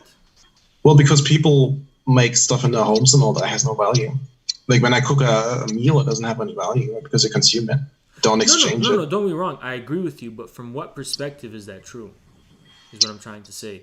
Why is it when it enters into social circulation, only then does it become a social relation? Why is that? Because so exchange values are like use values compared to one another, and they're like the expression of like socially necessary labor time, which is like just value as Marx describes it, and that's what makes Marx different, I think, from Ricardo and Smith, who only had exchange value and use value. But I think what I wanted to say is like you still have like well, you did have a sort of like a labor theory value in, like, say, slavery and all that, like Aristotle already, like, sort of almost sketched something like that out. But you don't really have this, but, the slave, they just directly apply their labor to something that is then finished and not exchanged. So that's why you couldn't really go all the way down to it. But I think is that because you can't compare use values, the underlying common denominator of things being exchanged is the socially necessary labor time. And because that's the only thing you can compare. So it's from the perspective of discrete exchanges denominated in money, right? Why do you say discrete? Discrete is just basically exchanges that are discrete in the sense of you give me so much. I don't know what's Marx's example. You give me so much yards of linen, and I give you so much the linen money for that. It's a discrete relation, right? This much money equals this much goods, commodities. Yeah, but that's that's a bit, though, that goes a bit into the like whole transformation problem debate, which is like basically the bourgeois economists of like the late 19th century, like Böhm-Bawerk and all those people, they thought they had like gotcha. They thought they got Marx because they read the Capital Volume 3 and they read that, he uses the thing like the value of a commodity is constant capital, variable capital, and surplus value. But those are all values, but then he continues to calculate them in prices. So, and they say that's the logical inconsistency in Marx. And it's actually not an inconsistency, I think. But it's like the whole transformation problem of like, how do you transform like labor power into like monetary value, I think. And I think you can start with that by, for example, looking at like just not gold. To cut you off, but I think the distinction between value and price in Marx is quite explicit. I think the issue is, for me... people like Kleeman and all that, they would disagree with you there. But I don't support them. Well, okay. Ginjit's gonna answer. It's the relation of the not all. The only manifestation of value is in the form of price, but they're not reducible to one another. Yeah, price. I agree with you. Price is the only manifestation of value, but value is not reducible to price, right? No. Yeah. You don't agree with that? Value is reducible to price. I think I agree with that. I would just say because before we get into like fiat money, I don't want to get into fiat money. No. But let's say like gold, for example. Like when you have gold as the ultimate commodity, it's sort of like the use value of gold is its weight, like an ounce of gold or something. So basically, the use values of other commodities are being weighed against an ounce of gold. Yeah. And that is sort of like the manifestation of value as exchange value, right?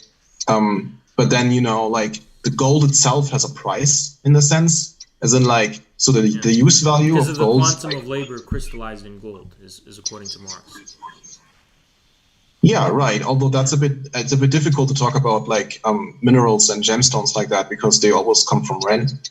So, but Marx was very explicit that gold derives. I agree with that. I'm just saying that usually the price of gemstones and oil and gas is usually higher than the value because it's coming from rent and all that. I don't agree. I think it's the same thing. I think when Marx said that, I think people are just confusing what Marx means. I think the temporal order, they're getting it confused. They're making it seem like labor, substantial labor, is being put into a product, and then that's what imbues the product with value. But there's a discontinuity between the discrete sphere of exchange and the price signal, which you're agreeing as the way in which labor becomes socially commensurate. There's a discontinuity between this and the actual substantial labor that gives it value. So we have on the one hand a sphere of discrete exchanges and also signals, price signals, and then on the other hand we have substantial labor which creates value. My challenge to mainstream Marxists, Anglo-Marxism if you want, is simply this: why is it assumed that that the substantial labor has a temporal precedence in the temporal order? Why can it not be, for example, when it comes to Marx's example of gold, a given golden nugget, or whatever, an ounce of gold, is Marx really saying that this specific ounce of gold is literally imbued with a specific amount of substantial labor, or is he saying this amount of this amount of gold is a proxy for a potential amount of labor to be realized, for example. You see what I'm coming from with this? I see where you're coming from. I think you can't forget that we're still talking about the fetish form here, right? Like when Marx says that sort of like inanimate objects are like fetishized as having like magical qualities and all that. Precisely. And they say, excuse me? Precisely, yeah, precisely. Yeah. Like, so like when you say like that you have something is worth a certain amount of value, you're already sort of doing a fetish there, you know, like because it's a social relation and it just turns into like a relation between things because of that. And so that's my response to that would be. It's already in Marx, I think, to a degree. Like, yeah, you can't. I see the problems when you say labor imbued in a commodity, and I would respond to that. Well, that's still a fetish form. It's just we talk about it because for practical reasons we talk about it like that. But the problem is that many Marxists don't understand this, and that's why for me, oil, for example, is the same thing, but it's socialized is the problem. For Marx, gold is related to labor in almost colloquially, right? In an individual way, an indefinite individual quantum of labor is imbued in this gold. To me, oil is the same thing as gold in a sense, but there's two differences. One, there's a direct utilitarian significance of oil. It actually does fuel. It has a direct use value, unlike gold. Doesn't just stand for it as earrings or whatever. Yeah. And the other thing though is that I'm sorry, I'm getting distracted by the chat. It's my fault. The other thing though is that oil is also this kind of from a future perspective, proxy of value, but it's labor value, but it's a labor value that can only be conceived from a perspective of socialist political economy. Specifically, it's a proxy for the realization of value in a social form, which is what? The energy needs of the society. And what is responsible for the energy needs of the society? The living being, the consumption habits, and the modes of transportation, and all those kinds of things that are necessary for people to reproduce themselves in the society. So to me, there's a significance of oil. Oil to me is socialist gold. Yeah, I know I'm triggering you. You don't like all this. No. It's not triggering, you know? But yeah, I wanted to like make the refer to that like video that I know you don't like him, like Paul Cockshaw did. And well, I'm not dogmatic, so I'm open to whatever. Yeah, so I have my certain issues with that video. It comes from a similar, very unorthodox perspective, and he tries to explain what a mode of production is, and he says like, "Oh, this is the definition that Marxists always had for like the last fucking 200 years, the last fucking 100 years. It's like productive forces and relations of production. That's basically a mode of production." And they say like, no, that goes way deeper than that. And he brings up the issue of like electricity and steam power and all that. And he quotes certain sections of Marx where Marx thinks that steam power is sort of like coal, and steam power is like the energy of like capitalism, and electricity will be like the energy of socialism, right? Like the electrification is why Lenin said socialism is Soviets and electrification of the whole country. So that's certainly a thing, but because of course, like everybody having a plug in their apartment is an extreme form of socialization of production. Yeah, that's true.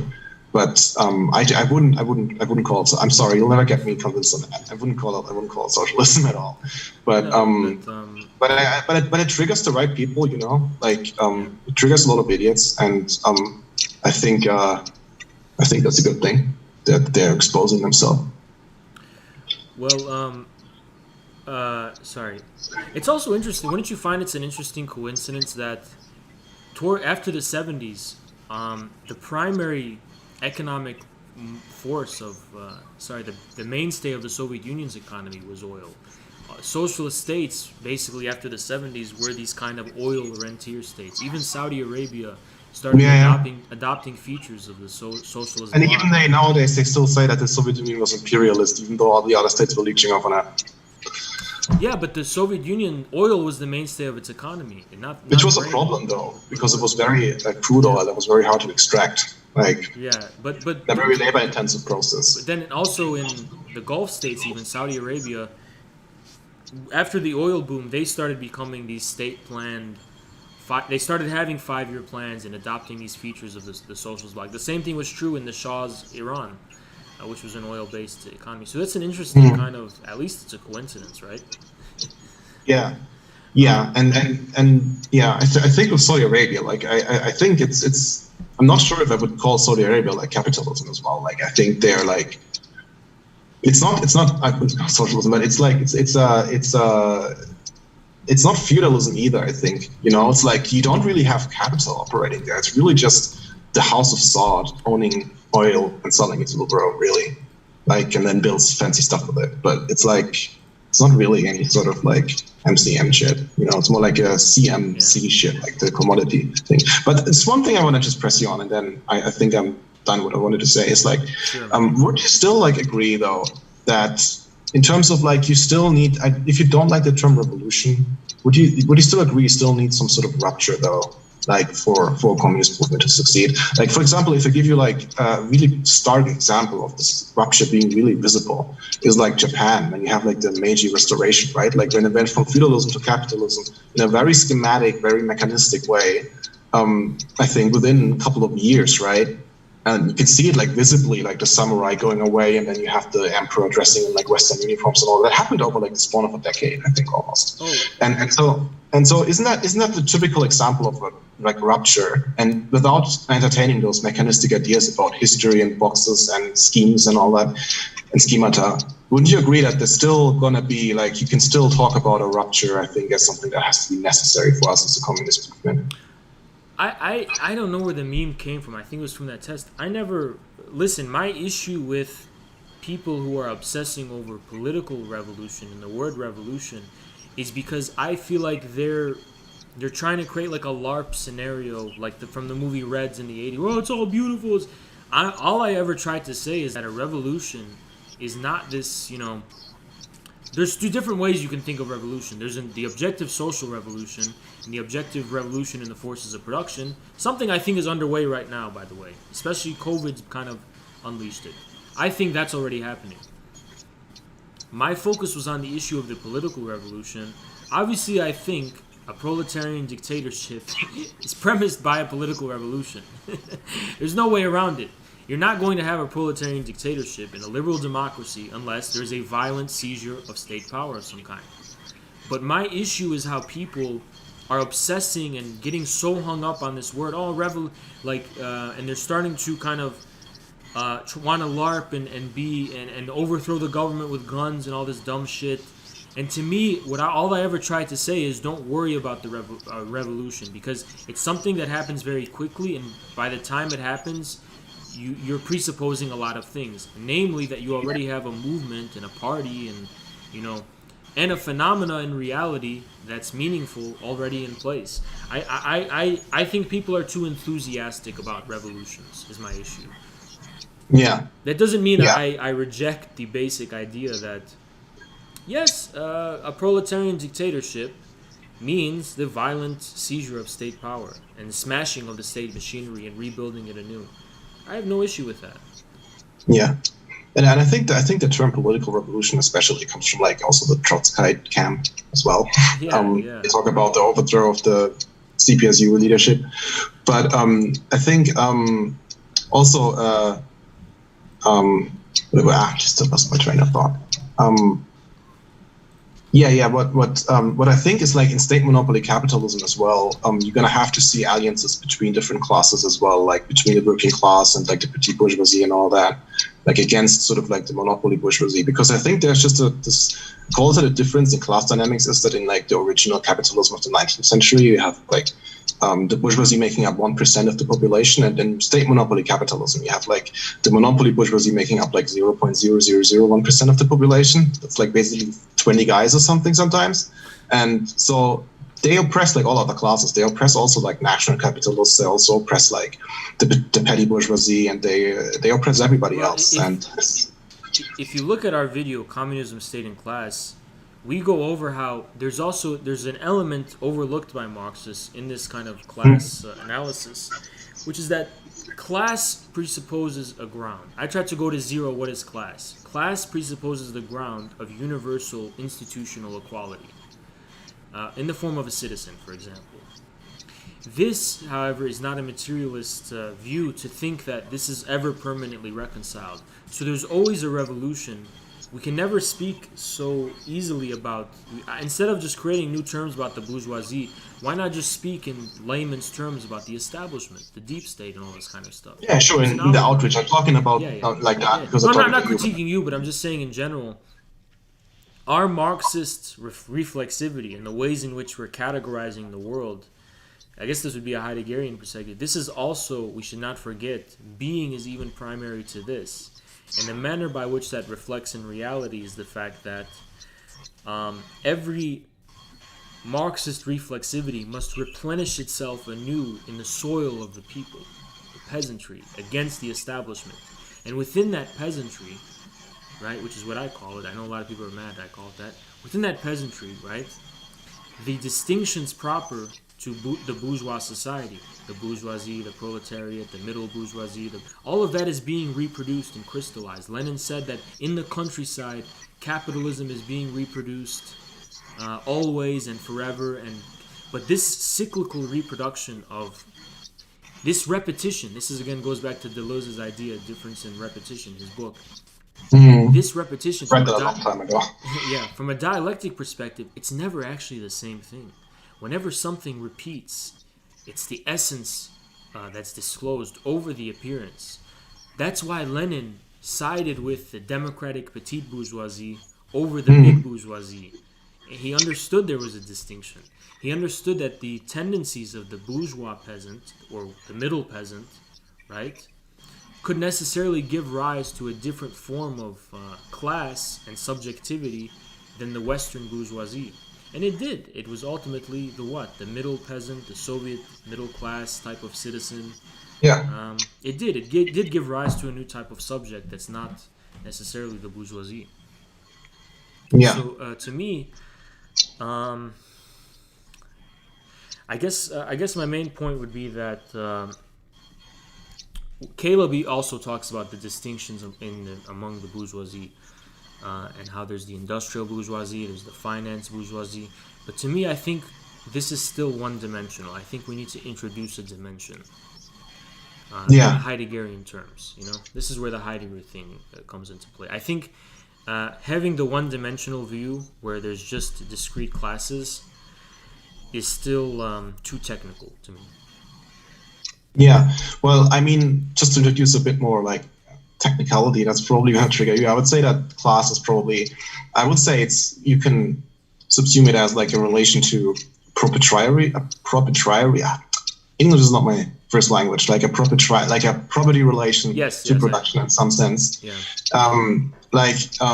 And not necessarily institutions, because you can have like institutional racism and all that. That doesn't mean that race is a class and all that, I think. But the citizen. I thought it's a comment of your position. I was just picking it up. The citizen is an institutional form of. Yeah, sure. Because the state is an institution, right? What I mean, though, to say is that this is maybe something Marx didn't give enough emphasis to. Even when it comes to private property, there's a difference between the subjective form of private property that is interpolated by the state legally, right? Yeah. And the form of objective private property, some kind of objective discontinuity in the sphere of production that makes people different on the patriarchal, familial, communal level in relation to production. Yes. You have the laws, I think, are very important there, like the legal system. Yeah, but the problem is that private property isn't reducible to those laws. So even if you abolish private property legally, the material basis of private property is still real. It's still a reality of some kind, and that's why I think defines the experience of socialist commodity production, as Stalin put it. The reason you had a continuance of socialist commodity production, and the reason you had the rise of kolkhozes or the rise of people's communes and this duality between the central socialist state and its decentralizing forces that define the commodity form in the socialist era. The reason you have this is because this represents the development of the objective private property, even though the subjective one was kind of abolished, in a sense. Yeah. I just want to I think I could add something to that, but I don't want to take too much time. No, but, go ahead. It's okay. Okay. Well, I agree with you. I didn't want to contradict it. I just want to add something. When I talked about the legal system, I meant this as some. So I don't know if you're familiar with the German Marxist philosopher Hans-Heinz Holz. No, unfortunately not. Okay. Well, he was talking about laws and legal systems quite a bit, and he talked about it as sort of the mirror of capitalism in a sense. Mm-hmm. That it's not just superstructure. Actually, there's actually something material to laws, because in a sense that it's the expression of which private property sort of asserts itself in capitalism. For example, of course, you always have these material factors. For example, in feudalism, you have some kind of goons of the lord that come and take your grain, and then in capitalism, you have a law and the police and all that. So, property always exists, but it does have a different quality to it in terms of how it's lived reality, and also how consciousness forms, I think. And there's a difference. The same way that private property is a different experience in China than it is in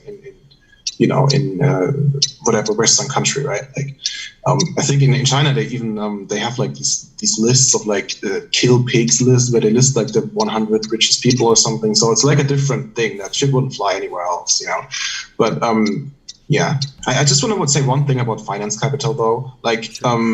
When Lenin says a financial or bank capital and monopoly industrial capital, it sort of merges into finance capital. Finance capital is not just finance. I think it's also it's the merging of bank capital and industrial capital in a sense. There's financialization as some kind of cupola put over industrial production, but it's finance capital is both. You can make I call a lot of flag on lefty polls for criticizing Michael Hudson, the economist, on it, because people said that I'm some kind of strawmanning him. But he makes this distinction between financial capital and industrial capital, and he sees that as the main contradiction. I don't see it because it's already merged. I agree with you. I think it's already fucking merged. I think that's a huge simplification. The so-called contradiction between finance and industry. And I think the more fundamental contradiction isn't between financial and industrial capital, because as you point out, industrial capital itself is translated into the terms of finance capital now, or it was even in the 20th century. What I think is there's a more fundamental distinction between the democratic institution, for example, the state, if you want, and this kind of hinterland, this kind of rent, the sphere of rent. There's still some kind of distinction between capital and landed property. When people make the distinction between industrial and financial capital, what they really mean to distinguish is landed property, which is a proxy for the heavy industry jobs. They're almost peasant-like, stable and hardcore heavy metal. You know what I mean?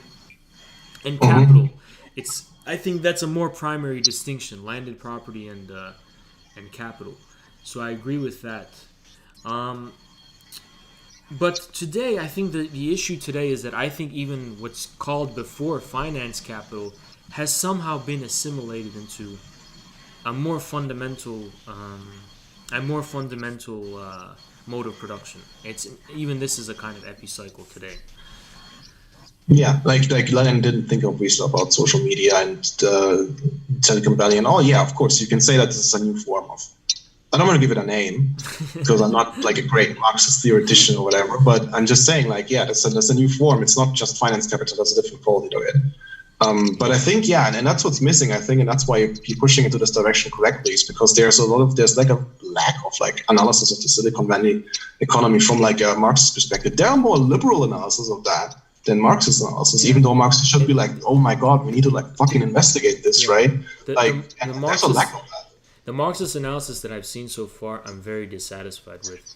I'm It's dissatisfied. ham-fisted, yeah. Yeah, I'm dissatisfied with the book platform. I'm sick of people. One of the reasons I'd have the socialism thing, I'm just sick of people adding suffixes to capital, or sorry, not suffixes. What's the word? I'm sick of people adding words in front of adjectives in front of capitalism. Like I'm sick of Okay, but platform that's capitalism, digital capitalism, feudal capitalism, neo-feudal capitalism. I mean, I just that's kind of, socialist capitalism. the reason is so saying we live in socialism is just so much catharsis to me. Is just because I just want to say, okay, we just live in socialism, you know. But I understand Yeah. how I guess you disagree with that. People do the same thing with like fascism as a word, right? They call it like eco-fascism and whatever, neo-fascism, crypto-fascism. Like, yeah, it kind of leaves a bit the basis of the Marxist-Leninist analysis of fascism, which is, by the way, a big reason why I think Marxism-Leninism is like the correct Marxist center, because I think we have the best analysis of fascism. Like, I think the other analysis of fascism from liberals or from other tendencies within the Marxian tradition are really weird and don't really get the issue. And I think, like with Dimitrov and that former Communist Party Great Britain guy who wrote a book about fascism, I forgot his name. Like those people provide really good like analysis of fascism, I think. Like we in Germany, we had a bunch of like, you know, like for example, Reinhard Opitz or Gosweiler, those guys, they had amazing theories about fascism. But yeah, and it's just one thing I also want to say is like, you were correct when you said like, yeah, you should talk about the establishment when you talk to normal people. Like that's what Jimmy Dore does, and it seems like everybody gets it what he means, right? Like everybody, why do we play this game where it's like when some fucking rad libs on Sam Cedar go along like, well, he's not talking about the bourgeoisie. I see parallels between the terminology of against the establishment and what the Nazis said. I'm not saying he's a Nazi, but that's precisely what, even if you want to say what is Heideggerian, my Heideggerian position, that's where it comes from. I think when people critique Jimmy Dore from this technical analysis, they're actually taking for granted their metropolitan, urbanized, so overly socialized and institutionalized education and trying to crucify the people who are outside of this bubble with that. And they're just using, it's the quintessential form of opportunism, this kind of critique of Jimmy Dore we're seeing from the left. Yeah, he really is like embodies some sort of Dasein, right? Like, I mean, it's like, because when you ask him, like, you're just a social democrat, he would say, like, dude, like, I'm a pot-smoking comedian. Like, what the fuck is a social democrat? Like, he probably doesn't know. Like, this is completely idiotic. Like, they're knocking on an open door and just categorizing him and putting him in boxes. And like, have you seen that Trotskyist nerd that went on and felt like immediately the need to waste this, like he has this shitty micro party that everybody knows is a sect and it's like super awkward, and they defined Harvey Weinstein because blah blah blah, and he has this opportunity to really like shill for his party and like promote it on like a massive show, and what he does is like he completely like fucking destroys his own opportunity there and comes over as like, and then you have the fucking libertarian guy on, and he's like really chill and knows how to speak to people, and then people are like, I wonder why the left isn't winning. Like, I mean, this is like what an embarrassment. What an embarrassment. Yeah. That Trotskyist guy. Which is also, I think, my problem that I have with like Hasan Abis. I think he really went, I don't watch him too much, but he really went in the direction of like just excusing the Democratic Party and being one of these like Joe Biden, anarcho-Biden people, you know, like really pissed me off. One of the reasons I don't take it too personally, though, is because he was coming from the Young Turks, and that's his uncle, who's the owner of the Young Turks, so... Yeah, there's not a lot of wiggle. He's not gonna be able to just go against his uncle and side with Dore, you know. Yeah. But yeah, it is interesting how much, although no one really admits it, I've noticed that because he's so huge, he gets like 50,000 views, you know, on Twitch. And yeah, he's really trickled down to even all leftists basically. Almost everyone knows who he is, you know. Yeah, really yeah. I've never really watched it that much. Like, yeah. Anyway, I think I said what I said. Do you want to like talk about Lefty Pol, or can you view this Lefty Pol arc a little bit, or no? Because I think you just stumbled over this website and you didn't really know much about it before.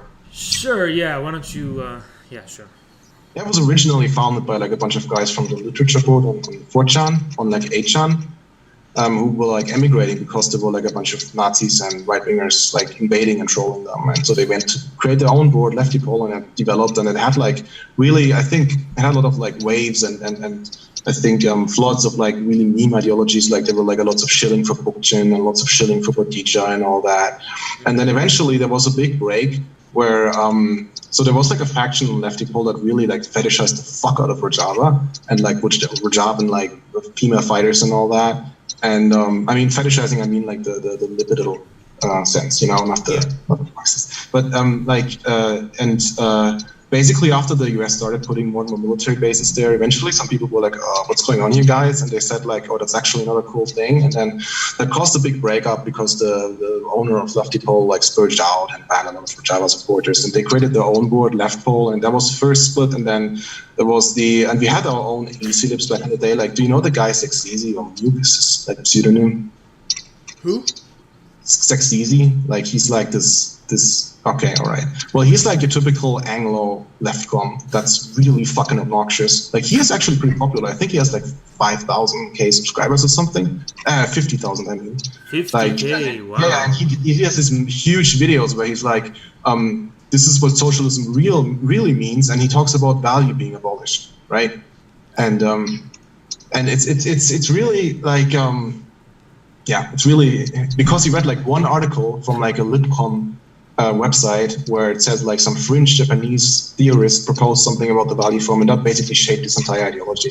So yeah, that's really embarrassing. Isn't that incredible though, that you don't even have to be educated, and if you just get in front of this camera and the Yeti and you start going in public, you'll get a lot of viewers, and you know what I mean? Yeah, like Bausch, for example, like he is really not educated, but he has a certain, you know, sort of like small cunning with him, you know, like he's cunning. He knows how to like trap people in these debates and all that, and how to like appear like self-assured and really an authoritarian guy who like knows what he's talking about, and it really worked for him, right?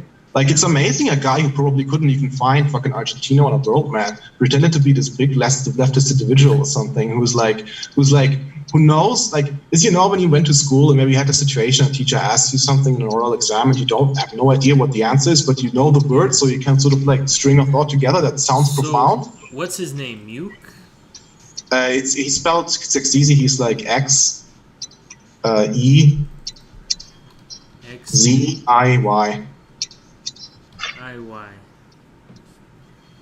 can't find it. I'm looking.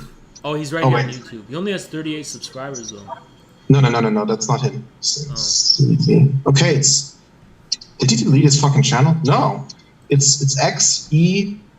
Oh, sorry, I misspelled him. Like his fucking name, man. Like Xexizy. Xeziy. Okay. He has like 26,000. And he's like a leftcom type of guy? He's a leftcom, and I think lefty people would love it if you react to one of his videos and basically make fun of him, because there was some controversy was originally from lefty people, and he sort of stuck this in the back at some point. So he has it a long time coming, really, and he blocked me on every social media. I don't know. Maybe it'll happen. Maybe we'll collide. Maybe just a little. Yeah, maybe crumb there. Maybe, yeah.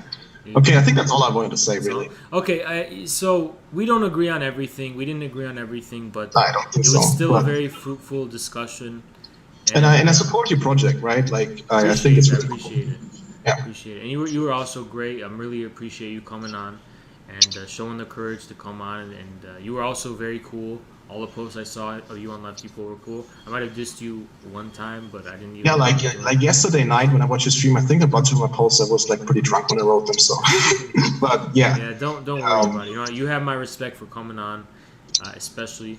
And yeah, and if you want, maybe down the road we can talk about the differences a little bit more if you want. And develop those, because we didn't really have time to talk too much about the economic stuff. It's so much stuff, though. It's crazy. Yeah, it's definitely a rabbit hole. But I appreciate. I didn't even want to go down the economic stuff. It just like sort of popped up, really. Oh yeah, understood. Yeah, I understood. And also, I should probably put some put my writings out on the economic stuff, maybe, just to be a little more we can be more coherent about it. Yeah, dude, you like mystifying it so much that it's like the fucking Necronomian or something. Like. Yeah. Okay, appreciate you so much for coming on. All right. See you later, man. See you later. Bye bye. Bye. Okay, Ginjit. Now you're up. Now you can come on. And you can say what you wanted to say. See, I only can deal with one person at a time. Okay.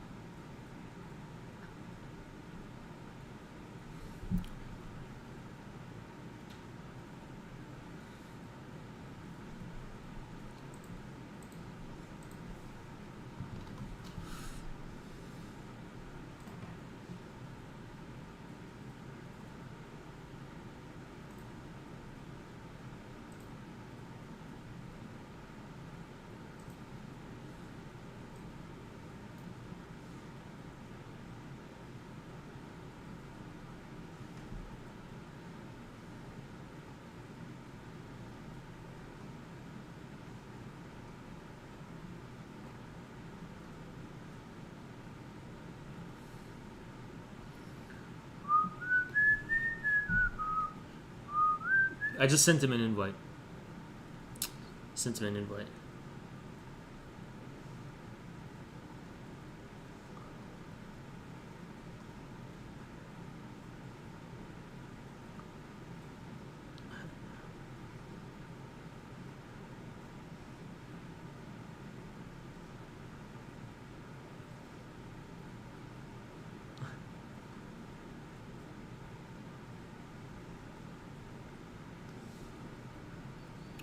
Okay, I'm just waiting. They want to cancel. Who does? His left people haters aren't even trying to have a good faith argument. Yeah, I know, dude. Isn't that the truth? Haas, how much can you curl? You're not going to believe me because I don't curl with good form. So you're not going to believe me when I tell you that it's 65 pounds. But it's not in a traditional way. I do everything heterodox. I curl a heterodox too. It's 65, but it's not good form. It's not perfect form. But I have a very strict... Not strict, but I have a very specific method that I have. But it's 65 pounds. Good form, probably 50, I think. Okay, what's up, Ginjit? Hello? I can't hear you. Are you speaking?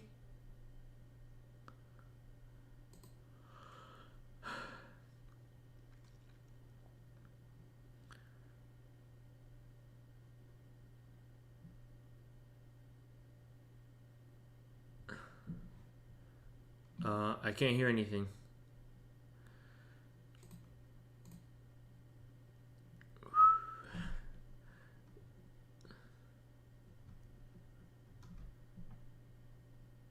I can't hear anything.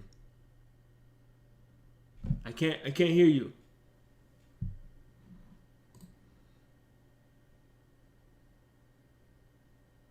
I can't hear you.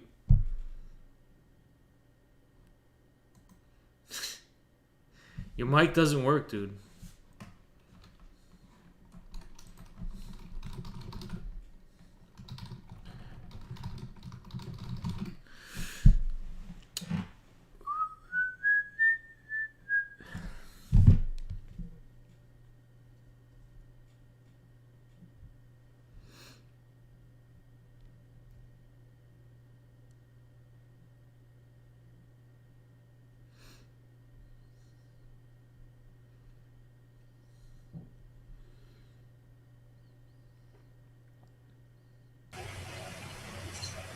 I Hello? can hear Can something you... now. Yeah, I can hear you now. Oh, yeah, all right. I can hear you now. So, dude, this is the thing. You know, I gave you a shout out on my fucking shit posting channel. Yeah, we appreciate it. Thank you so much. Yeah, I know. It's not about it. You had a guest previously. That guest I really, really fucking, admire. Yeah. That guy you had before me. That guy is a fucking epic poster on Lefty Paw. Let me give you a story. This guy... What the fuck?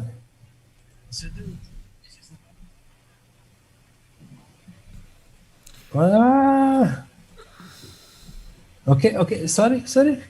Can you hear me? Yeah, I can hear you. Okay, sorry. So that guy you had on not long ago started a fucking thread on Lefty Pole before the split, and the thread was called "Red Fascism." You know, this is a popular term among red libs, if you know what I mean. Yeah. And this guy fucking debunked everyone who even tried to attempt to use this red fascism term or anything. But anyway, I see that you're already, yawning. It's just because I've been streaming for how long? Yeah, I know, dude, but I'm 4 just hours, saying dude. that- It's been 4 hours and 19 minutes. Yeah, I know, Have you but streamed I'm- before? It's crazy, No, tiring. Yeah, I know. I'm listening. I'm listening. What I'm trying to say is that, you thought that I was going off antagonistic in the chat session, but I'm really wasn't trying to do so. But it's just So anyway. I'm talking to one person, and I'm just asking, like, be patient, because I'm a finite person, I'll Yeah, have I a know. discussion with you, but when I'm talking to someone else, I can't focus on this other stuff about, you know what I mean? Yeah. So what about this? We don't have a debate. We don't discuss anything bullshit here. We just have a chill out session, which will eventually lead to you leaving this fucking streaming shit. If we're just gonna chill, then I'll probably invite everyone else from Infrared. I haven't sent an invite out.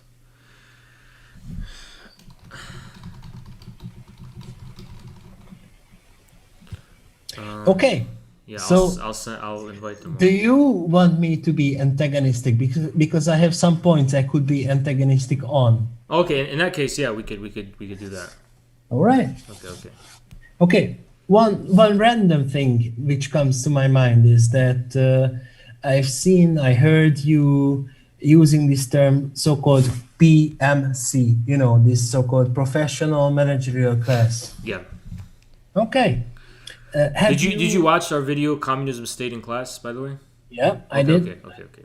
Okay. Just make sure. So have you actually researched the origin of this term? Yeah, PM? it comes from Barbara Einreich, whatever her name is. My point wasn't being that where it comes from. My point was trying to be that how it is applied and when was it started to being applied. The new class, and they were Because- applying it to the Soviet Union. I know that. Exactly. Yeah, I know that. Exactly, because PMC was started to being applied to socialist countries Yeah, as a way to say that they have classes like the rest of us in the West. but Mao would agree with that categorization. The Chinese had their own PMC, and they were the target of the Cultural Revolution. So Mao would agree with it too. Yeah, I mean, okay, but there's a difference between class and stratum. You understand? Yeah. If you watch the previous video, if you want to get technical about it, I do agree. I agree with that. A class is something internal. Yes, I agree. There's only two classes in that sense. Not even three, not even four. There is only two classes, and everything else is a kind of stratum. The concrete manifestation of a class will always be a stratum, is my view. I do agree with that. But the reason I use the term PMC is because it's just the one everyone's familiar with. I talked to Infrared about this. I want there to be a different term, for this, because it doesn't only include these institutionalized people. Clearly, it also includes, like, I used the example of the comic book artist or something. That, you know what I mean? Like, these people. It also includes intellectual property. People on the internet, people on YouTube. Although there's other kinds of institutions, these big tech companies. But you get the point. Yeah, but Has, this is the basic problem.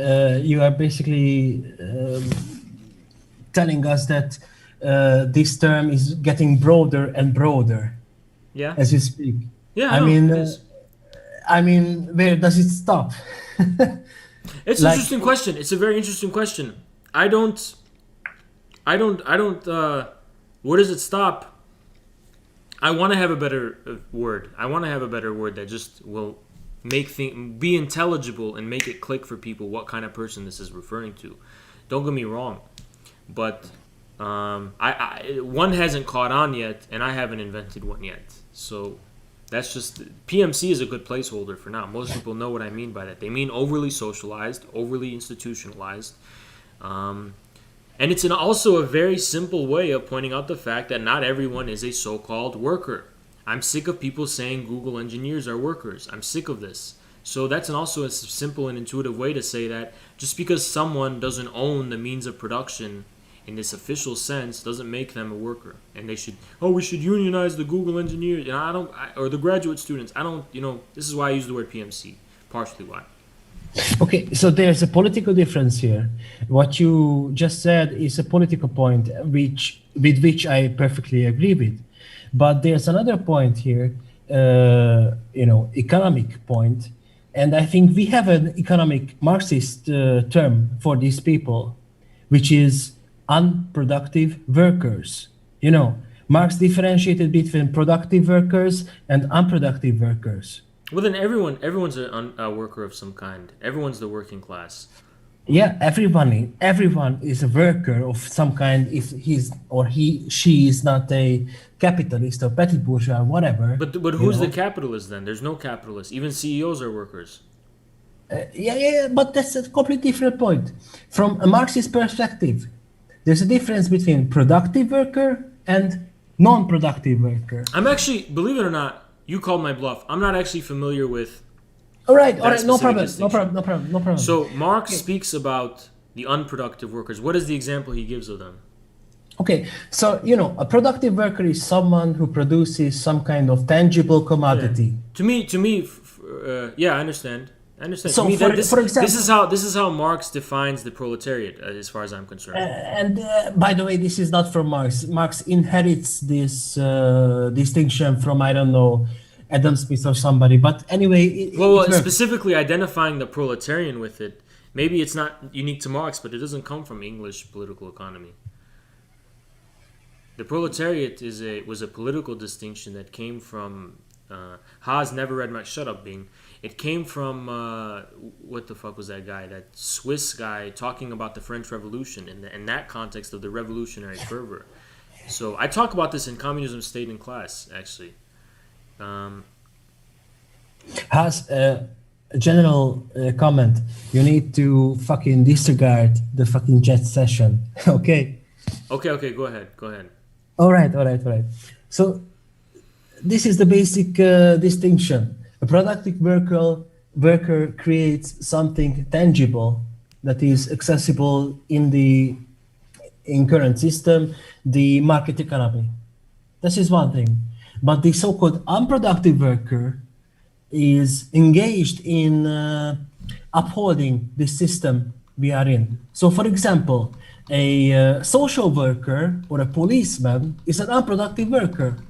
He is a wage earner like any other proletariat people, but he doesn't actually produce a tangible good, unlike the productive workers do, who, I don't know, create fucking cans for me to eat. Interesting. Okay, so let's pull this up. Because this is... I'm sorry, I'm an idiot. I forgot all this. No, you're not. Milton, for example, in Paradise Life was an unproductive worker. In contrast to this, the writer who delivers hack work for his publisher is a productive worker. Okay, I see. But let's see. In Emergence, said that productive labor is a quality of labor which in particular content or particular use with the same content. Okay, I understand. By the way, I actually know the text you are looking up. Economic manuscripts. Yeah, of course. Okay, okay. This is bringing stuff back to mind. I'm refreshing myself. Right. To me, it sounds like Marx is using this as an example, not to identify a discrete class of cultural not to identify a discrete class of unproductive workers. If that's where is that the text you're drawing from? No, go on, please. The economic manifest. It seems to me Marx was using this as an example of the possibility that there are unproductive manifestations of labor. And I'm already familiar with that. You know, like it's the whole mud pie argument. If I'm doing some shit on my spare time and I'm not exchanging it on the market, this is unproductive labor. Right? So I don't see how he's identifying a class. Where does he identify the class of unproductive workers? So the point is being that an unproductive worker, let's say a social worker, you know, who fucking, you know... But does Marx use that example? Because I'm not familiar with that. No, I'm just giving you a contemporary example. So I know what you're trying to say. I understand the point you're trying to convey, the distinction between productive and unproductive worker.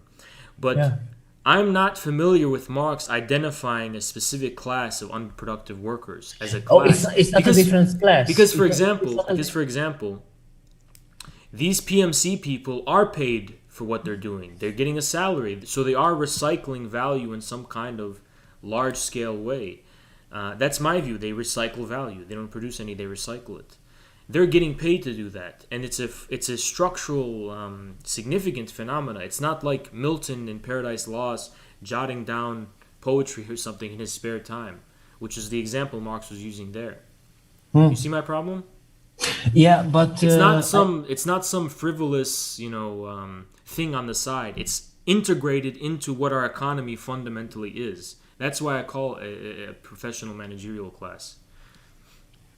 Yeah, I think there are different things being confused here. First of all, there's this political aspect about which you're perfectly correct. Like, if I see a fucking Twitter poster who has a liberal arts degree, I get my knife out from my fucking pocket because I fucking want to kill her or him. Mm-hmm. I don't give a shit because I know that that person will be the fucking enemy. But why is their labor unproductive according to you? Because they're getting paid for discrete, they're discretely getting paid for their labor, right? Yeah, they do not produce anything tangible that is consumable. The cult of tangibility doesn't seem to be anywhere in Marx from my perspective. Marx defines labor not based on a tangible good of some kind, substantial good, but based on a commodity, the commodity form. So it's a commodity of some kind. It doesn't have to be a substantial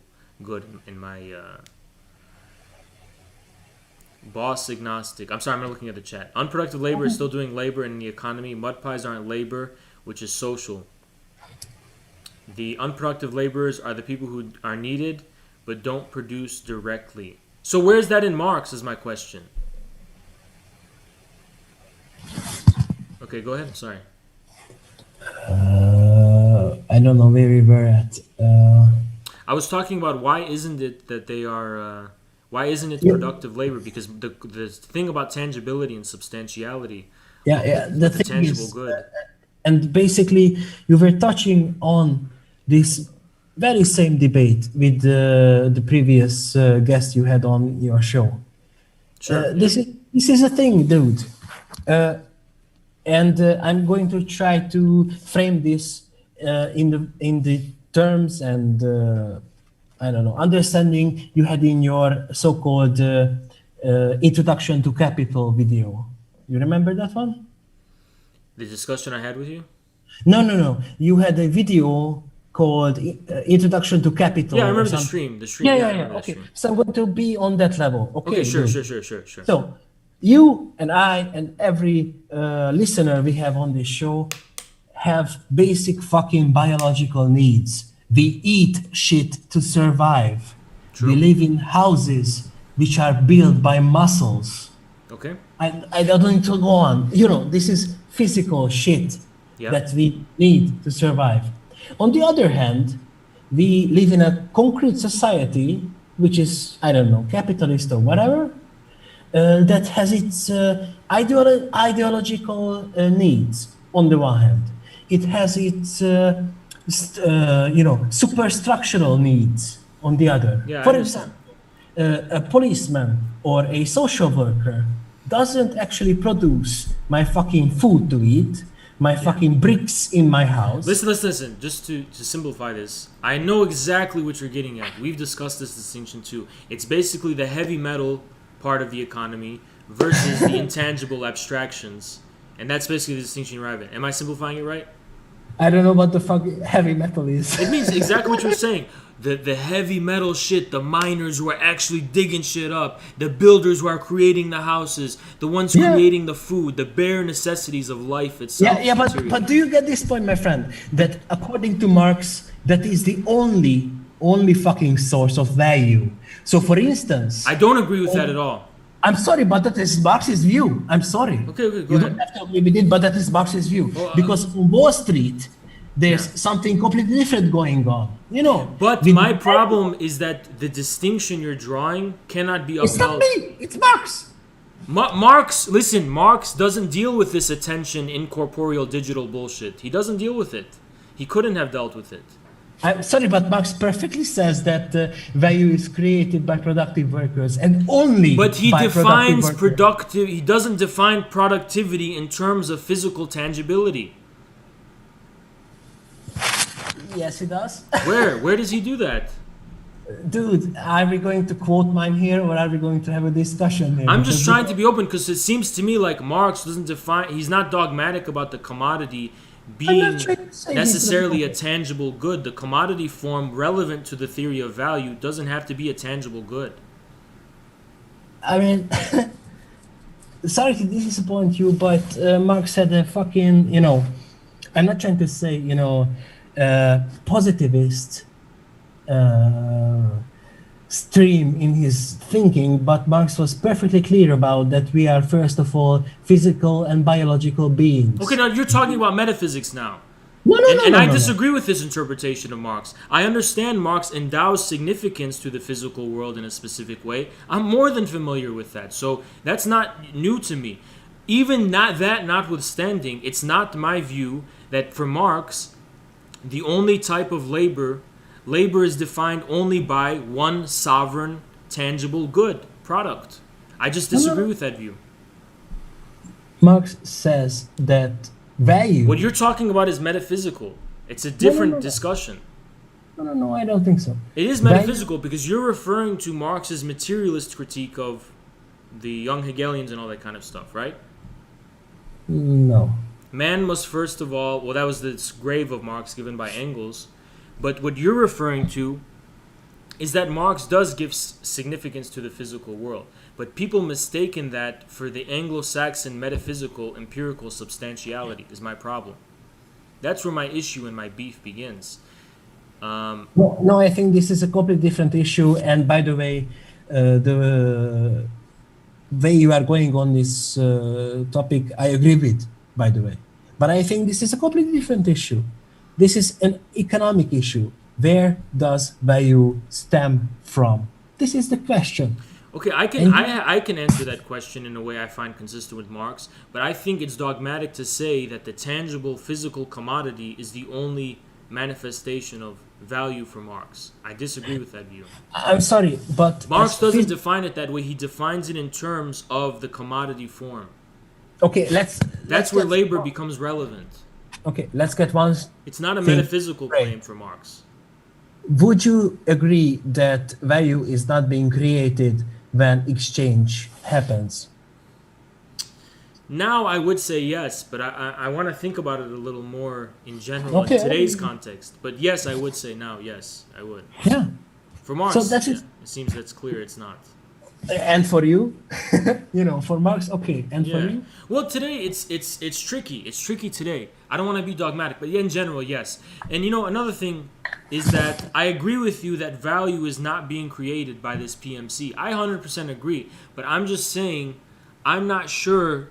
I don't agree that the reason for that is because they're not producing the output of a physical, tangible good. Because if you know where I'm coming from with my new understanding, my new understanding of Marx, for me, the living being that is the source of value today is not producing one tangible output, substantial good. And yet it is still the source of value is my problem. Another issue here is that the workers in the heavy industries, these industries are profoundly social. There's no one good that is... Here's the paradox. Here's the problem.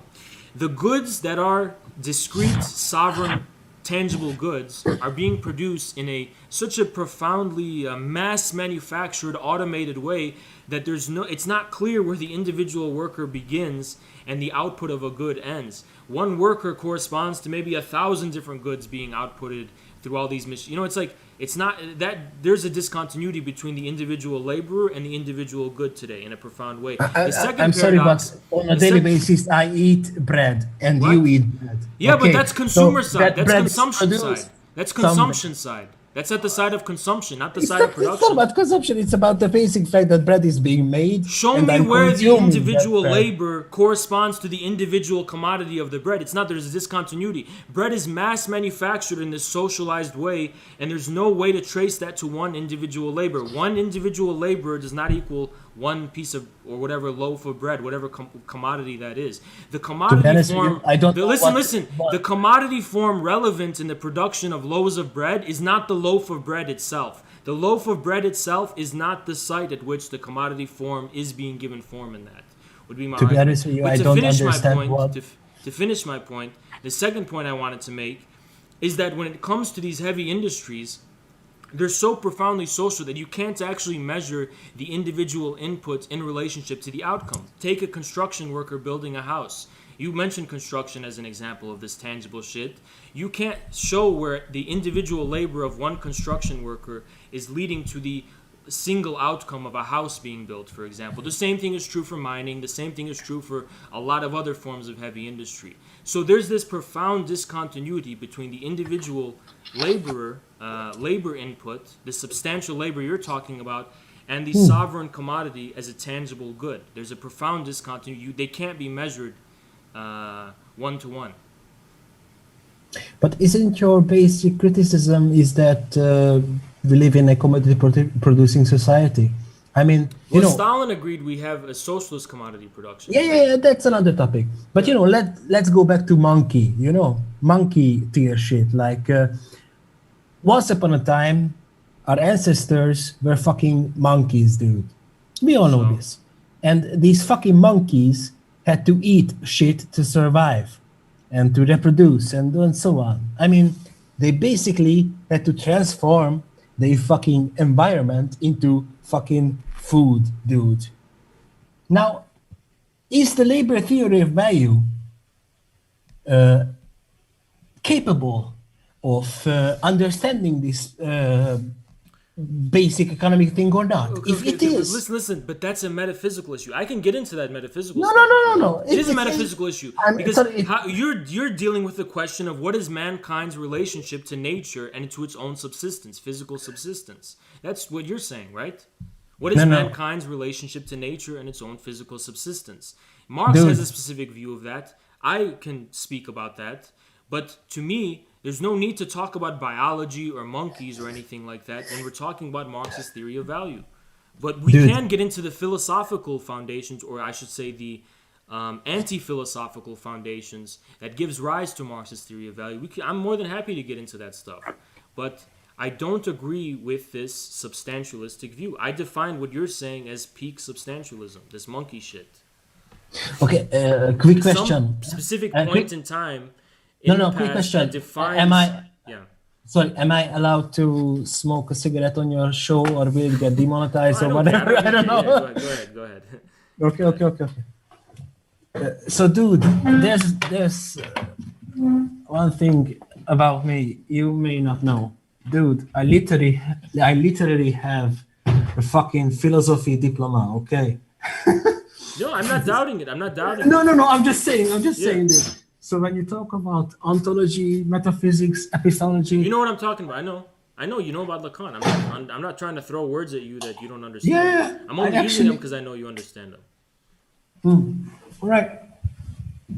Still, my dearest Haz, I come from this fucking background, and still, I basically abandoned it, dude. You know, I come from a philosophical background, and I moved on to fucking learning about this so-called empiricist shit. You know, this economic Marxism, if you want to call it. and it's fucking different. I know that you're enthusiastic about Nick Land, and I know why. He's a cool guy. He has the fucking energy you has.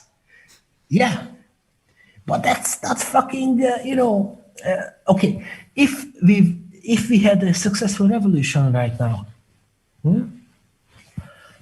what will be the next step? Fucking do something with the economy, I'm not. anything like that. I get what you're saying, but I'm not even there. I'm not even caring about what happens if we have a revolution. I'm caring what is going to happen now in America. I live in America, for example. Yeah, What is I going to know. happen now with this Jimmy Dore stuff and this split within the Democratic Party? I'm not worried about the revolution. You know what I mean? Okay. I was talking in a hypothetical Yeah, and yeah. correct, of course. But still, dude, as somebody who's into philosophy, which is very good, what the fuck happens after the revolution in economic terms, dude? Oh, I mean, that's not something foreign to us. That's not foreign to us. And I get what you're trying to say. I'm trying to look past the superfice and get you in good faith. What you're basically trying to say is you need to have some concrete relationship to the world, right? That's basically what you're trying to say. Yeah. Okay. Yeah. To us, the fundamental material transformations in the forces of production are primary. We don't initiate them. So a revolution is only the site, if you want, the superstructure. I don't like the hard distinction between base and substructure, but it's a simplification. It's something that's happening at the site of the superstructure to align freedom with necessity, with this thing that's happening in the forces of production. A revolution names and gives meaning to this in some new way.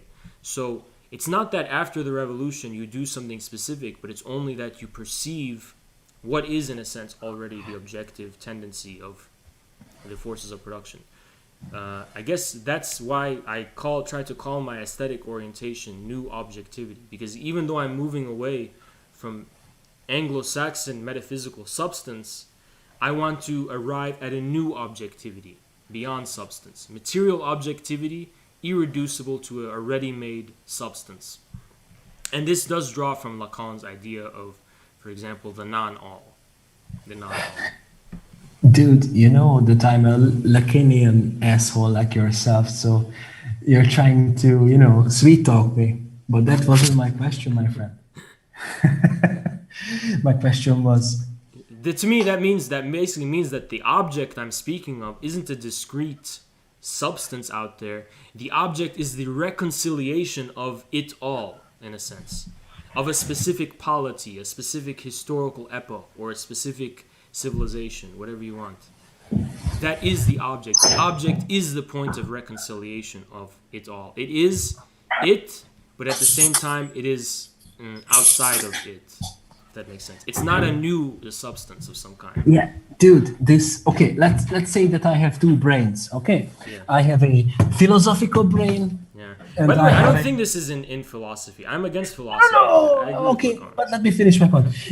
Let's say that I have a philosophical brain and I have a realistic brain, okay? Yeah. So-called fucking Anglo-empiricist brain. Yeah. So my philosophical brain perfectly understands every one of your points. Yeah. But my, this skeptical, Okay. empirical You want to know what my answer for ask you a single question. Yeah. Economically, what happens after this so-called successful revolution? You're making it seem like, what do you mean, what do I want to initiate, or what do I foretell will happen? No. How should I say? I mean, for fuck's sake, dude, we are all communists here. Yeah. You do want to have a successful revolution. I mean, what communist doesn't What does want that to mean? have- What does that mean? I don't even know what that means, what you mean by that. If you want to ask, what do you have to show for this abstract position, I would show you infrared. Infrared is it. Yeah. This is what yeah. we're doing. But I'm not thinking in your terms. I'm not thinking of, we're going to have a successful revolution and then everything will be good. I think this is a voluntaristic way of thinking. I'm No, concerned What I'm concerned with as far as infrared is concerned and stuff, is establishing a definite stance in relation to being. Where that takes us, I'm open to wherever that takes us. Right. Whatever that initiates. My point being is that Yeah. I actually disagree with that. I don't want to call it a straw man, but anyway, that point that after the revolution, everything will be good. No, I'm saying I'm not the exact, thinking. No, sorry, My practical. the exact fucking opposite. After the revolution, everything will be shit. Dude. In the sense of you're saying it, I don't believe in a revolution. In the sense of you're saying it, it's not the practical. It's not the object of infrared's practical intervention in reality. Is okay? The why revolution. Is it not? Why is it not? Because the main thing is about establishing a definite stance toward what is. The revolution will follow from that, in my view. This is why me personally am profoundly influenced by, for example, the Iranian Revolution. It's not a voluntaristic, we're going to initiate a revolution. It's we're going to plant some feet in some ground and stand in one place and establish a stance in relation to being. And then the world around us crumbles in a sense. Then getting into the habit of political revolution, getting into the habit of fighting authority, whatever you want to call that, that will come naturally. It's almost like this kind of Buddhist, the Zizek talks about the Buddhist martial, whatever you call it, military ideas of you're just a sword swinging through the void. You're ultimately nothing. You're fighting in combat, you're shooting, you're doing all this kind of shit, but ultimately it's the same exact thing. You follow what I'm saying from this? Yeah, I do. But I really like the fact that you brought up Zizek, because Zizek has this fucking point over and over again. Yeah, the morning after. I understand. Yeah, exactly. Yeah. Exactly. Yeah, I know. Because as fucking communists, we have some kind of responsibility, I think sorry, let me finish, dude. We as communists fucking, propagate a revolution, we propagate for some kind of radical change in the system, and that's all right, and it's all good, and I fucking for it. That's the political point. But here's the thing. How do we fucking change this economic system in real terms? I disagree with two things. I disagree with this notion of communists, and I disagree that the role of communists is to change anything. I'm an accelerationist. To me, if you have a correct, I feel like you're taking for granted what our system is. Maybe it's wrong to even call it a system. What you're describing as the object, a system, right? A system, what you're describing as a system, is what Bataille calls a bleeding wound.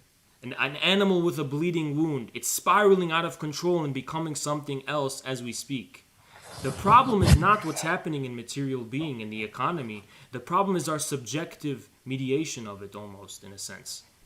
This is what I think is the significance of Heideggerian turn or the Iranian turn. It's this, why the Iranian Islamists did have a kind of literary upper hand over Marxists when they were saying now is the time of a spiritual turn. In a sense, they were right. I concede to some extent that they were right. The thing in the forces of production is already happening. It's not up to us to build a new economic system, It's only up to us to discern correctly what that object really actually is. And I think we can't take that for granted.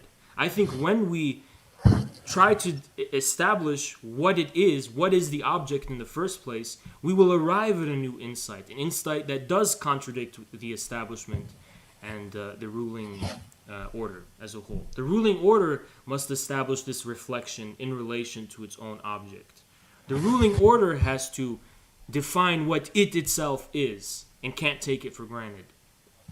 That's where I'm coming from with that. I don't know why we're not some kind of romantic, voluntary, Trotskyist. Oh, let's go march in the streets and let's get everyone to do. I've argued against direct action multiple times. I said it's stupid. Yeah, I know. I'm not one of That's those a different point. That's a different point, dude. Okay, I know that you are familiar, at least in this name recognition level, with Paul Cockshott. I know you are. Yeah. And mind you, I have my own criticism with that dude. All right. So you are perfectly right to point out that Paul Cockshott has fucking Anglo views. But in any case, dude, at least that guy can give us some kinds of points after the communist takeover, the whatever you want to call it. Yeah. You know, In a vacuum-sealed and you know, way. and Has, just let me give you his broad roadmap, so-called, after the revolution. Okay, so first point, according to Cockshot, after the revolution, we have a socialist market economy, wherein we basically cooperatize, you know, make into cooperatives. I don't know, any kind of means of production that employs under 20 people, and we fucking nationalize every fucking industry that is above, I don't know, 50, 100, whatever people. Yeah. That's his first point. Second point, we need to develop a fucking cybernetic system, as you know, which would, as according to Marx's critique of Gotha program, move beyond the fucking money form, and would initiate an economy that is based on, you know, labor voucher, cybernetic. Yeah. I'm somewhat familiar with the gist Okay, of what okay. you're saying, yeah. So this is the thing, Has. I just laid down for you the basic vision of the what happens after the revolution in economic terms for you. But I would say this is utopianism, and that the revolution, in that sense, But is fuck just- those, dude. I mean, was Marx himself a utopian No. in the critique of Gotha program? No, because Marx, there's a reason why it was a critique of the Gotha program. Most of what Marx was saying in the Gotha program was saying, guys, this is a shitty program, rework it. He wasn't saying we need to Absolutely. have. Listen, there's a really smart comment I'm seeing in the chat, and I just want to repeat what they're saying, and I don't want to take it from them because it's their thing. Do your shit, But they Has. Do your said, shit. no plan survives contact with the battlefield. I believe in that so much. I mean, what Cockshot is talking about is a vacuum-sealed abstraction. And for him, revolution is just some kind of threshold beyond which we will be in zero and we can implement this. We'll have the necessary vacuum to implement this abstraction. I don't view it that way. I think the first thing we have to do is throw ourselves into the battlefield, worry about the future later, because our plan and our relationship to reality will be replenished and invigorated by some type of definite contact and dialogue and initiation of a dialectic between, for example, partisans, ideologues, and the people, for example, as the most primordial type of example. It's the true though for even let's just say, because I was just at the gym the other day, it's the same for going to the gym. You can have a plan all you want about what you want to do at the gym. The first thing you have to do is you got to throw yourself in there. Your form's going to be bad at first. You're going to suck at doing it at first. You're not going to know what you're doing at first, but you got to get a feel of it first, and then you'll improve. And you know what I'm saying with this? Yeah, I'm 100% on the same page as you are. One thing though, you know, if we look at actual successful revolutions, such as the 1917 revolution in Russia, you know, from Marxist point of view, that would have been an anomaly. I mean, What was? 1917 revolution, successful revolution in Russia was. Well, I think Marx himself knew that he was stumbling into a great chain of anomalies. Even when Marx was representing the Russians at the one of the congresses of the International Working Men's Association, Marx himself wrote, he said, "What an irony it is that I would find myself representing the Russian side, and fate takes you in all sorts of interesting ways," is what Marx says. So I don't think Marx would be humiliated by the No. I'm not saying he would be humiliated. I think it's knocking on an open door, basically. Is that? I mean, I think it's commonly understood and accepted that Marx predicted, if we can use that term, that revolutions would happen in the most developed capitalist countries, and it turned out, and you know, Lenin perfectly explained this, that wasn't the case, because you know, imperialism, because monopoly But production. to be fair, I think Marx and Engels knew this themselves later on. Okay, in their lives. okay, Yeah. but here's the thing, to return to Marx and to his critique of Gotha program. Here's the thing. What is written in the Critique of Quota program, you couldn't have applied it one-to-one in 1917 Russia. Sure, why and should it have been? Lenin and so on knew it. Yeah. You know. So when you say that, you know, we don't need to have this kind of programmatic view about the post-revolution, whatever, I don't agree, dude. Because I'm not saying, I gave you this example about cockshot.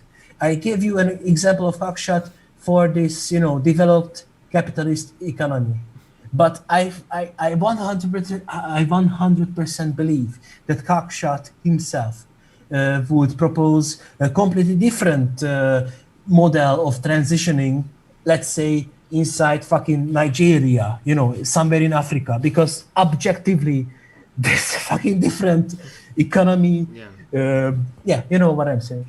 So, I don't know. I think that it's, okay, so this is a mild criticism of your side. Sure, yeah. Of you guys, while I gave you a shout out. And yeah, we appreciate it. Go ahead. Yeah. Okay.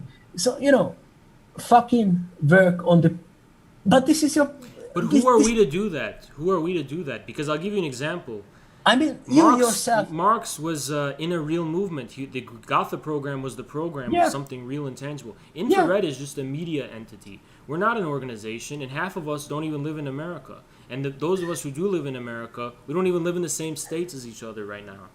So it's like, you know, who are we to create a plan? We want to create a dialogue and interaction with something real politically, and then we worry about a plan later. But if you want, am I coming from a utopian perspective? Maybe it's nice to have a utopian projection of some kind just to anchor you. I'm interested. What fascinates me and interests me, as far as this utopian stuff is concerned, is that I'm almost a conservative. To me, sorry, I was just reading something. To me, we have to rethink how it is that the state intervenes into the economy in order to establish ends established by it. The one-to-one input of the 20th century state socialist planning, I think, belongs to the American epoch of history. I think there must be acknowledged a discontinuity between us up here who want to plan something.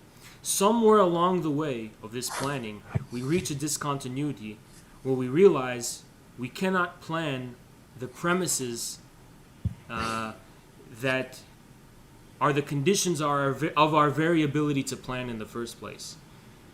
Do you know what I mean by this, or should I elaborate? No, I understand.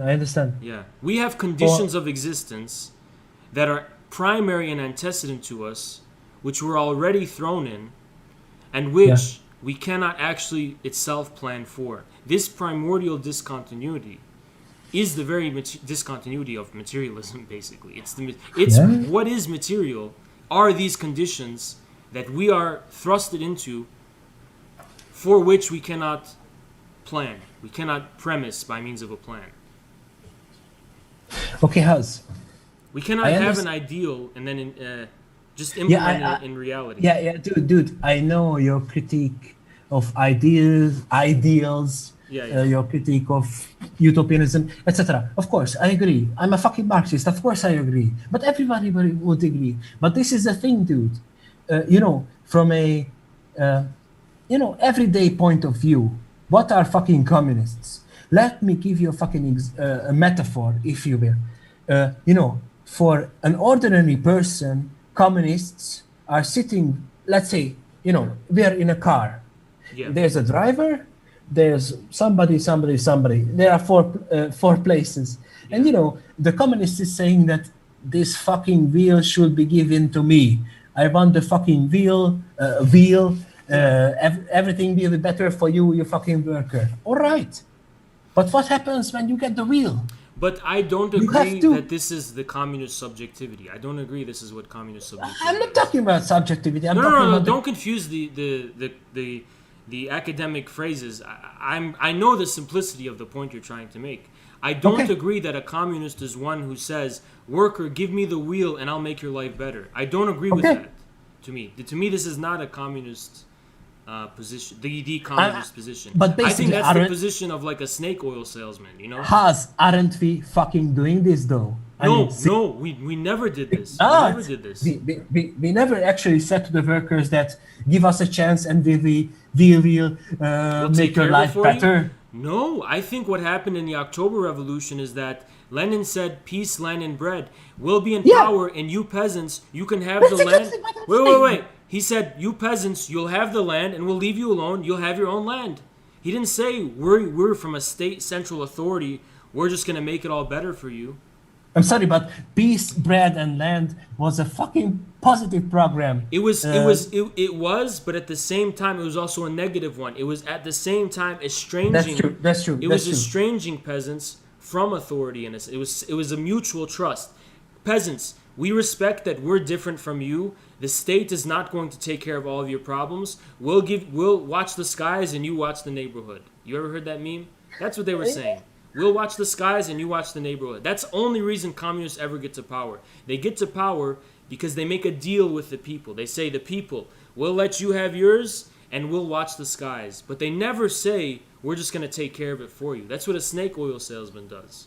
Yeah, but after you made your deal with the people and after Then you there's succeeded then there's more of it- yeah. what comes after that? But Because- then what happened in Russia, for example, was that I know what happened in Russia. You don't have to you know, but remind the us. way I would explain it is that instead of the state just swallowing up these peasants, which is how a lot of people would interpret it, actually something much more profound happened. The dialectic, the difference between the skies and the neighborhood, was developed to an even further degree, and this distinction in the form of the property ownership of the kolkhozes versus the state enterprises, which is a fundamental distinction. It's the very distinction that gives rise to the commodity form under socialism, according to Stalin.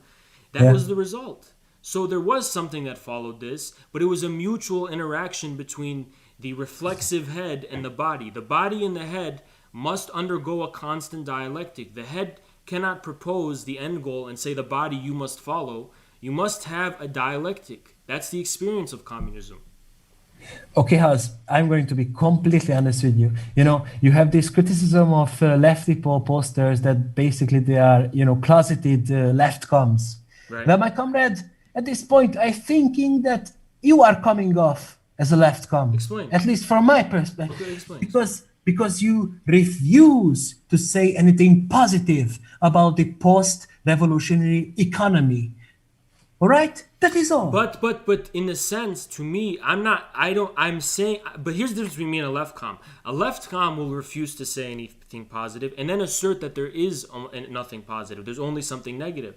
I'm saying there is something positive happening in reality. I'm humble. I'm saying learn from China. All right. I'm saying in reality, especially led by China, there's a revolution in the forces of production already happening. I'm not a technical specialist. I'm not a manager of scale of these gigantic corporations and enterprise. All of those people are probably going to have to be brought in and drawn in after a revolution, like how you're saying. I'm not going to be able to envision everything from scratch. I do believe life will go on. I do believe there will be a positive reality that will succeed a political revolution or a proletarian dictatorship. I fundamentally believe that. Just because I'm not proposing what it will be in my head doesn't mean I'm not acknowledging. I'm saying that there will be nothing. I think the very problem with the West, let me get into the anti-Western rant, is this inability That's to... always welcome, Haz. Go on with your anti-Western. It's this inability to distinguish the subjective mediation of reality with reality itself. If I'm not proposing a positive program in the future, it's like then there will be no positive program. No, there will be a positive outcome. There will be a positive reality. The sun will rise again in the morning, and long after I'm dead, this process will be continuing. It'll be a continuation of this process, of course. But the head does not premise the body, is all I'm trying to say. But you are a being dialectic between both. But you are being a pre-Marxist right now. Why because is if you say that, the sun will rise, etc. Who gives a fucking shit about the sun? It's a fucking given, dude.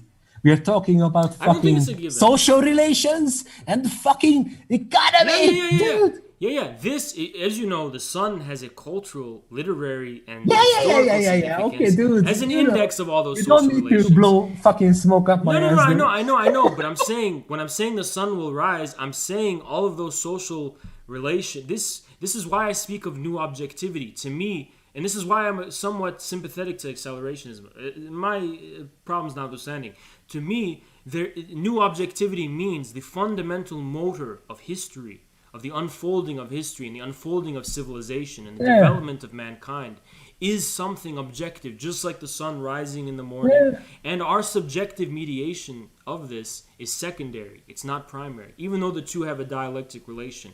At no point does our subjective mediation premise the reality itself. In a sense, I am kind of an accelerationist. Something is moving in a certain direction, and all we can do is mediate this subjectively. What I would disagree about the accelerationists is that they underestimate to what extent that they are confusing the subjective for the objective. There is a decisive point in which the dialectic of freedom and necessity calls upon us to fully exhaust the extent of our subjective reflexive mediation. And you have to exhaust it in order to know your limits and know precisely where you cannot determine reality. So I understand that. Sorry?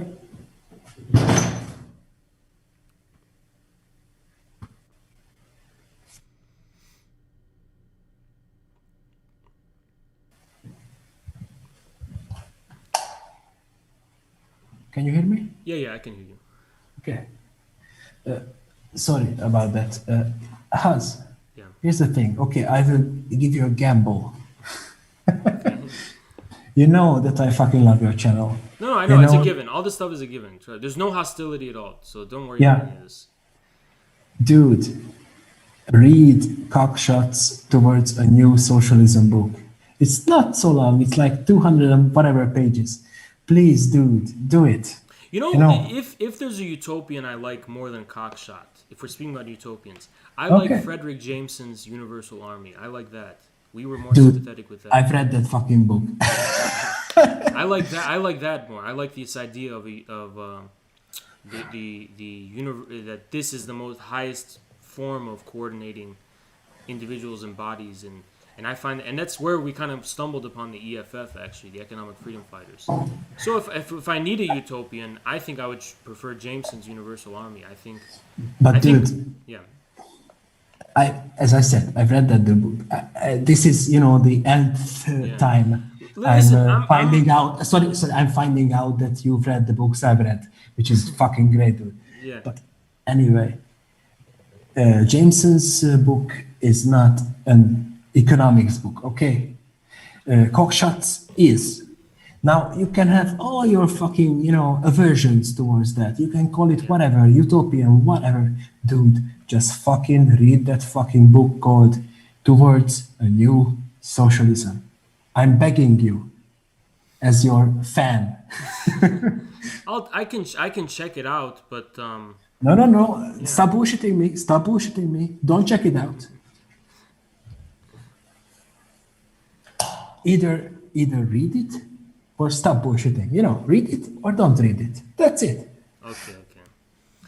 Okay, Haz, this has been a pretty great time. I think, you need your sleep. I need my fucking vodka. So, let's end this. Okay, for sure. I think I'll be on maybe for 30 more minutes, maybe. As you wish. I fucking love your content. I fucking love your channel. Shout out to fucking Hez. Shout out to fucking Infrared. You are doing great work. Okay, my comrades. I appreciate it, man. Thank you so much and I love this conversation, by the way. I absolutely, don't get me wrong, I love talking to you, man. I love it. Because we disagree about stuff, but it's so stimulating on both of our ends, and it's content. I absolutely love talking to you. So I appreciate you coming on, man. La salam, comrade. Yeah, la salam.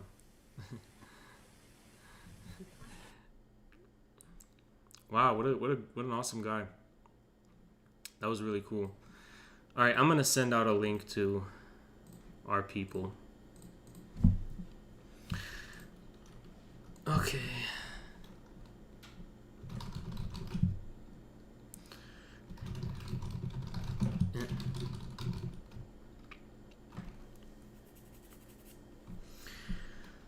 man.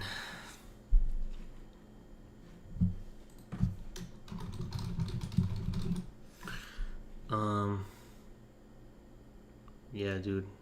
Ginjit is based. I love that conversation. I want to have more conversations with like that. You know, he is actually a knowledgeable guy, and at no point did he fucking just say, "Oh, you're meaningless." You know, even if he disagrees with me, he never. See, that's the difference. You can disagree with me, but just don't call me meaningless. Don't just say what I'm saying is schizo meaninglessness. You know, that's good faith engagement. An example of good faith engagement. Oh my God, we got a full waiting room. What's up, Ezra? What up, Henry? What's up, guys? That's good faith engagement. Hello. One sec. I'm gonna go make a protein shake. Why don't you guys take over from here? Okay. Hey guys. Hey guys.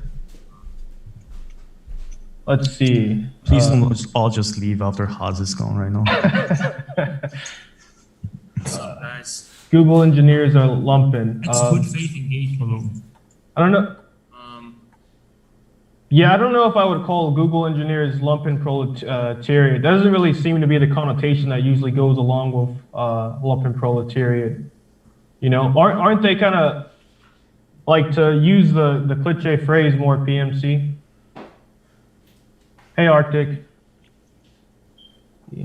Are we in bourgeois socialism?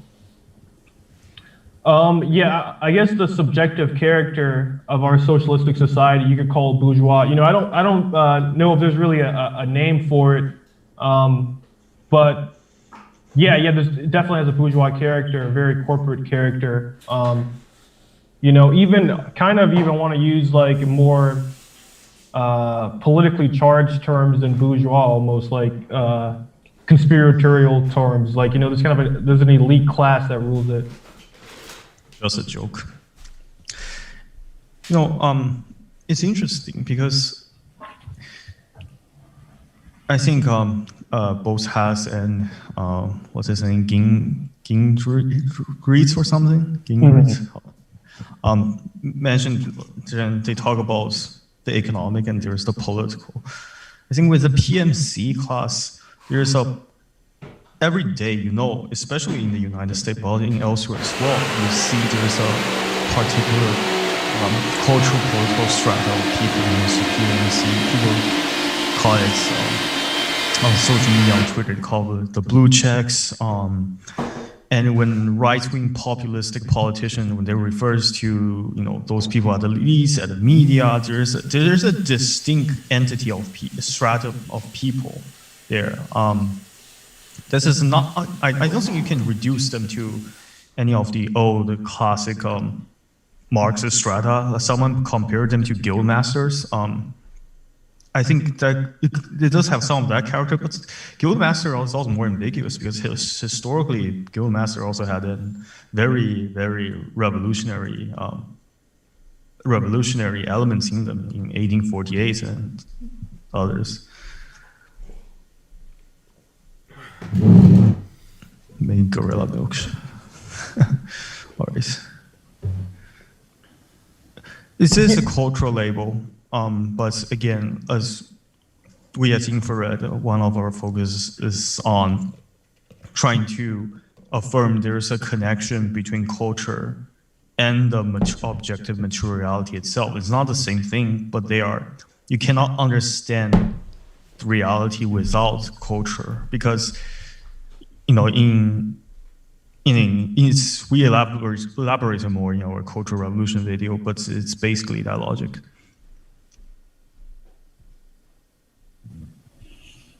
Yeah, I think it is kind of hard to pin down what the PMC is using past examples, because it does seem like at least in some ways to be unique to our era,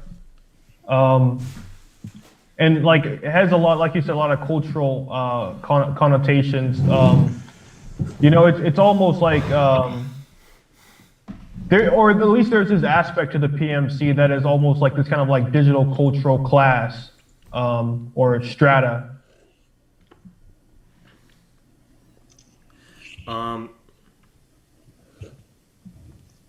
Yeah, I mean, like I said, we want a better word for the PMC. We don't have the best word right now. You know, PMC, I'm not too content with that word.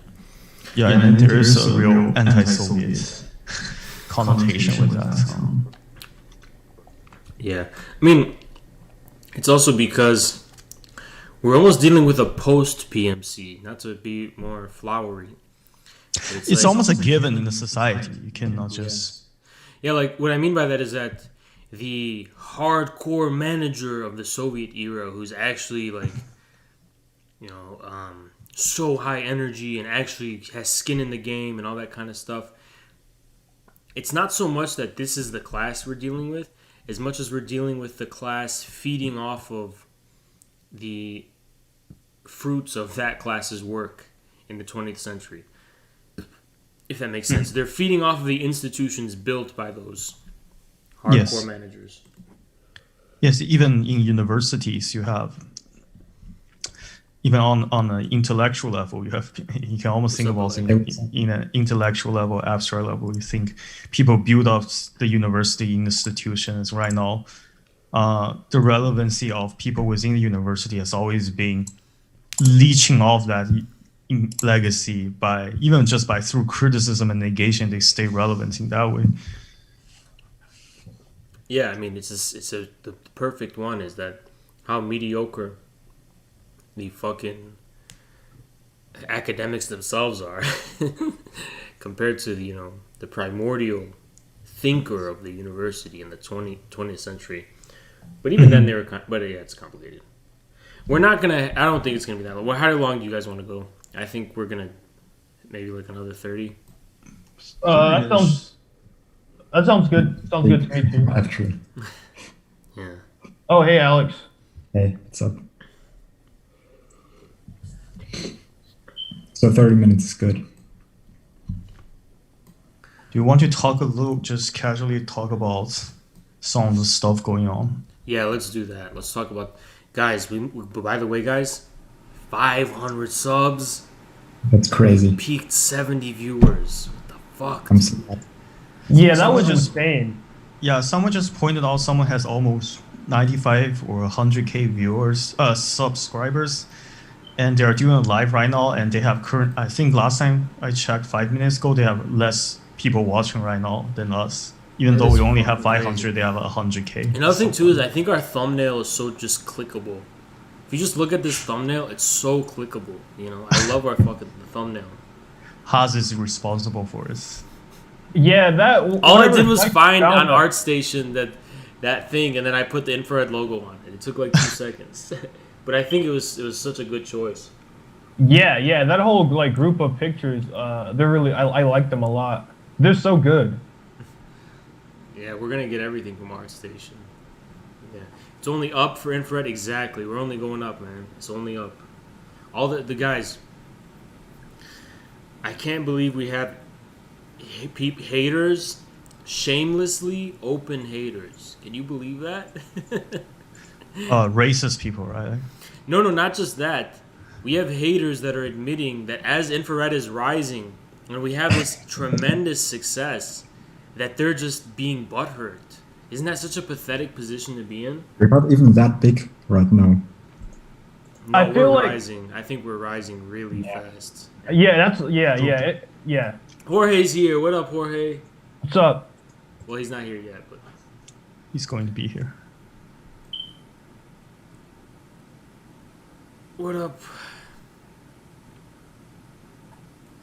I wonder if I can make the view a little better. I feel like in terms of engagement, we're probably even bigger than it feels like, because this level of engagement is it's kind of insane, if you think about it. Our chat activity is insane. It's really crazy to see. We're like in a state of hyper growth, we have so much latent energy that's just waiting to expand, Yeah.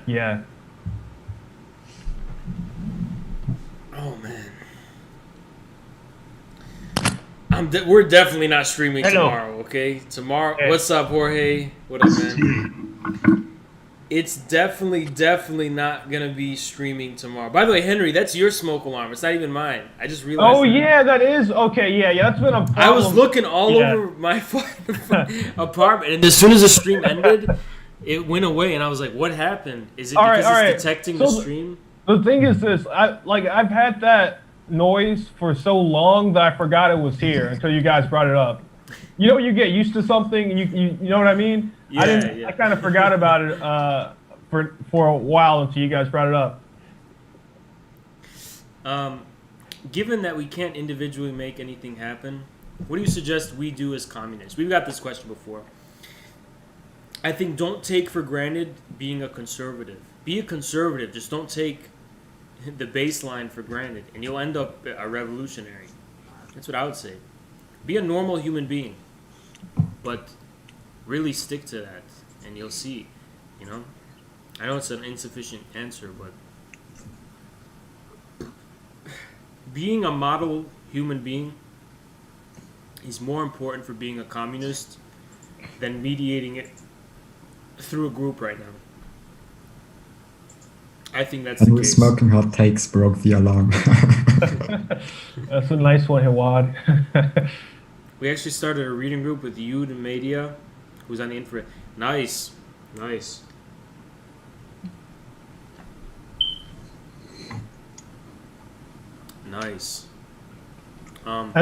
just want to address one thing that I forgot. I think he was in the chat, and you guys were talking about abstract labor or something while I was talking. Guys, I know what abstract labor is, okay? So it's not besides the point. Yeah, I was watching that. I was like, you're gonna come back to answer that. Stuff about Marxism. He's familiar with all that stuff. Yeah. The whole point about the discontinuity between individual input and the commodity output, I know there's such a thing as abstract labor. It's besides the point. Sorry, guys. Go ahead, guys. No, I'm not derailing that any further. It's like all I want to say. Ezra, did you want to talk about that article that came out in the Times about the rigging one? Yeah. Has, do you want to bring this up a little bit? I don't have the 101 on it. I'm not informed. I just was informed that it came out somehow that the Democrats admitted they rigged the election in this new way. But I don't know. I mean, I think it's just this article from Time magazine. Let's see if I can. Yeah, put it in the Discord and or screen share actually. Actually, screen share might be better. Okay, let me just go find this real quick. Yeah, just screen share it. I'm gonna fill this up. I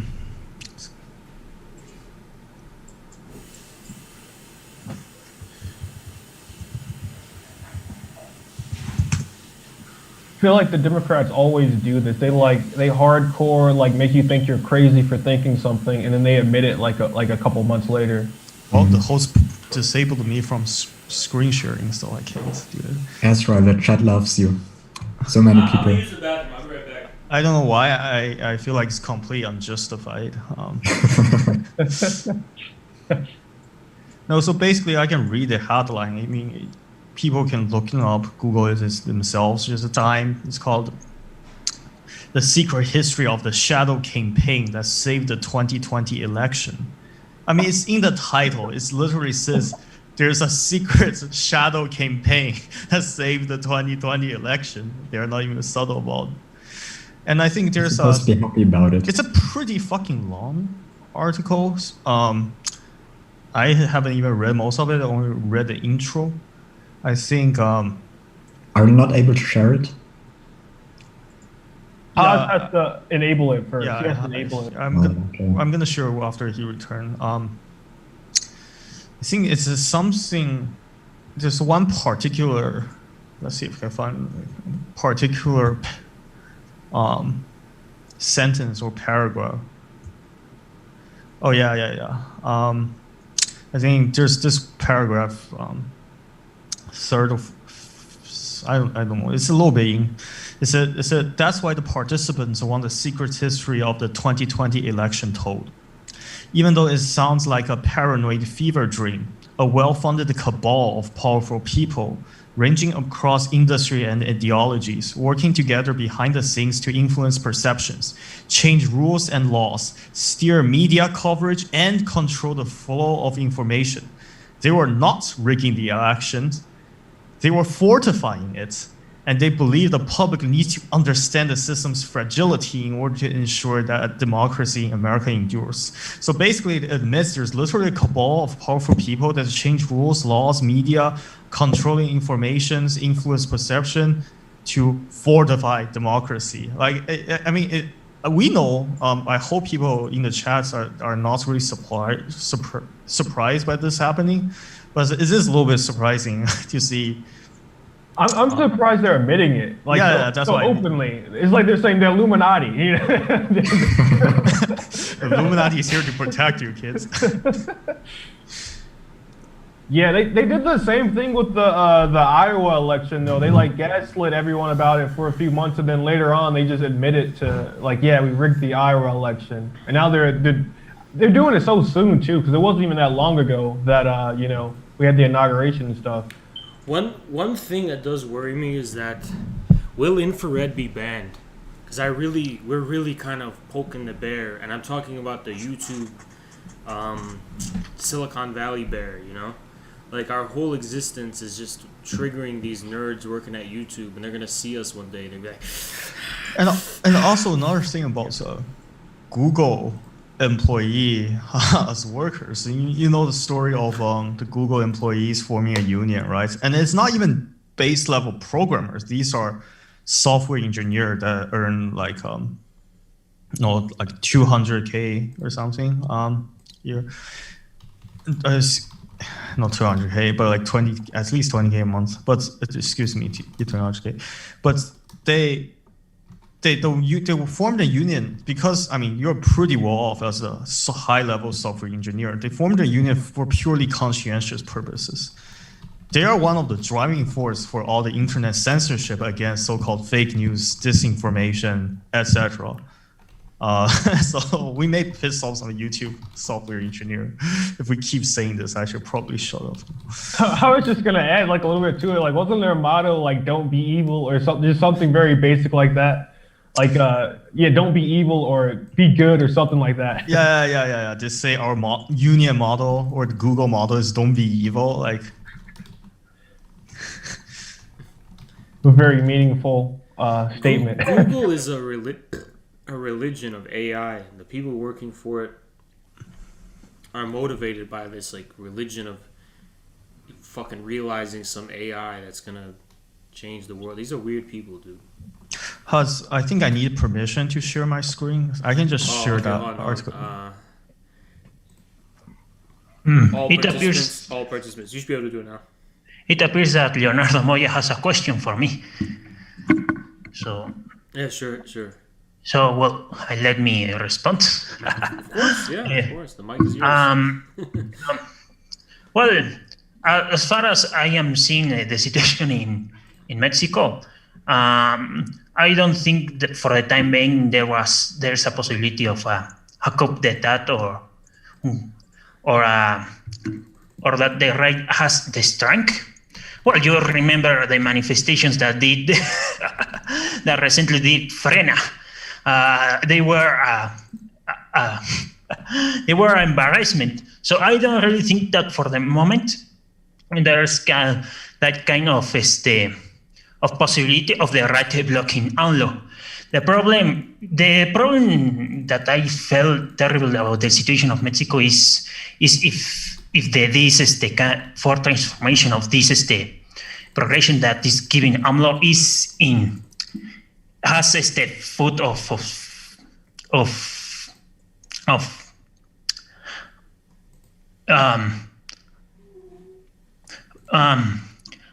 pies de barro, foot of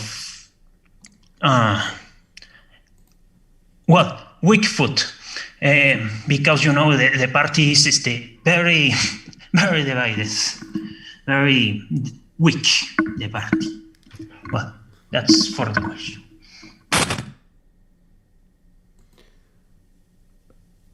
Are we all seeing the article? Or Yeah.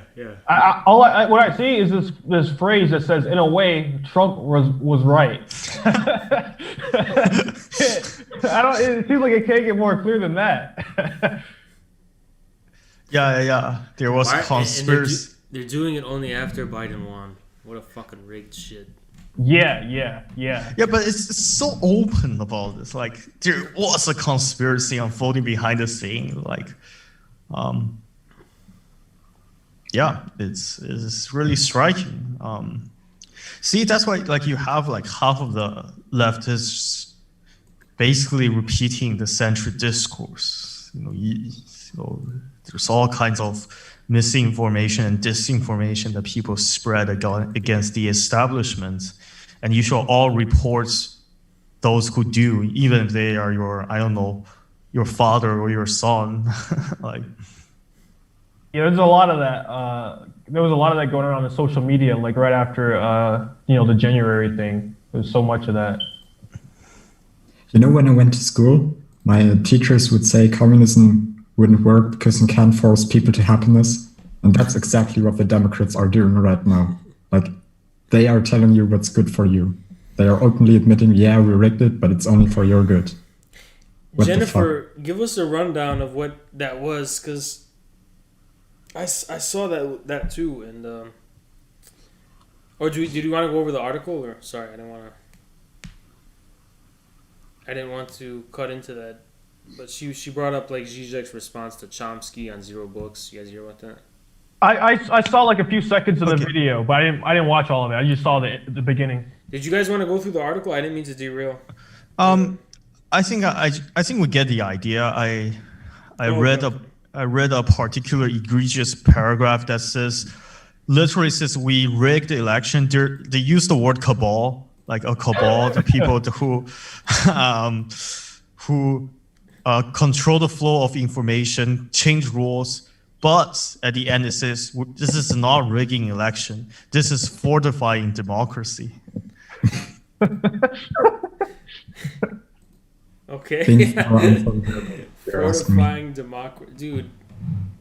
I mean, they're doing our job for us. They're going to put us out of a fucking job.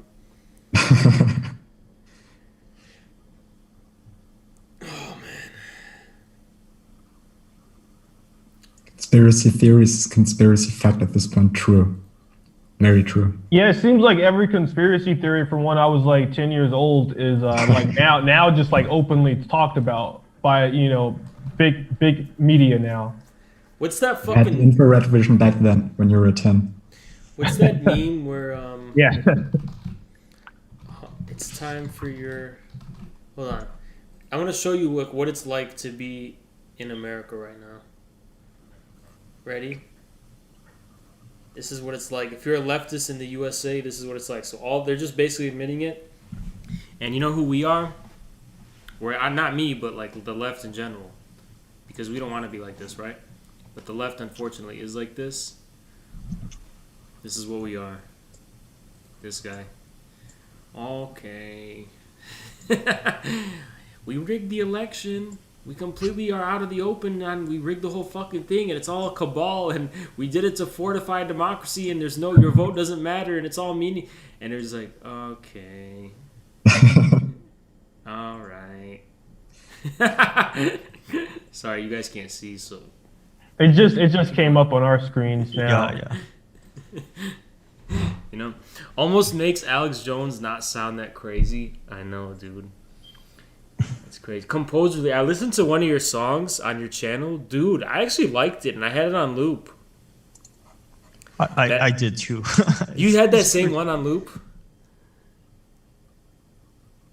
I think I think I listened to that same one as well. I listened to some other stuff as well, but I listened to that same one like quite a few times. It was good. It was good. Yeah, I just liked it, dude. I liked it a lot. You're really good at what you do. Your channel's crazy. I don't know how you found us. It's incredible. Oh, I also saw that you got added to the Closet Nazgul list. Sorry about that, man. I know it was because of your association with us. Which one? It was the one called The Living Tombstone, It's Been So Long remix. The It's Been So Long remix. I had it on loop and I was just like reading something. I was reading something with it on loop. Because it was just the vibe. Which Alex Jones interview with Joe Rogan is pretty good. I've already watched it. I think I've seen like multiple Alex Jones interviews on Joe Rogan. There, he kind of goes off the. He usually goes off the rails after a little bit, you know. Yeah, I mean, he seems a bit desperate at this point, and I kind of feel bad for him. But yeah, it is what it is. What about the transphobic Joe Rogan? It's probably because I don't know, dude. Is he transphobic? Well, why would he be transphobic? Like, what is his problem? I think when it comes to sports and okay. controversy about trans women's participation in sports. Yeah. Oh, I see. Yeah, Joe Rogan. I don't know. Yeah, I have a question. Why does there seem to be so many American anarchists? Jennifer, whenever you see that circle A, think of America. It's the same thing because it's individualism and it's psychosis. It's like an American doomsday cult. You know? It's this pure individualism, petty bourgeois individualism, combined with ultra-liberal radicalism unique to America. I don't want to call it radicalism. It makes it sound cool. Liberal psychosis. And yeah, it's like being a Democrat, but more extreme. It's like a what are the different types of zombies in like Left 4 Dead and shit? There's like a hierarchy. Some of them are more intense and crazy. Some of them are normal. Anarchists are like the more intense, crazy version of a liberal, American liberal. Didn't the current type of anarchists originate in France, from France, right? Yeah. Yeah, 68. Anarchists used to mean something so much different in the 19th century. And it culminated in Spain, I guess. It used to mean the opposite than that it does now. Anarchy actually used to mean this type of relation to the kind of irrational, uncalculable, indescribable sublime of the real. And now anarchism is the exact opposite of that. You know? It's the destructive force of that thing, or associated with it, at least. Joe Rogan needs to have Zizek on. I don't know if he. I'm worried about Zizek. He's getting kind of old, you know. Did he give any good interview recently? Yeah, with Douglas Lane about Chomsky. People are talking about it in the chat, but I didn't see it yet. Yeah, I haven't watched it yet either. I just kind of like, you know, checked out the first minute of it, but I didn't really get to the Chomsky stuff in it yet. I don't like listening to Zizek that long because my thoughts become his voice. I start to think in his voice. Do you know what I mean by that? And I don't like that. I don't. You guys, for most people, I'm reading, but Gento Genjit, yeah, sure. Elaborate if you want. I'd prefer not to derail. Don't worry about derailing. You can explain what you mean. You can explain what you mean. Maybe that Zizek guy can talk to y'all someday.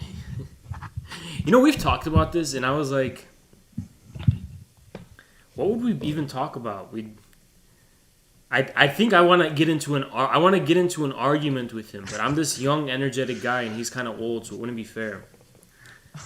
But I would argue with him if I had him on. But it'd be a fun argument. It'd be like a really interesting conversation we'd have.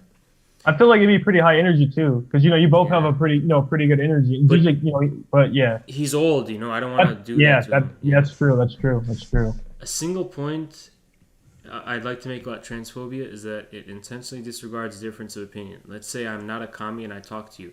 Does this make me a commie-phobe? Okay, I get what you're saying, Gentle Genjit. I get what you're saying. I think there's a difference.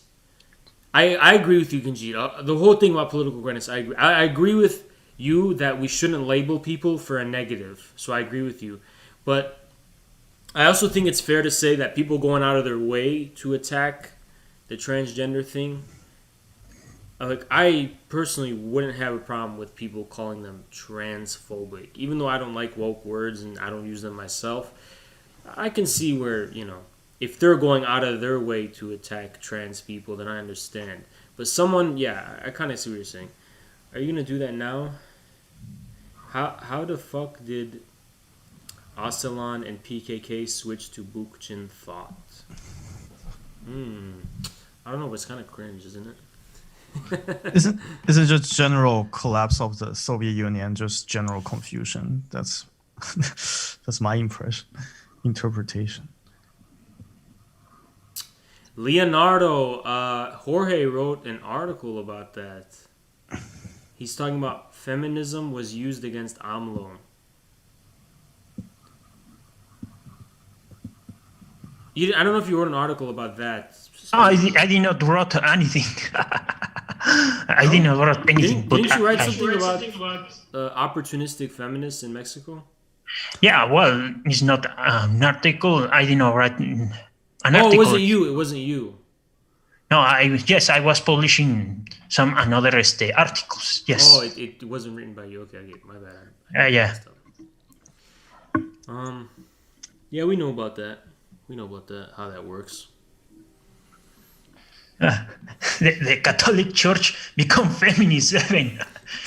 They started to put purple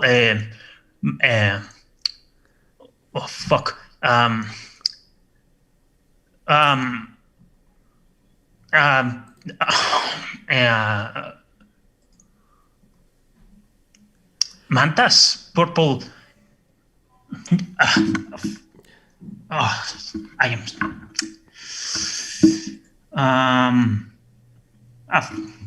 Forget it. I know your issue, Jorge. I have the same issue. I agree with you, Ginjit. I agree. It's a different thing. Ginjit, you're right. I'm so familiar with how that dynamic works, dude. A lot of people just become reactionaries because people bully them into it. So you're right, dude. I agree with you. But I don't know the Jordan Peterson story, but I know I agree with you. Exactly, the rightist parties were all for women's liberation. It's funny. I think it will happen in America. I mean, it's already happening in America too, like in the United States. I don't know anything about the Ecuadorian election. Shamefully, I don't know anything. I've been focusing on streaming. I haven't even had the time to fucking realize what's happening in the world. Priorities. By the way, guys, we're not streaming tomorrow. And maybe not even Monday. Probably not Monday. I don't know. Don't expect to stream until, at least half a week, I think. Right? Or you guys can stream here that are here, but not for me. I can't do one because I have a really big paper due Thursday. But I'm going to try to do it early so I can stream Wednesday or Tuesday. Or I might do it earlier. I don't know. Monday, and then I'll work on it Tuesday, and then do it Thursday. I don't know. Fuck, sorry. Someone wrote his body's rejecting the Anglo language. Our chat is so funny. Yeah, dude. Chad, how much did you laugh earlier when I was covering how much do you guys laugh when I'm raging? Be honest. Be honest. Oh, I'm laughing. I was laughing. Yeah. I was watching like bits and pieces of it when I was free, and it was pretty entertaining. Were you guys laughing? Yeah. I'm always hoping everyone's just laughing. I don't want anyone to take it too seriously. No, it's pretty funny.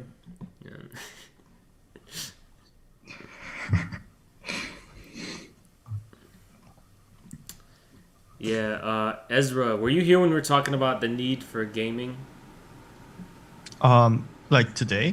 No, and just in general, we should all try to game somehow. I think I saw. I don't know. You mean on the screen, you guys, when you were talking about this, or privately? yesterday in the stream. Bing. Yeah. I wasn't here, but I think I saw bits of it. Wait. Bing has an interesting point. I find it an embarrassment to the infrared brand. But do you really realistically think we would have grown as much as we did without it? Because I don't think we would have. I mean, just looking at the numbers, it seems like it went over pretty well. I mean, we had like over 70 viewers at one time for like a solid couple hours, and I think that was mainly during that section of the stream too. I like that this channel has love for MS Paint. Because my computer can't run anything else. Have a Death Stranding stream. Oh wow, dude, that'd be sick. I just need to get a new PC. I need to get a new PC. But I have the Best Buy gift card. I'm waiting for them to come back in stock. They're just not in stock. I need to play Death Stranding at some point. We've had so many like discussions about it, but I've never actually actually played it. Yeah, dude. Do one with BreadTube. Do what? No, I think he refers to the gaming stuff. Game with BreadTube? Please don't. Please, no. Me and Vosh can play Minecraft and debate.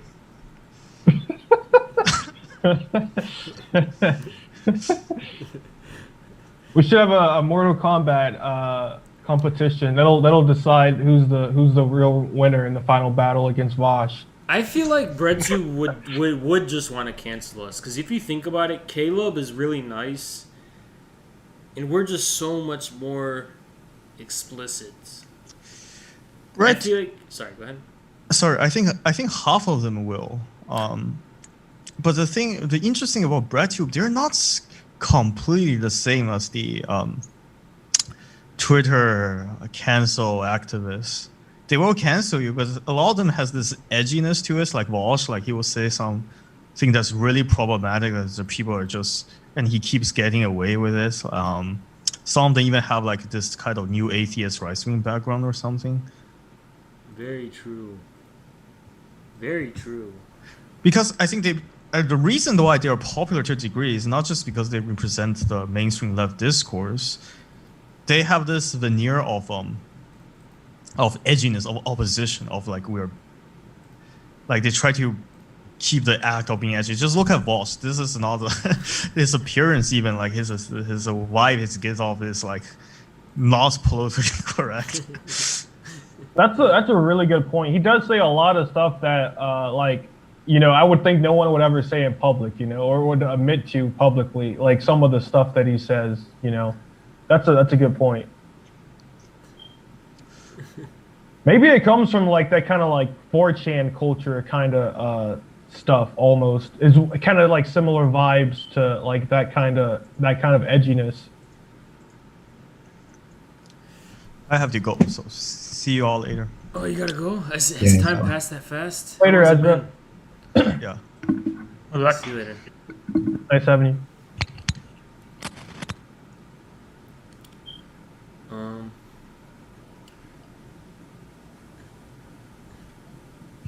Speaking of the PS5, I don't know, I'm really on the fence about it. At the one hand, I really want it, but on the other hand, I want to wait like a year or 2 years for the price to go down and for more games to come out.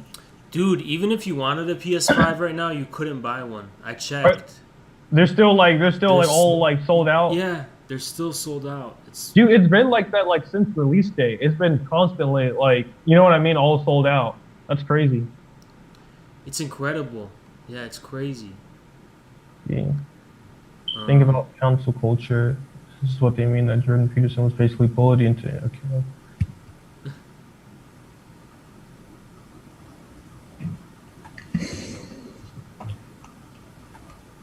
Yeah, it does seem like Libs on Twitter are more of the canceling type, or will say stuff that kind of like implies you should be silenced, like say that you're being violent or whatever, whatnot. Oh, dude. Oh man, it's like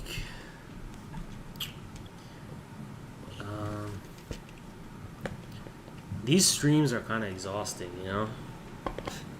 I bet they are, but at the same time though, like it's almost like, I don't know, for me at least, there's like an addictive, like exhilarating like quality to it. Like at the end of it, you feel like, you know, just Yeah, I know. fit. But like while you're doing it though, it's like the energy just kind of like speaks. It's like at the end of the night, I feel like we've just conquered the haters and we've kept them at bay.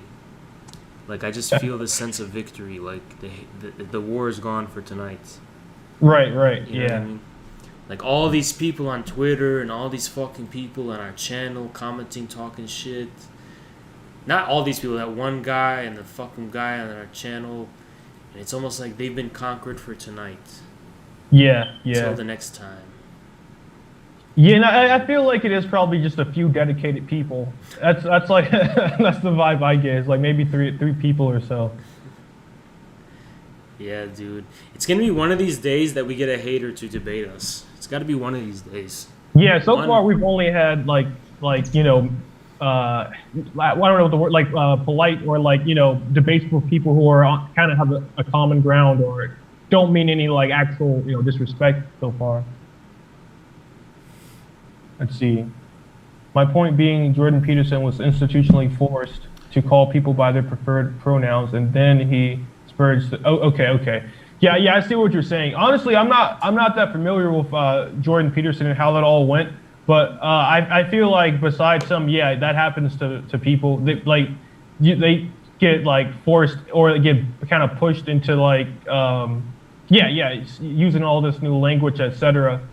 And then it just kind of makes them like go further to the right, like in regards to that. But yeah, with Jordan Peterson himself, I'm not that familiar. I kind of just started hearing about him like a few years ago when he blew up, and then I was very, very unimpressed or like disappointed when I actually listened to what he had to say, because he just kind of seemed like a moron that was like blown up like to these gigantic intellectual proportions, and then he's just kind of a moron, you know? Yeah, I don't know. It's all so very overwhelming. I mean, the haters from Left Pole, Different Beasts, and the haters from Twitter, they're all the same people, I think. They're all the same people.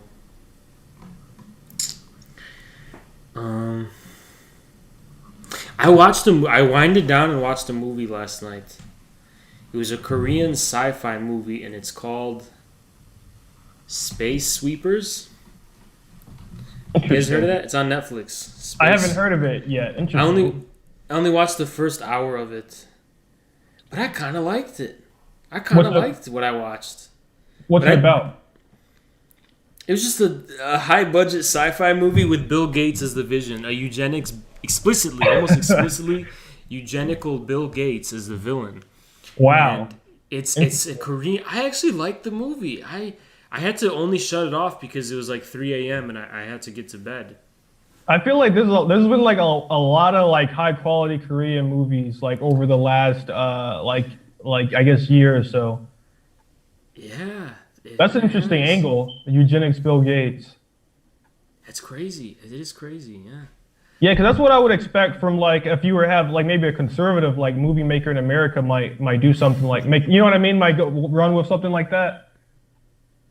Yeah, I mean, it's like without the cringe though, you know, without like because a lot of the problem with the conservative movies like Atlas Shrugged and shit is that there's a lot of conservative virtue signaling as well. Yeah. Yeah, I know exactly what you mean, and it is very cringy. It comes off as like too explicitly like moralistic or ideological, you know. Exactly that. Yeah. Exactly. I'm just trying to order food. I gotta eat some dinner. Oh, okay. Ordering food right now. Jennifer, a movie stream would be so cool, but I think it will get us banned. What? Copyright. Oh, streaming a movie? Yeah. Hey Haz, I think you should stop browsing lefty porn. Should we? You have our attention. You've proven yourself. We want more of these debates you've had and more theory. Let me do a poll right now. I know there's only 38 of you, but that's an interesting sentiment. I want to see what everyone thinks. Should. Appreciate the love, Genji. Appreciate the love.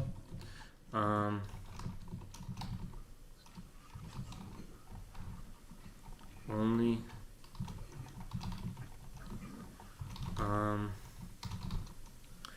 Only.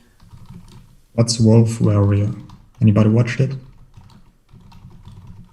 I haven't seen it, but when I hear about it, it seems to be like about some like I've always heard the phrase "wolf warrior politics." I haven't seen it though. I think some friends of mine saw it. I think maybe it's a war movie.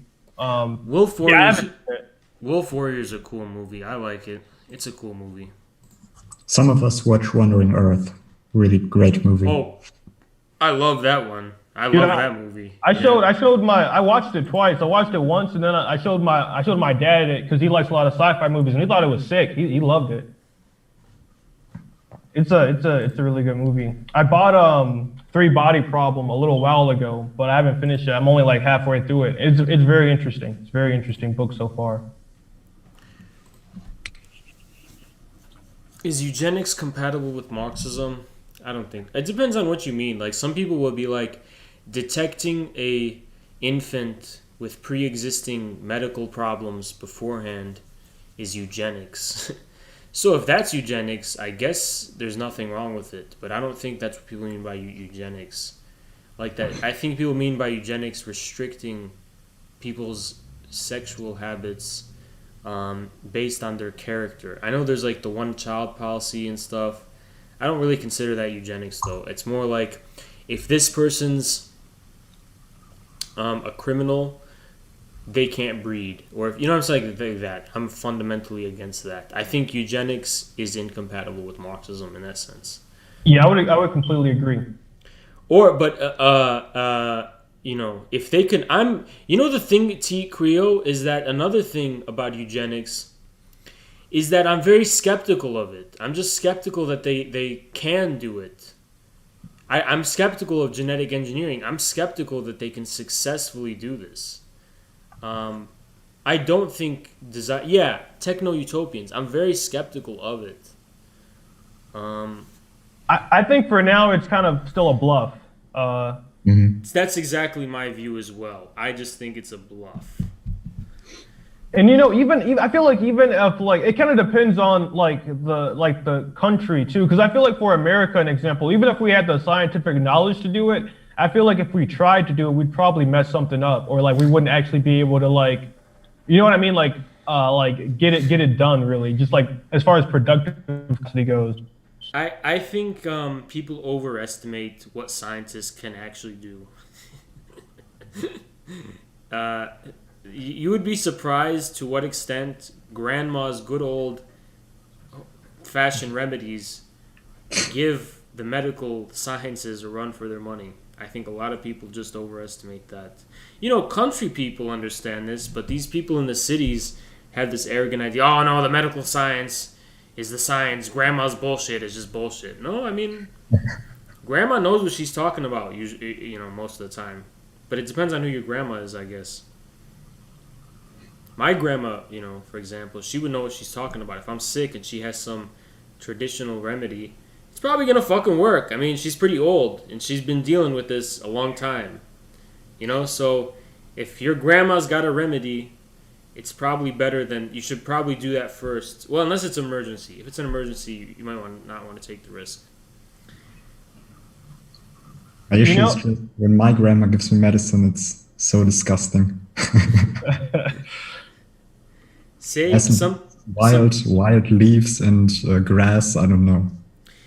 Jennifer, let me put it this way, Jennifer. I don't ever think there's first of all, when people say AI, they're assuming concepts. What is intelligence? They can't properly know what that is. I don't believe an AI will ever be a thing. I don't. And if it ever will be a thing, it's not going to be a thing based on this technical paradigm of I'm going to create a machine that's going to be a human. I think that's such an arrogant view about what humanity is. Only in a post-Heideggerian socialist, Zen Buddhist theocracy will we master the alchemical process of creating life, but we won't be creating life. I don't know. I'm just bullshitting. I don't know what I'm talking about. All of our like science related discussions really makes me wish I went more of a STEM route growing up, because I feel like there could be a second scientific revolution, but I just feel like I'm not one of the people capable of being a part of it, maybe. But the problem is that it's the time issue. You got to dedicate so much time to Marxism and all this shit, and that's gonna take away from you. It's like you got to balance them, That's right. Why, yeah. That's why scientists will do better when after the proletarian dictatorship, and they can just take it for granted. They don't even have to devote time to dealing with Marxism all the time. Right. Yeah. I get what you mean. Indeed, I don't know exactly. She always has these, I don't know, some kind of herbs. I don't remember the names. And also, yeah, vodka. A lot of vodka. That shit probably works, Yeah.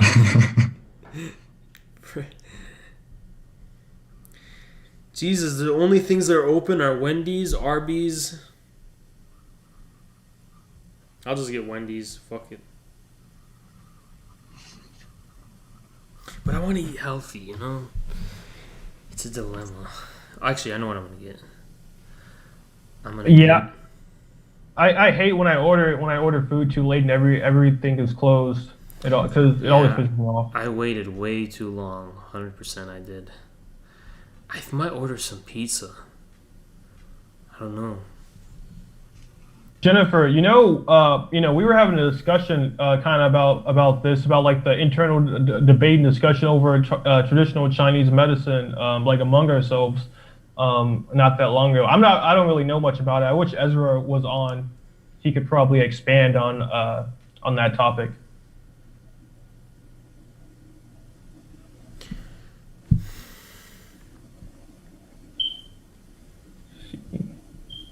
Jorge, what was that country again in South America? Was it Colombia, where they used indigenous medicine against corona? Do you refer the article? No, it was something that Arce in Bolivia, about the use of traditional medicine from the indigenous. I always forget. I always confuse the countries in South America. I don't know. Yeah. Bolivia.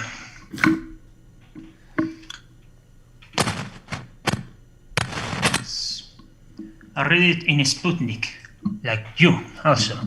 Yeah. Sputnik. Someone made this meme. Uh-oh, we got another meme.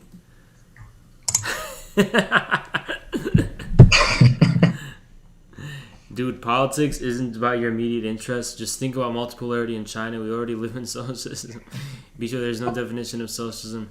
Dude, this is Neon, you know what I'm saying? He's so mad.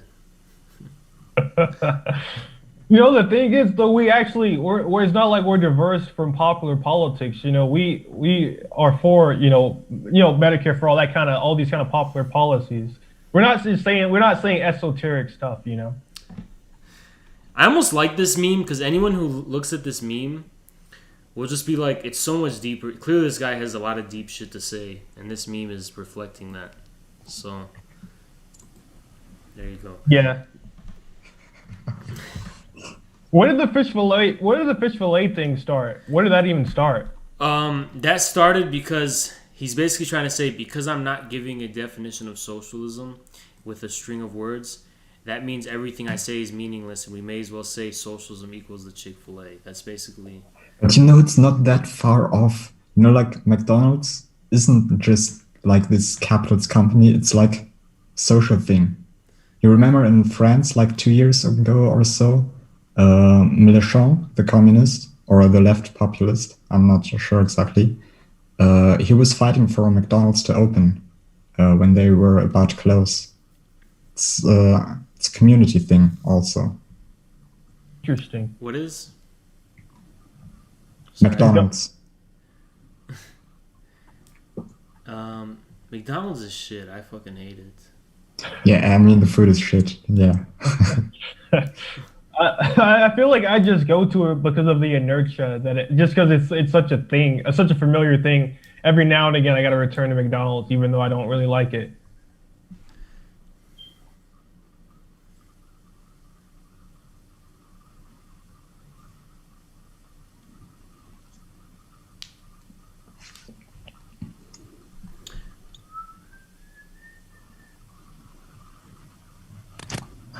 About the question of Vignette, we have the social security state institutions, the IMSS and ISTE, that give some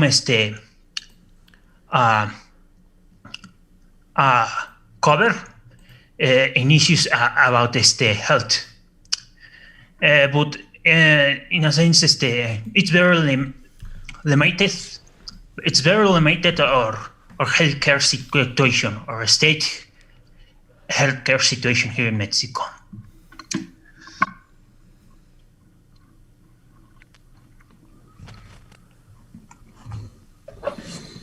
Oh man.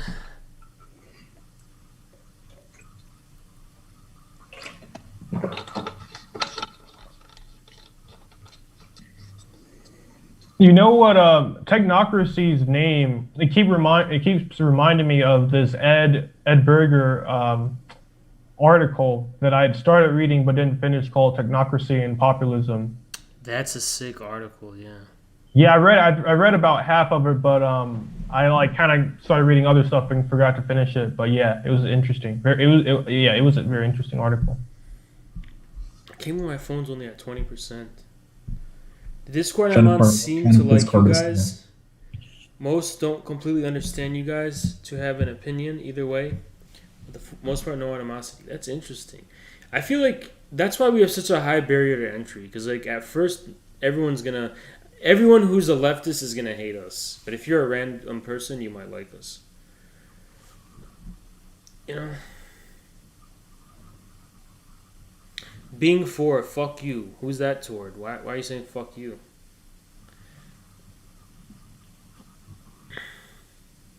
What part of Mexico is Jorge from?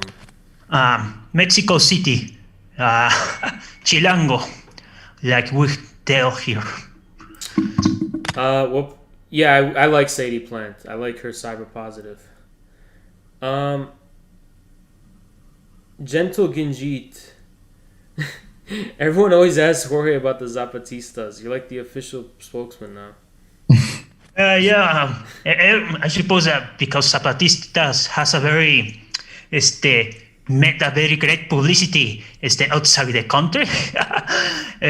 Every people were thinking Zapatistas. It's surprising. Like I was saying, in short, the Zapatistas has a very sectarian leadership, let's put it. They are very sectarian. Waiting for that Discord, Haas. We're gonna wait a little longer. Mexico born and raised. I thought Haas already has a Discord, but it's just 12 of them. Yeah. Apparently Haas is an upper class American now. I don't give a fuck, dude. I'm relatively privileged. I'm in law school right now.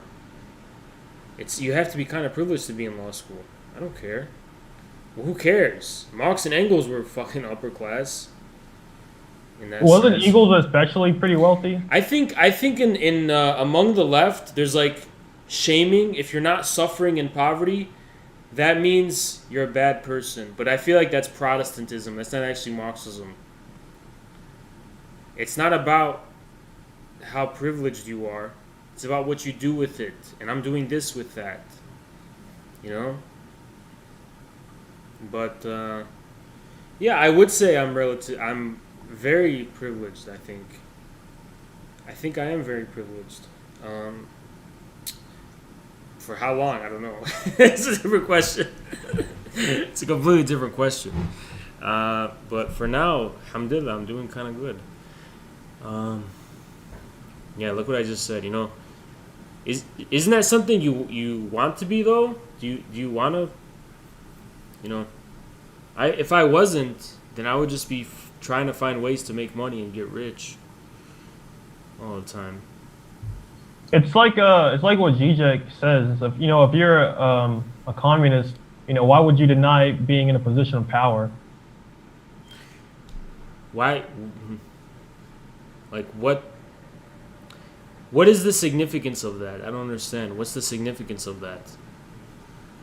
Of the Zizek. Let me tell you something. I've never met someone who's privileged who shares my views, like me. So there's no correlation. You know what? There's no correlation. If anything, I get along with a lot of working class people in life. I don't get along with very privileged people. I don't. For example, in law school, I don't get along with anyone. I don't have any friends in law school. I don't share any of their spirit. None of them, you know? I just can't communicate with them because of how I talk and shit. But there's no correlation. The most privileged people, guys, are the ones adopting the DSAs, Bernie. Those people are very privileged. Trust me, they are. Okay? Those people are. I don't know what the fucking point is. Like, there's no correlation whatsoever between my position. Other than the fact that I have been graced with having a lot of free time to study all of this.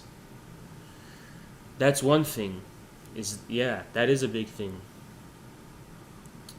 Same deal with the Capitol Hill small business owners or heir to the Swanson fortune.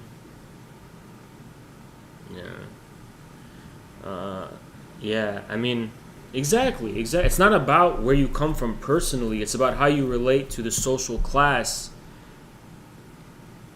that represents your personal position in life. And there is a discontinuity. Marx understood there was a discontinuity. Haas equals Lenin? No way. No.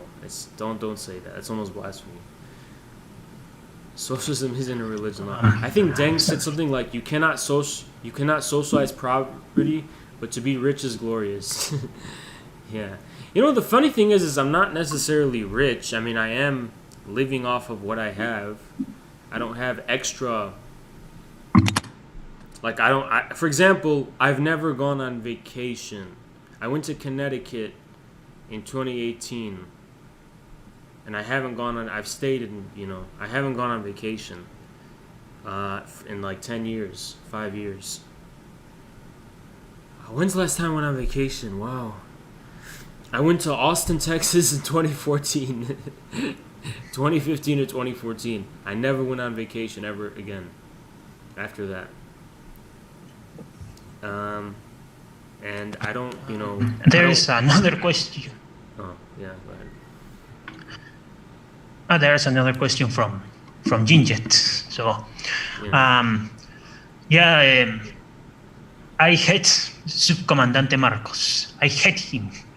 He's from day one, from 2 6 after AMLO starting his campaign, he was this kind of a very sectarian view. He literally aligned in a lot of issues in the right that is Mexico. It's more, there is a conspiracy here, a theory in Mexico that say that the ZLN was created by the Stalinist government to create a fake opposition by the left. I don't think that's the issue, but that conspiracy stands by the very sectarian nature that is the ZLN. It's terrible. It's terrible.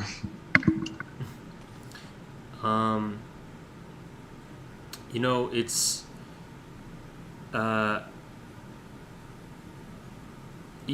sorry, what was I gonna say? Technocracy. Lenin praised American Taylorism and productivity. Yeah, he did. The Soviet Union was very much influenced by American modern industry, and not only just in the technology, but the organizational paradigm.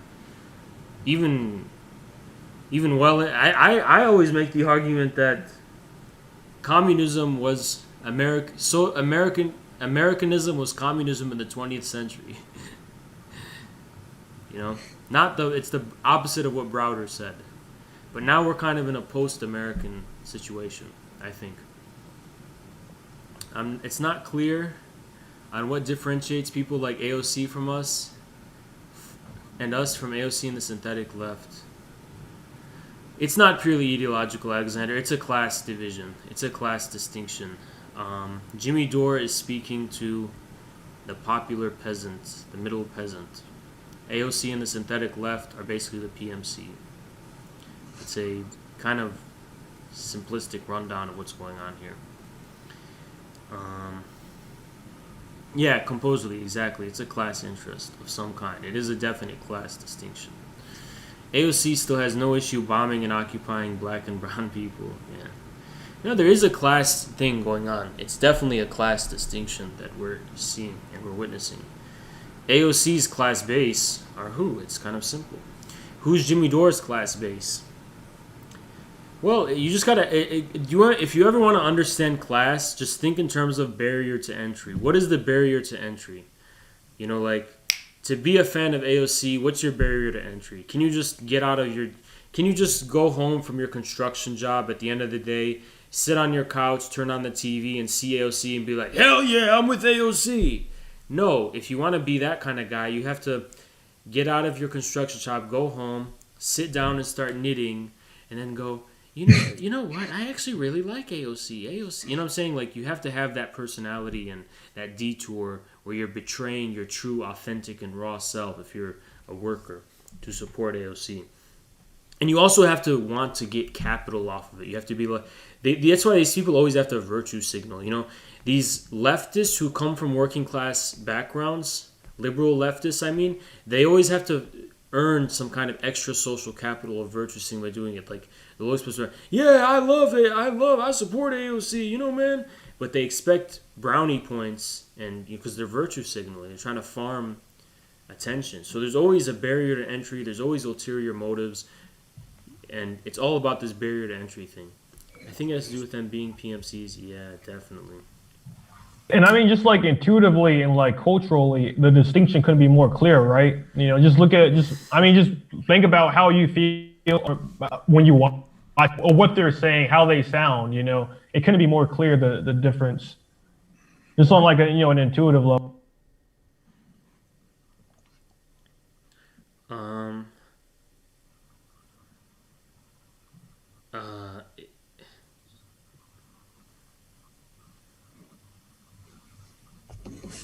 Let me see. It's 5 a.m. already. Guys, I need to sleep.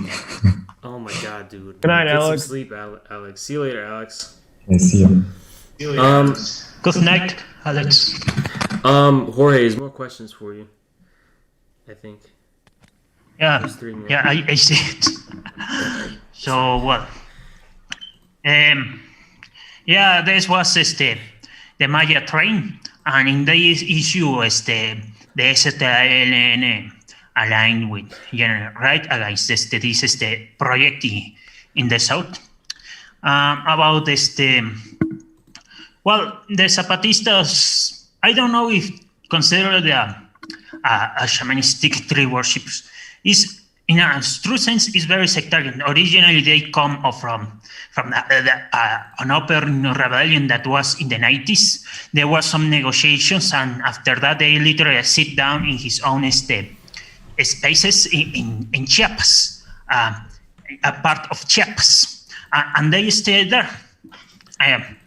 But even after staying completely limited there, they started some kind of a very sectarian, even from first day in the 2006, I think is the name. Even from the first presidential run from AMLO, they take a very sectarian position, and they say taking a true revolutionary project while the only they doing is sitting there in Chiapas.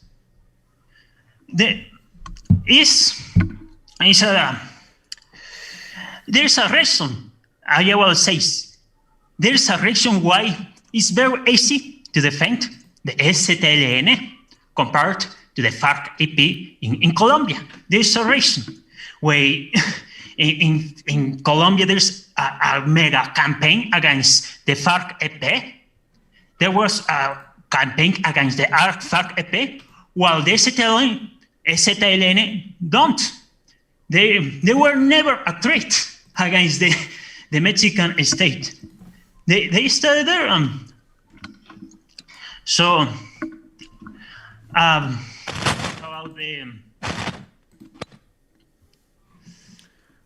about the question of Leonardo. Oh, there's another one. Sorry. Yeah.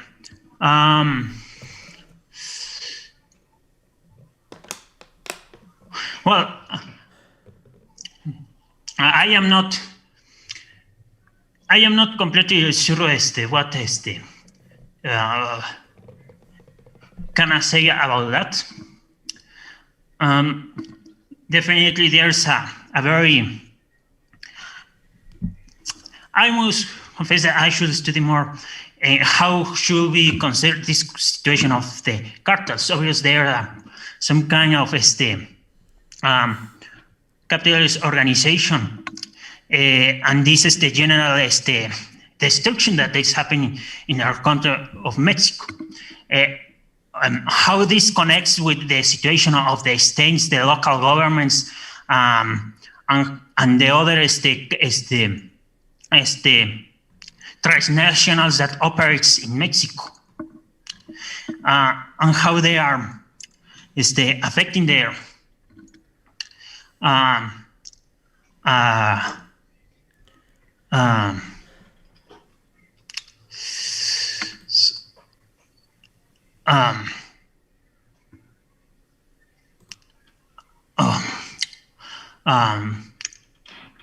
the common lives of the people. Sorry, I am not very good in this of English. Yeah, I think about the cartels. I tend to reject personally. I don't live in Mexico, but I reject personally any type of thing where it's like they serve capital. I don't agree with the abstraction called capital. I think it's just not a concrete analysis. So if the cartels are occupying infrastructure and strategic points, I think that requires a broader and better sense of the political economy. And I would say the political economy in the age of socialism, but I don't want to get into it. Let me continue through the chat. Are revolutionary taxes on illegal industry more harmful or helpful generally? What do you mean? Expand. What do you mean by illegal industry? Like a Maoist revolutionary taxes on villages like the Shining Path? Or is the notion of barrier to entry also central to the GameStop rebellion? I think it is. I really think it is, yeah. How's the book you kind of promised to read? Alright, I'll get it and I'll check it out. I can't promise you I'm going to read it cover to cover, but I'll... It's at the Bertrand Russell house. Thanks for the link, Injeed. Thanks for the link. Appreciate it. France, we did hear about we did see the article about the tech companies in Nevada being able to form governments, I guess. We saw the news about that last night. It doesn't scare me. I'm an accelerationist. Let it happen. Anything that corresponds to the further disintegration of the American current polity, I'm open to see what will happen. It doesn't scare me. It doesn't scare me at all. But we should have talked about that a little bit more. But it's interesting. I didn't actually read the article, so concretely speaking concretely, what does it actually mean for that to be the case? For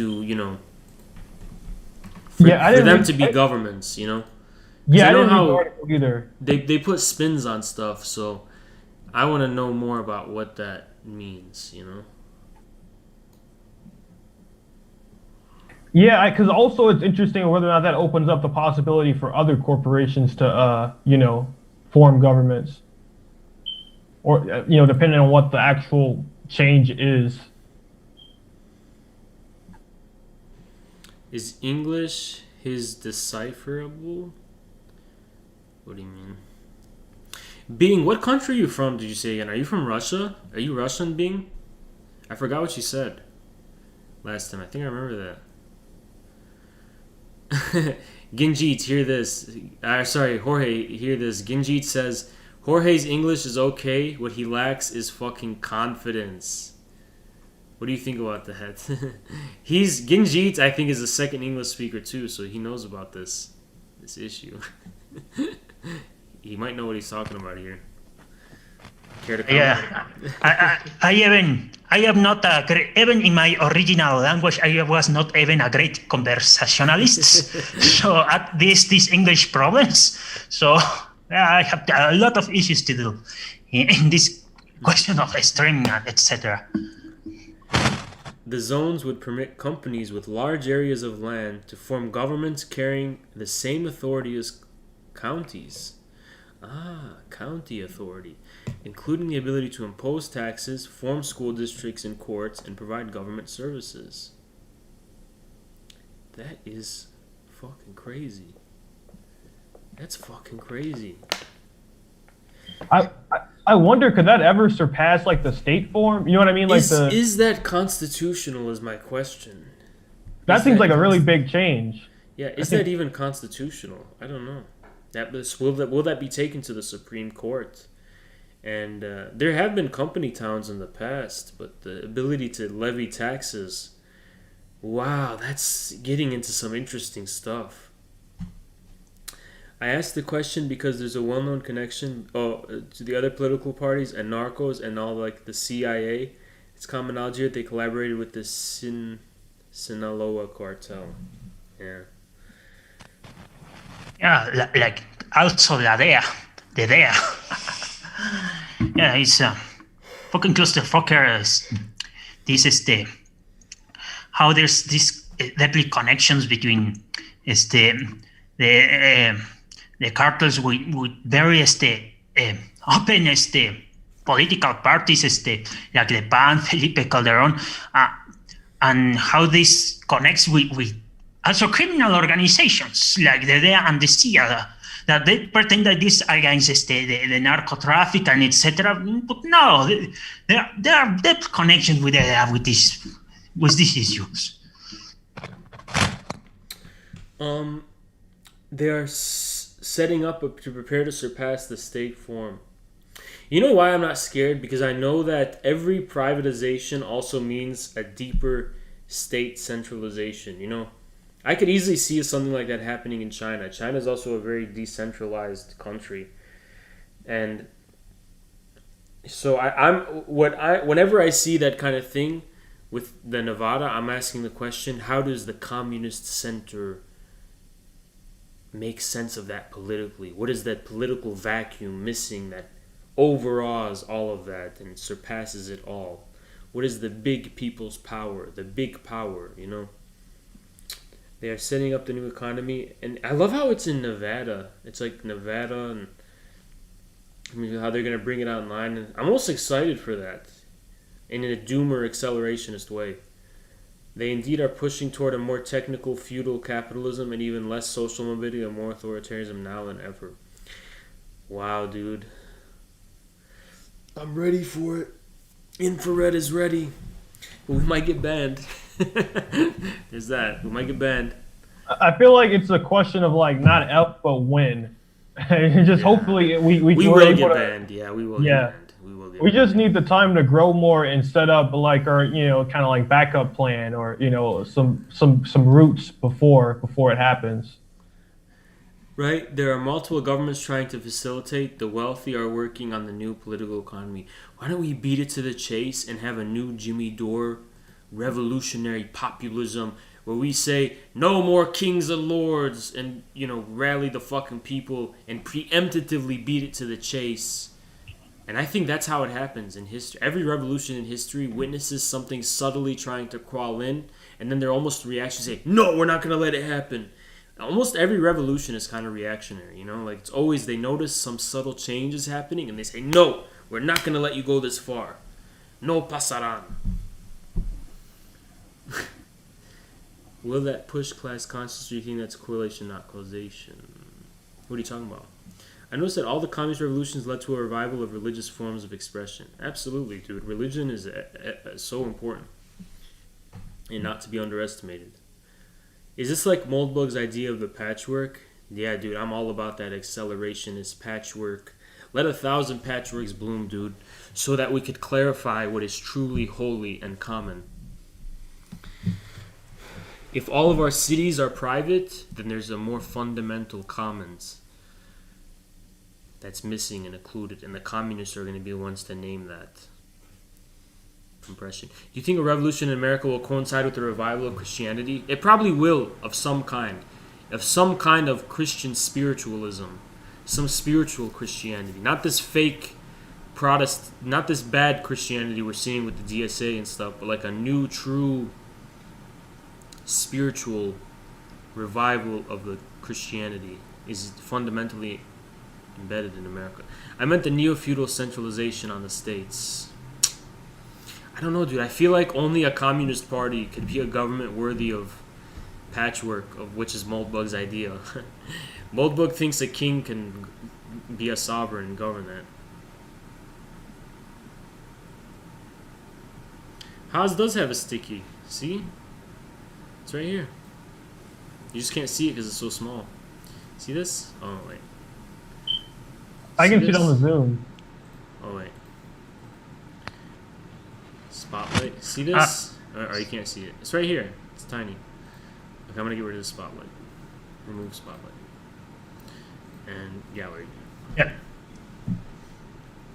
Yeah, DSA Yeah, is about still... the question of TC. Yeah, I have not seen the documentary series of Matarife, but I don't doubt there's some connection with Uribe or some. It's more recently there was a case in Colombia where there was an exposing of a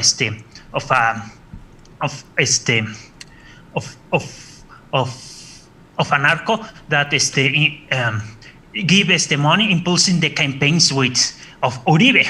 It was a curious surname, El Ñeñe, and it was called this case La Ñeñe Política.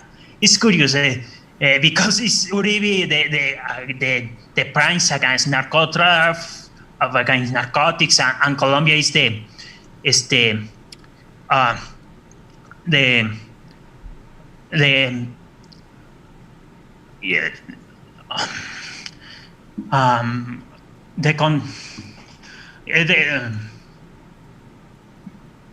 It's very late. It's very late.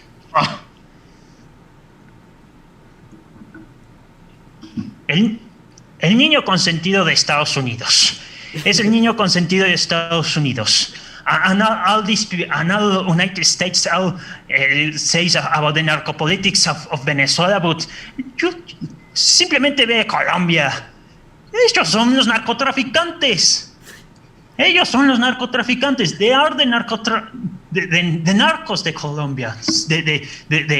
The government, the Colombian government. I actually understood what you were saying in Spanish. I actually understood you.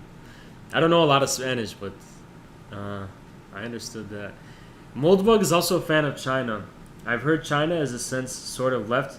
Yeah, Moldbug's a kind of like interesting utopian socialist thinker who's repressed, and he's still caught up in the dumb Republican Democrat spectrum, so that's why he's a right winger. And he's also kind of racist, I think, so maybe that's also another thing. He's into the racialism. He's also kind of Anglo, but whatever. There's interesting Anglos too. Robespierre denounced atheist hedonism for a reason. Instead, preached the cult of the supreme being. Yeah, dude, because Robespierre was a good dude in his heart. He was a genuine human being in his heart.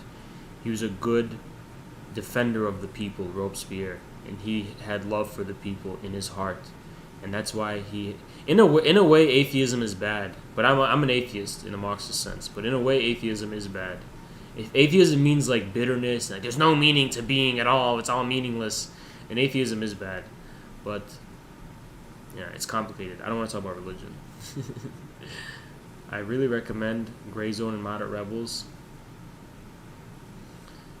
Jorge is like a really passionate street vendor who wants to tell you something, and you buy it out of kindness.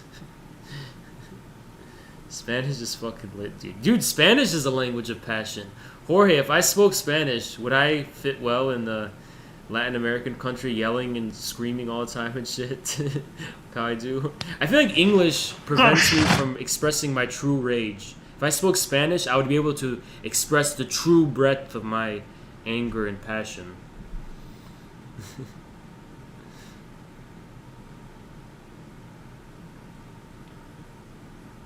You're drinking too much vodka. Guys, I keep waiting for us to dip below 30 to end it, but it doesn't seem like it's going to happen tonight. We're still hovering 40 after 6-7 hours. Yeah, that's another one of the insane things about these streams is like how long we're able to do this and keep like the same core audience. It's tough to even keep up anymore. We have so much viewers and engagement now. But I think we do have to end this stream, you know. We got to end it. We definitely went past the 30 minutes that I initially planned. Yeah, I think it's been a bit over an hour now. You guys think it's a good time? I also want to finish that movie, you know, and I have dinner coming, and I'm going to sit down, eat some dinner, and watch that movie. What was the name of the movie again? Street Sweepers. Sorry, no, Space Sweepers. Okay. Wait, one more question. That's why I was asking all this question on revolutionary parties becoming involved in illegal logging, mining, and drug trafficking. Well, it's the cart before the horse. You got to build the party first, and that seems to be the biggest problem right now. Look, even a party of 5 people will devolve, and there'll be drama, and it'll split. That's the problem, you know. Infrared has never had that problem.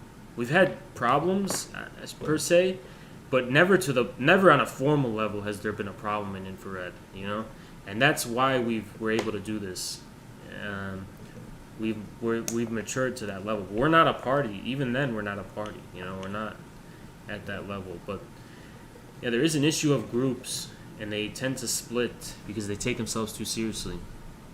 But yeah, I feel like a lot of people have a very individualistic like mindset. Like when it comes to like leftist forming groups, I feel like everyone kind of has their own special designs usually, you know. yeah. Or yeah.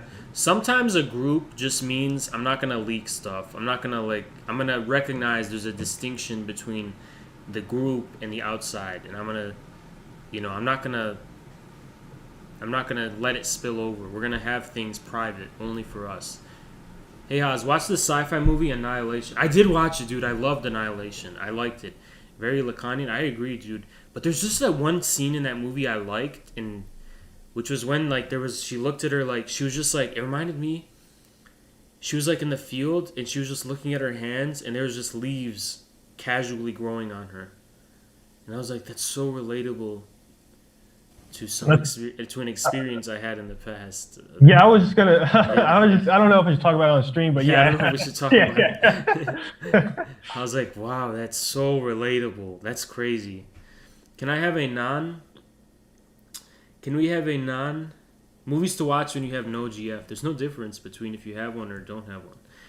Can I have a non-politically correct question addressed to Henry, guys? I guess that's fine. Yeah. But that's the last question, then we gotta go.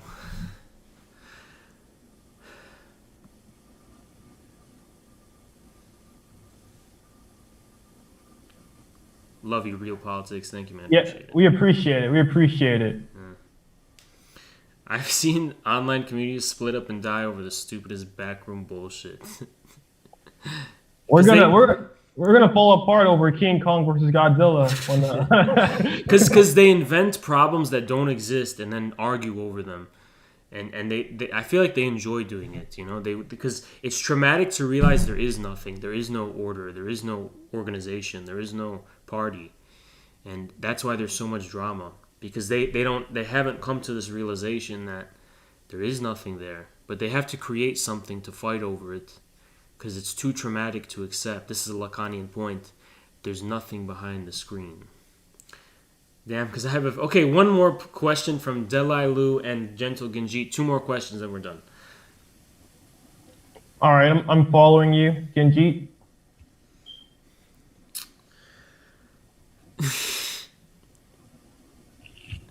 I love how King Kong has become a meme. I love that fucking gorilla emote. It's a good meme for us though.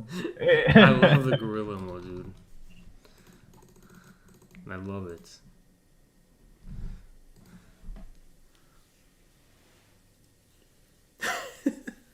I'm just remembering people on Lefty who are like, Haas calls himself King Kong.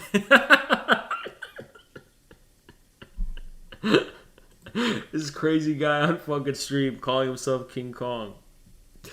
Okay, I'm sorry. You're reading it now. Okay, I'm continuing to follow. What's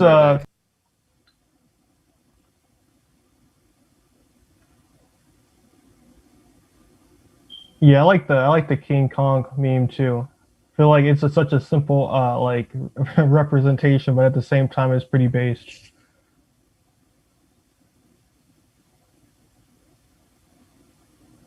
Well, I feel like Genji, you just probably shouldn't use the N word. I mean, it's not necessarily because your own ancestors have any sort of like guilt or relation to it, but it's like a cultural thing that that has a very negative connotation. I mean, honestly, yeah. So that's I mean that's pretty much all there is to say about it. Let's see, King Kong. Yeah.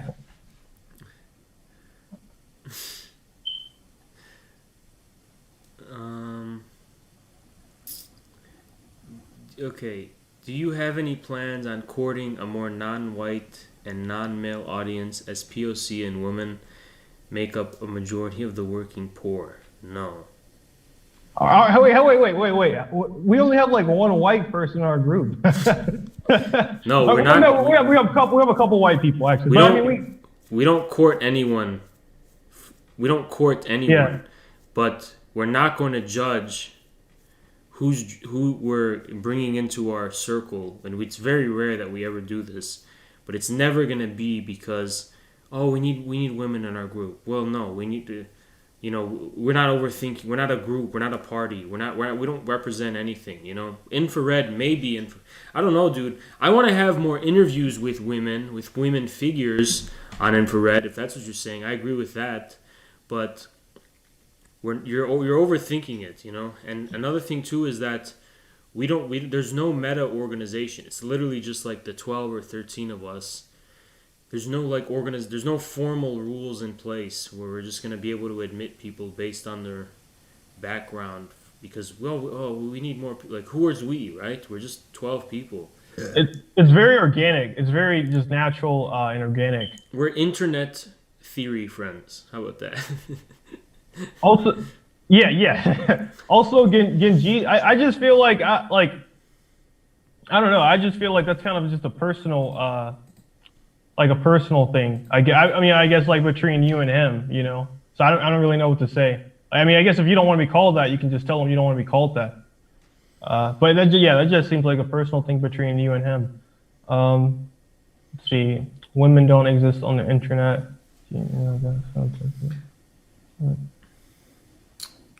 It is kind of weird. I've thought about why is our group Infrared? We have 0 women in it. And then I realized we don't even have that many people. We have 13 people. And we're all guys here, so that's why. It's because there is a kind of divide, and it's intimidating. There's just a bunch of guys, and yeah. If it started out as 3 women, it would probably be an all-women group. If it started out as 3 guys, it's how it works, until it gets to 50 people or 100 people, then it'll change. But that's just how it is, dude. I like how that guy who started the new Lefty poll thread said we had 20 people.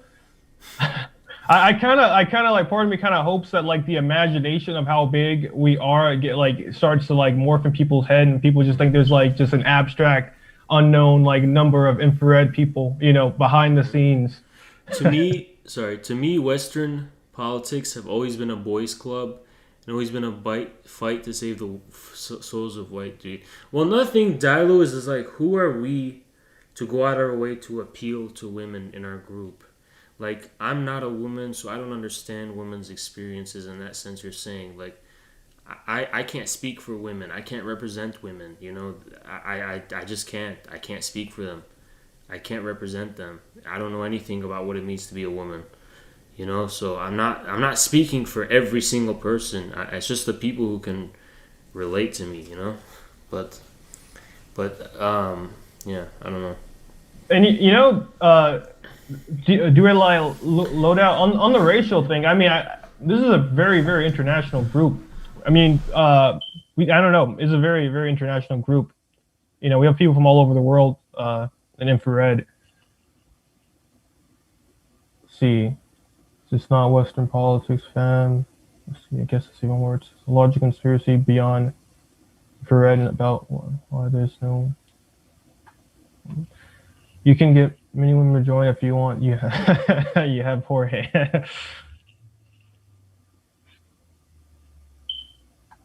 Yeah, I agree with that, Base Mango. The makeup of the group, or like the gender makeup of the group, shouldn't be relevant. It should be about the political, political positions and stances that we take.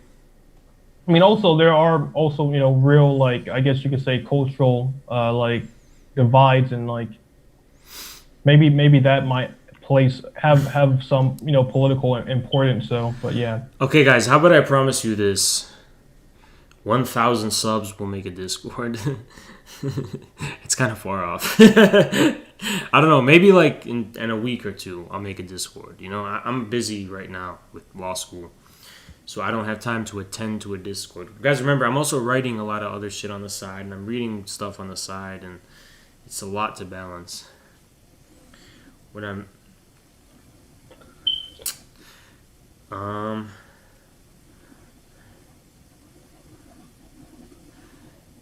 yeah, I don't I think that's it, right? That's all for tonight. Alright, guys, we're gonna end it here. It was really nice. 750 subs Reddit. Okay, yeah, we can do that. 750 subs, we're gonna make a Reddit. But I'm not gonna be active on it. I'll just read it and browse it. 1,000 subs Discord. Nah, man, you're busy fighting pixels. Well, it's growing our channel, dude. It seems to be working. If it stops working, I'll stop doing it. But it seems I think people working. love the paint. People love the MS Paint. Yeah.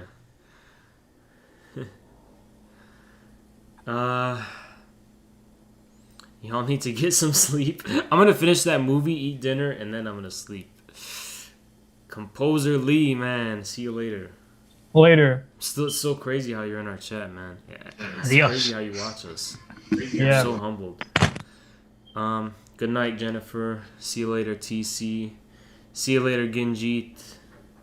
Thanks for all the love, guys. See you later, Base Mango. See you later, Dialu Ladao. Sorry if I can't pronounce your name. Paint has become a writing text in boxes. I'll fix that. Alright, guys. Bye-bye. See you, Neat. See you later.